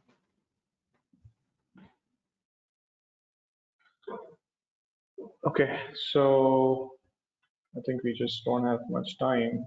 Probably I'll just show you one example properly, like I was telling earlier. Okay, so let's go to this. Now, I've just put it as a module where whenever I call this module, it will do two things to me. So basically, I pass some variables, and based on that, it is going to create a complete VPC setup. Now, what you will be having in VPC? Now, this is where pretty much within your VPC, you would be having your internet gateway. So that is one of the component that you get. And further, that will have a root table. And further, root table can have different access through NACL or security group. And then you're going to have your subnet, right? And in the subnet, again, you have public and private. So depending on what type of subnet that you create, and then associate it to the machine. Now, pretty much you can do all these things together. Okay. Now, okay. So you guys went through subnet, right? Do you know what is the difference between public and private? Yes. Yes. Okay, cool. So what I'll do, I'll just take a simple example where we'll put through all those things. Okay, and how does it look like? Now, first I have a variable and the main.tf. Now in the variable, so I'm trying to create a cider block for my VPC. Okay, I'm just giving a dummy value so that it would work, but you can change it always depending on your network and how many IPs you want to allow. And then for each subnet, I'm going to typically have a cider block so that you can also say within a subnet, how many specific IPs that you want to manage. One is to the complete network level, that is VPC level, and then subnet level. So I want to create two subnets. So each subnet is going to be on a different availability zone. So the first subnet, I want to create it under South 1B. And the second subnet, I want to give the cider block a little different of 24 bytes. And this is going to be on a different availability zone, which is South 1A. Okay. Just for a simple example. So that now I can change this anytime and I can hard code, or when I call my Terraform, I can basically pass some variables through command line or through a file. Okay. So how does your configurations look? So here, so I have only my provider block because I'll be taking the credentials from environment variable or a file. And then, so here, the first block that we have is the resource block for creating VPC. Okay. Now for the VPC, so I need a cider block, which is what I'm going to read from the variable. And I'm just giving some default options and a tag name so that when you look at your VPC, you know this is your VPC. Okay. Now,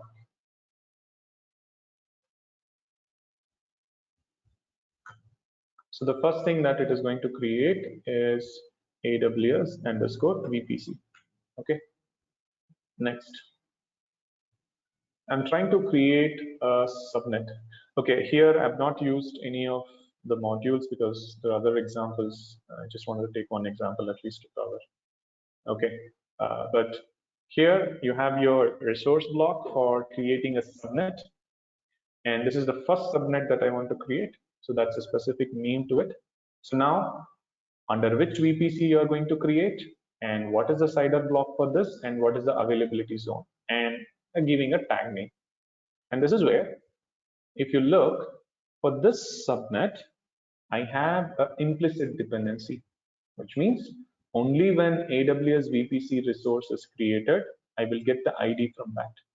So that means first this will get generated, and then you will have this generated.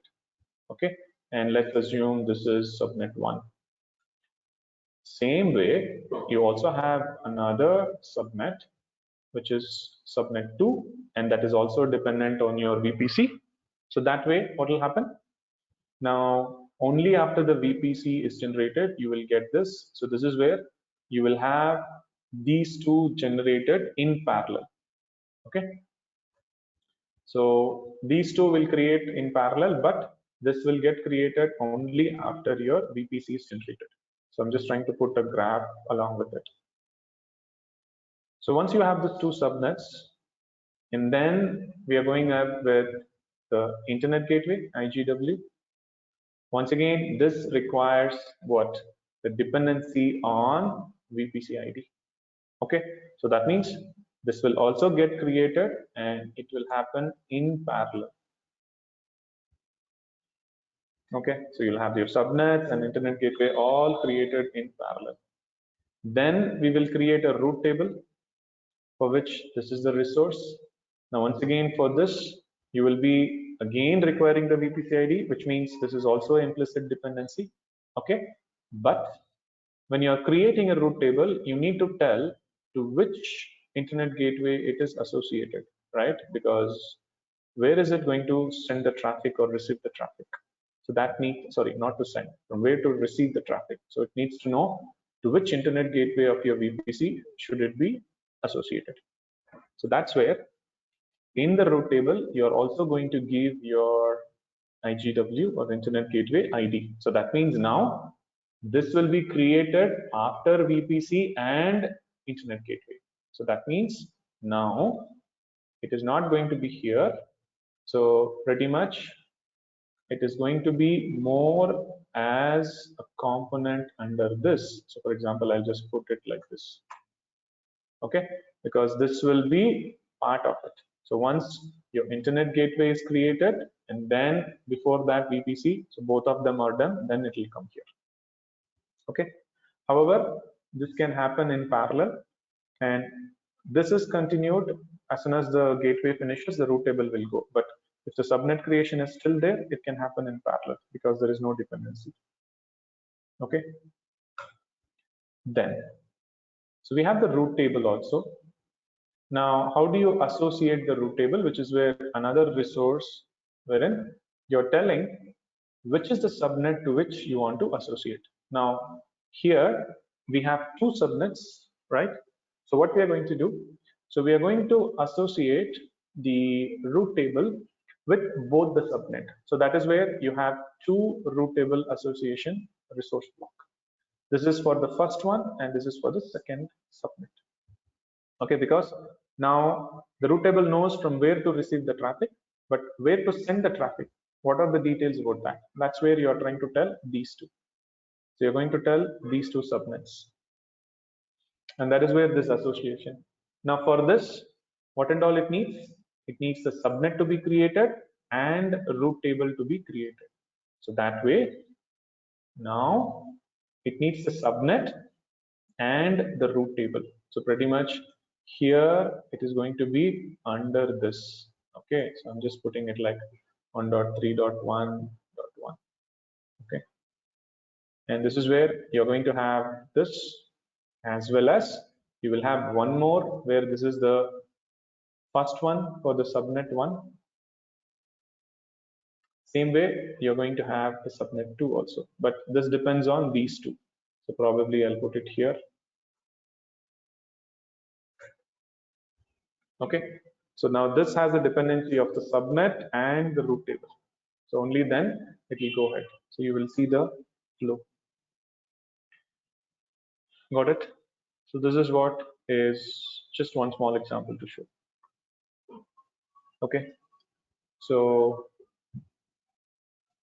VPC and then subnet and other subnet and the internet gateway, all the three will get generated together. Then you will have your root table created after the internet gateway, and pretty much when the subnet has been created and the root table has been created, it will do the association. Okay, so let me just run this and show you first.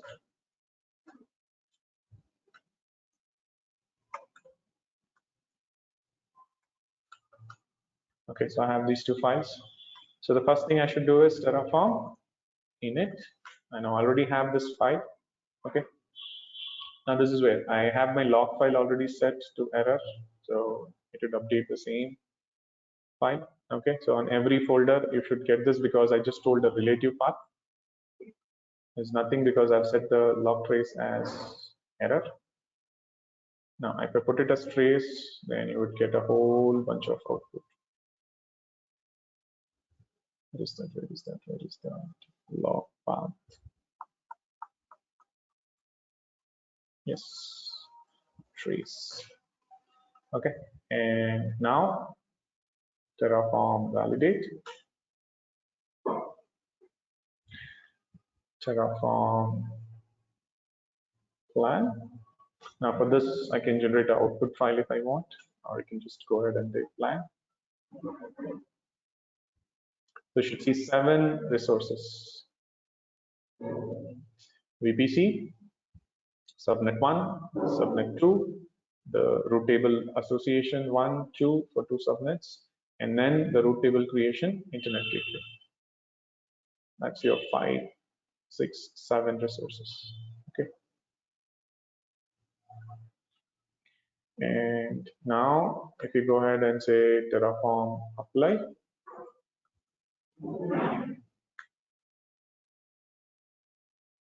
so watch it.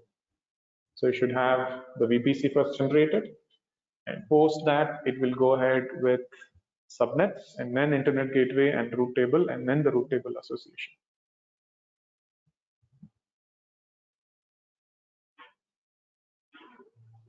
There you go.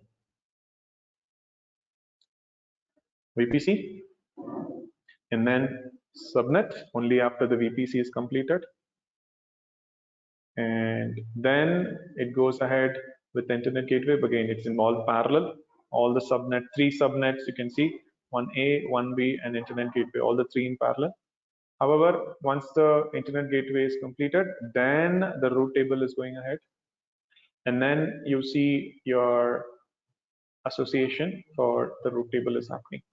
Okay, that's where only when the subnet is completed, then the root table is completed, both are completed, then it goes, because without it, it will not happen. So only when all the 3 are completed, then that's the subnets and the root table, it goes ahead with the association of the root table. Okay, if we go back to your VPC.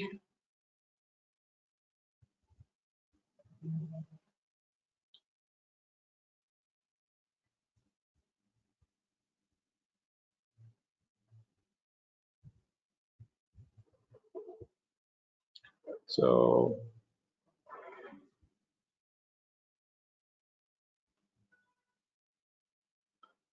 this is the demo VPC that I created, and this is the default VPC for my root account. And this one is 0940C2. Same way, if you just check the subnet. Okay, before that, we'll just check internet gateway. So this is the demo VPC. internet gateway. And for this, you have the ID as 0940. This is the one. Same way for this internet gateway. So you should have the root table also associated.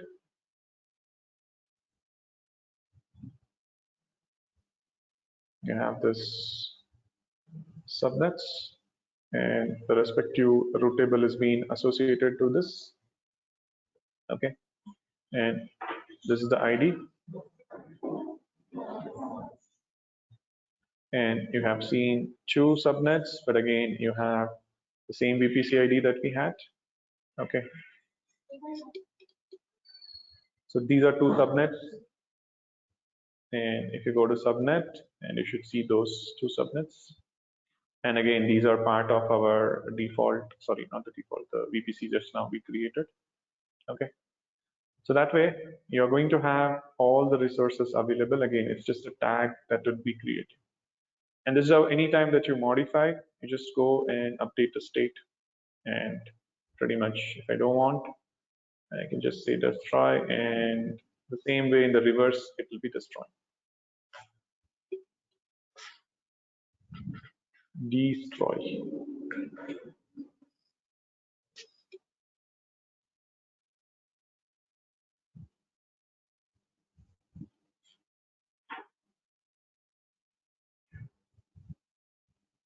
Okay, you can see the thing happens in the reverse order.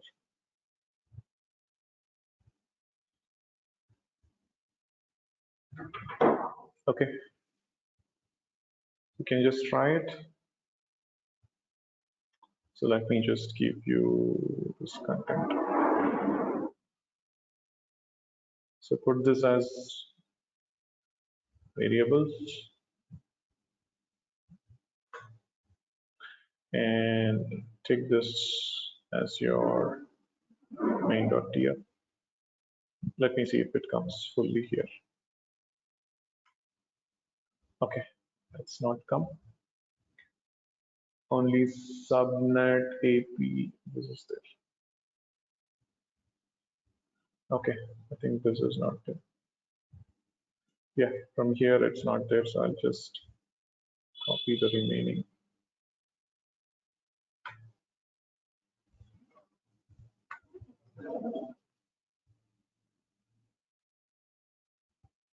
Of associate.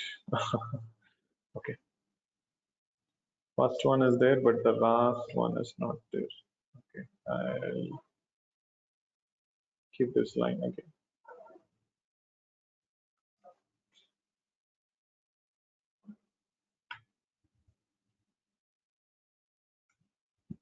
Yeah, can you try it? Yes. Yes. Okay, hey, in meantime, I just need another help from you guys. I forgot where did I note. Okay, so I just need a feedback form that you guys should fill in. Okay, I just pinged you that. So feel free to put your comments. Yeah, I think this is mandatory. So just feel it, just fill and just submit your feedback sometime later. It should be okay. Yes. Yeah, just try running this. Let me know if there's any issues.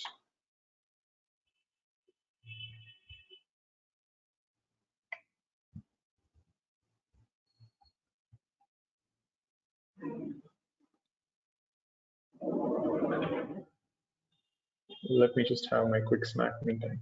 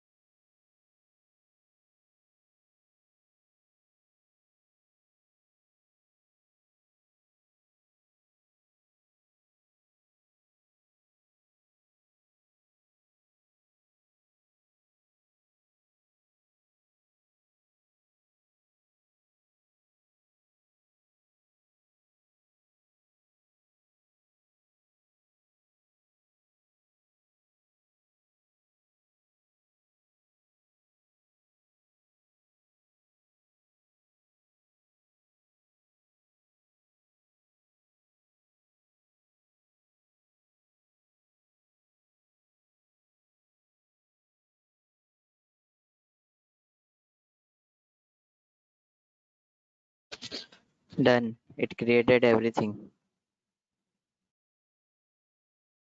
Hey, cool.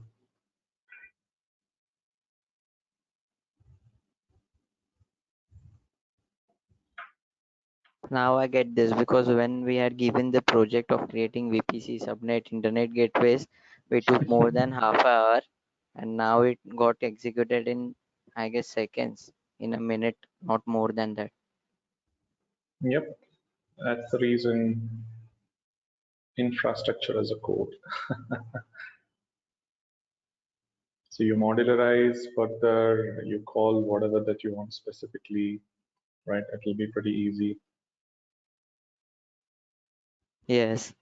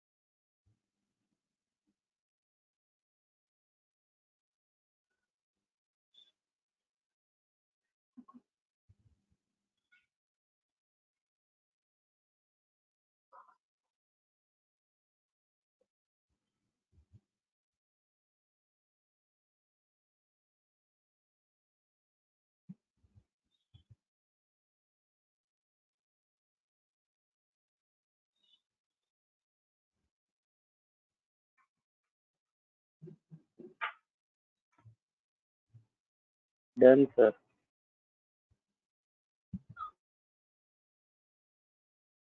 Done, sir. It is working.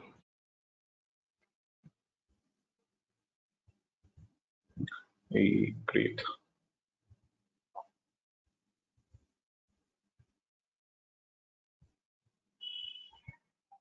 Anyone else still writing?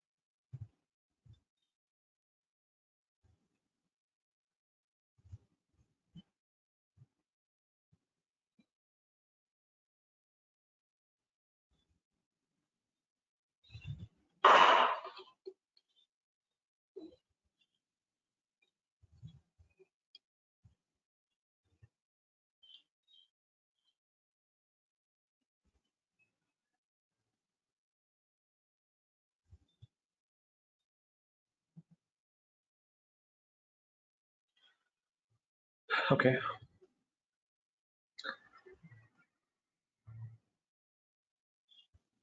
Right, so that's pretty much what I had for Terraform. So, any questions, doubts, or any suggestions? Sir, uh, sir, Yes. just like as instances, if we have created instances manually, so we can import and just take the state file of that. So similar way, if we have created manually VPC, so can we can import by using Terraform import, and can we modify that CIDR value?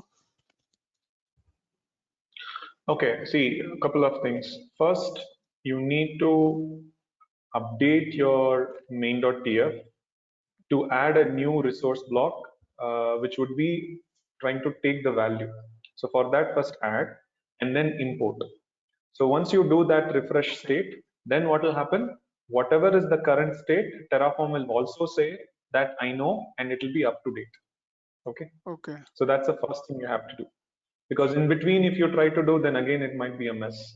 So once you have Terraform handling your state, where it knows everything about your current resource, because you have imported and it knows after refresh, everything is fine. Then you go ahead and modify the same state file. That is your, not the state file, I mean to say the configuration file with whatever the changes that you need. And then when you do a plan, Terraform knows what is your recent or the latest desired state and what is that available in the current state, and then accordingly it will update. Okay, okay. Okay, so got Got it? got it. Got it. Yeah. Thank you.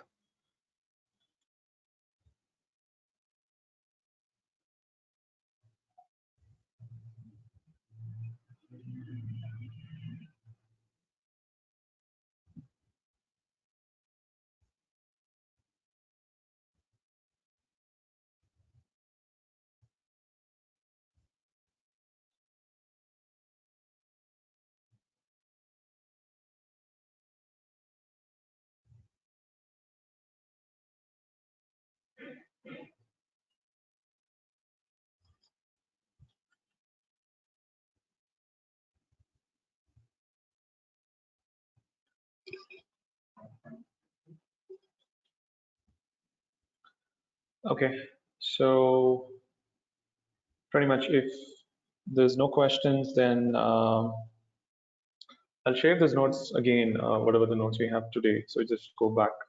I'll reply to the same email. I think you said you didn't get an email. Just go back and check in your spam folder. If not, whatever the email IDs I've got, pretty much I'll share it to the same. Okay. And yeah, few had asked for Docker, and I think in the first email I have sent. So just go through that first email. So you have all the Docker videos in that. And I also have a couple of other things on the same channel. You have Git, a couple of other build tools and other stuff. So if any one of you want to go, please go through that. It'll be easy for you to understand Docker and other things. Okay. But anyway, yeah, I'll be updating my channel. That's the same channel. But any point of time, if you have any questions, yeah, feel free to reach, or we can reach Lakshmi, and if there's any doubts, we should be able to help you on it. Okay. And can you yeah, share that any PPT? suggestions?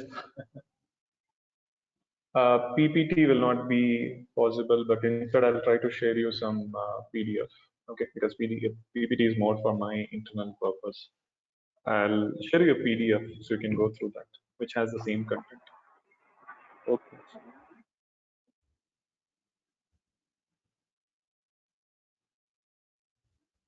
Yeah, so I was just saying, feel free to give any suggestions in case if you feel anything has to be improved. Be most happy to add more examples, or if you felt is there any area where you wanted to cover more, again, I'll be more happy if you can just let me know so that we can spend some more time probably discussing with your, you know, technical panel, and then we can just get back to it. But hope you know, it was useful and you were able to understand. All right.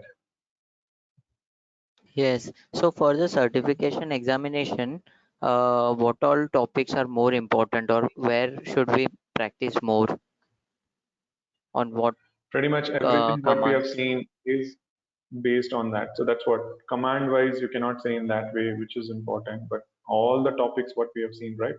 All those things are pretty much important only. But I'll send you a link again for that. So what you can do is you can just go through.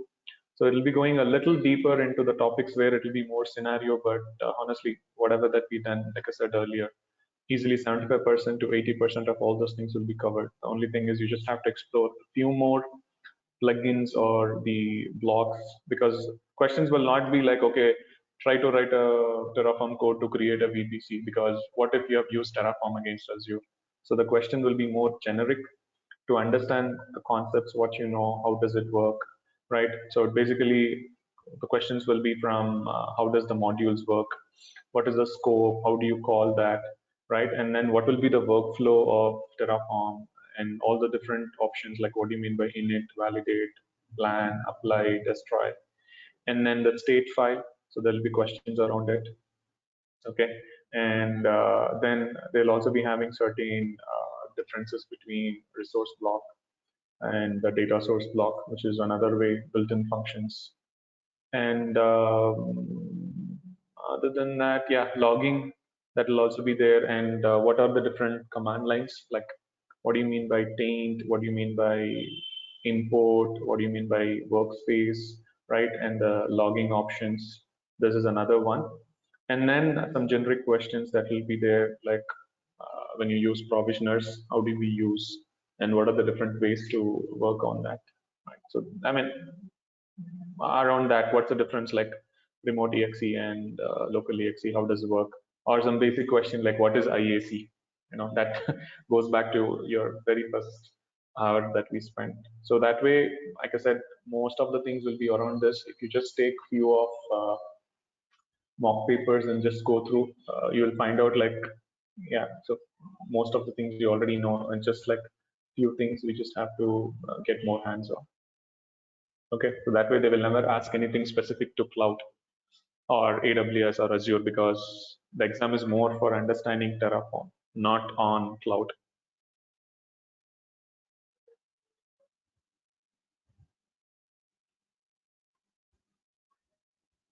Yes. And on which platform is the exam gonna be? Like for AWS, we have been told it will be from AWS Cloud Practitioner course and SysOps course. The same way for It doesn't matter on that, because see, here you're not going ahead with anything on AWS. It's just you need a platform, that's all, right? So it doesn't matter yeah, what you're but so working, we it's can just get that you should know more. the services. Yeah, but so that we can get the more questions, right? Yeah, that's what I'm saying. It does, see, for AWS that is different, because for different certification there are different services and how to use will be there. But here for Terraform, as I said, the only thing that it would be required is how does the Terraform by itself will work? Because the way that it executes for AWS or Azure is the same, but what resource block that you use, that will be changing. So that way questions will be more generic in terms of understanding the Terraform subject. Okay. So it actually doesn't matter, even if you are an solution architect in AWS or an associate developer or a SysOp admin, everyone can take the same exam because it's the same level. The only difference is how you're going to use that matters from user to user. Yes.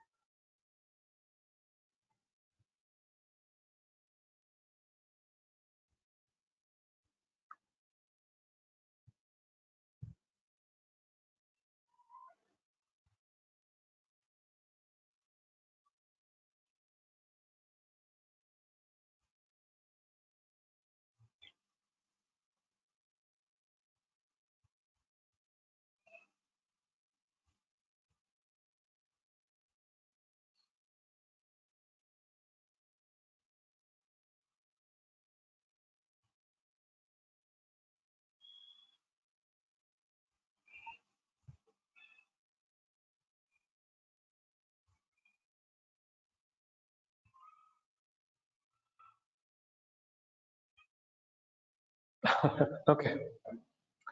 I do understand the meaning of silence. So yeah, it looks like a little lot of things, but yeah, if you go back, honestly, it should be easy for you to recap everything and then practice, right? Then it should be easy. Okay. Anyway, I'll send out the notes. So just take some more time and try to run it again. And I think it should be easy for you to get started. And any work, just go through the process, understand what is the workflow, what is the requirement, and what kind of best practices that you will apply. And eventually, all the concepts that we have seen, right, will be useful at some time or the other time. The only thing is you just have to understand the scenario use case I recalling it. Okay. Yes. Sure. Sure then. And yeah, thanks for joining. I appreciate. Thank you. Thank you. All right. Thank you, sir. So yeah, no problem. Until we meet again. Thanks, guys. Have a good evening. Thank you, sir. And yeah, feel Thank you, sir. please fill the feedback form. That will be Yes, helpful. sir. Yeah. Done. Yes. Okay. I appreciate it. Thanks, everyone. Thank you, sir. Hey, thanks a lot. Thank you. Yeah, take care. Thank you. Okay, thank you.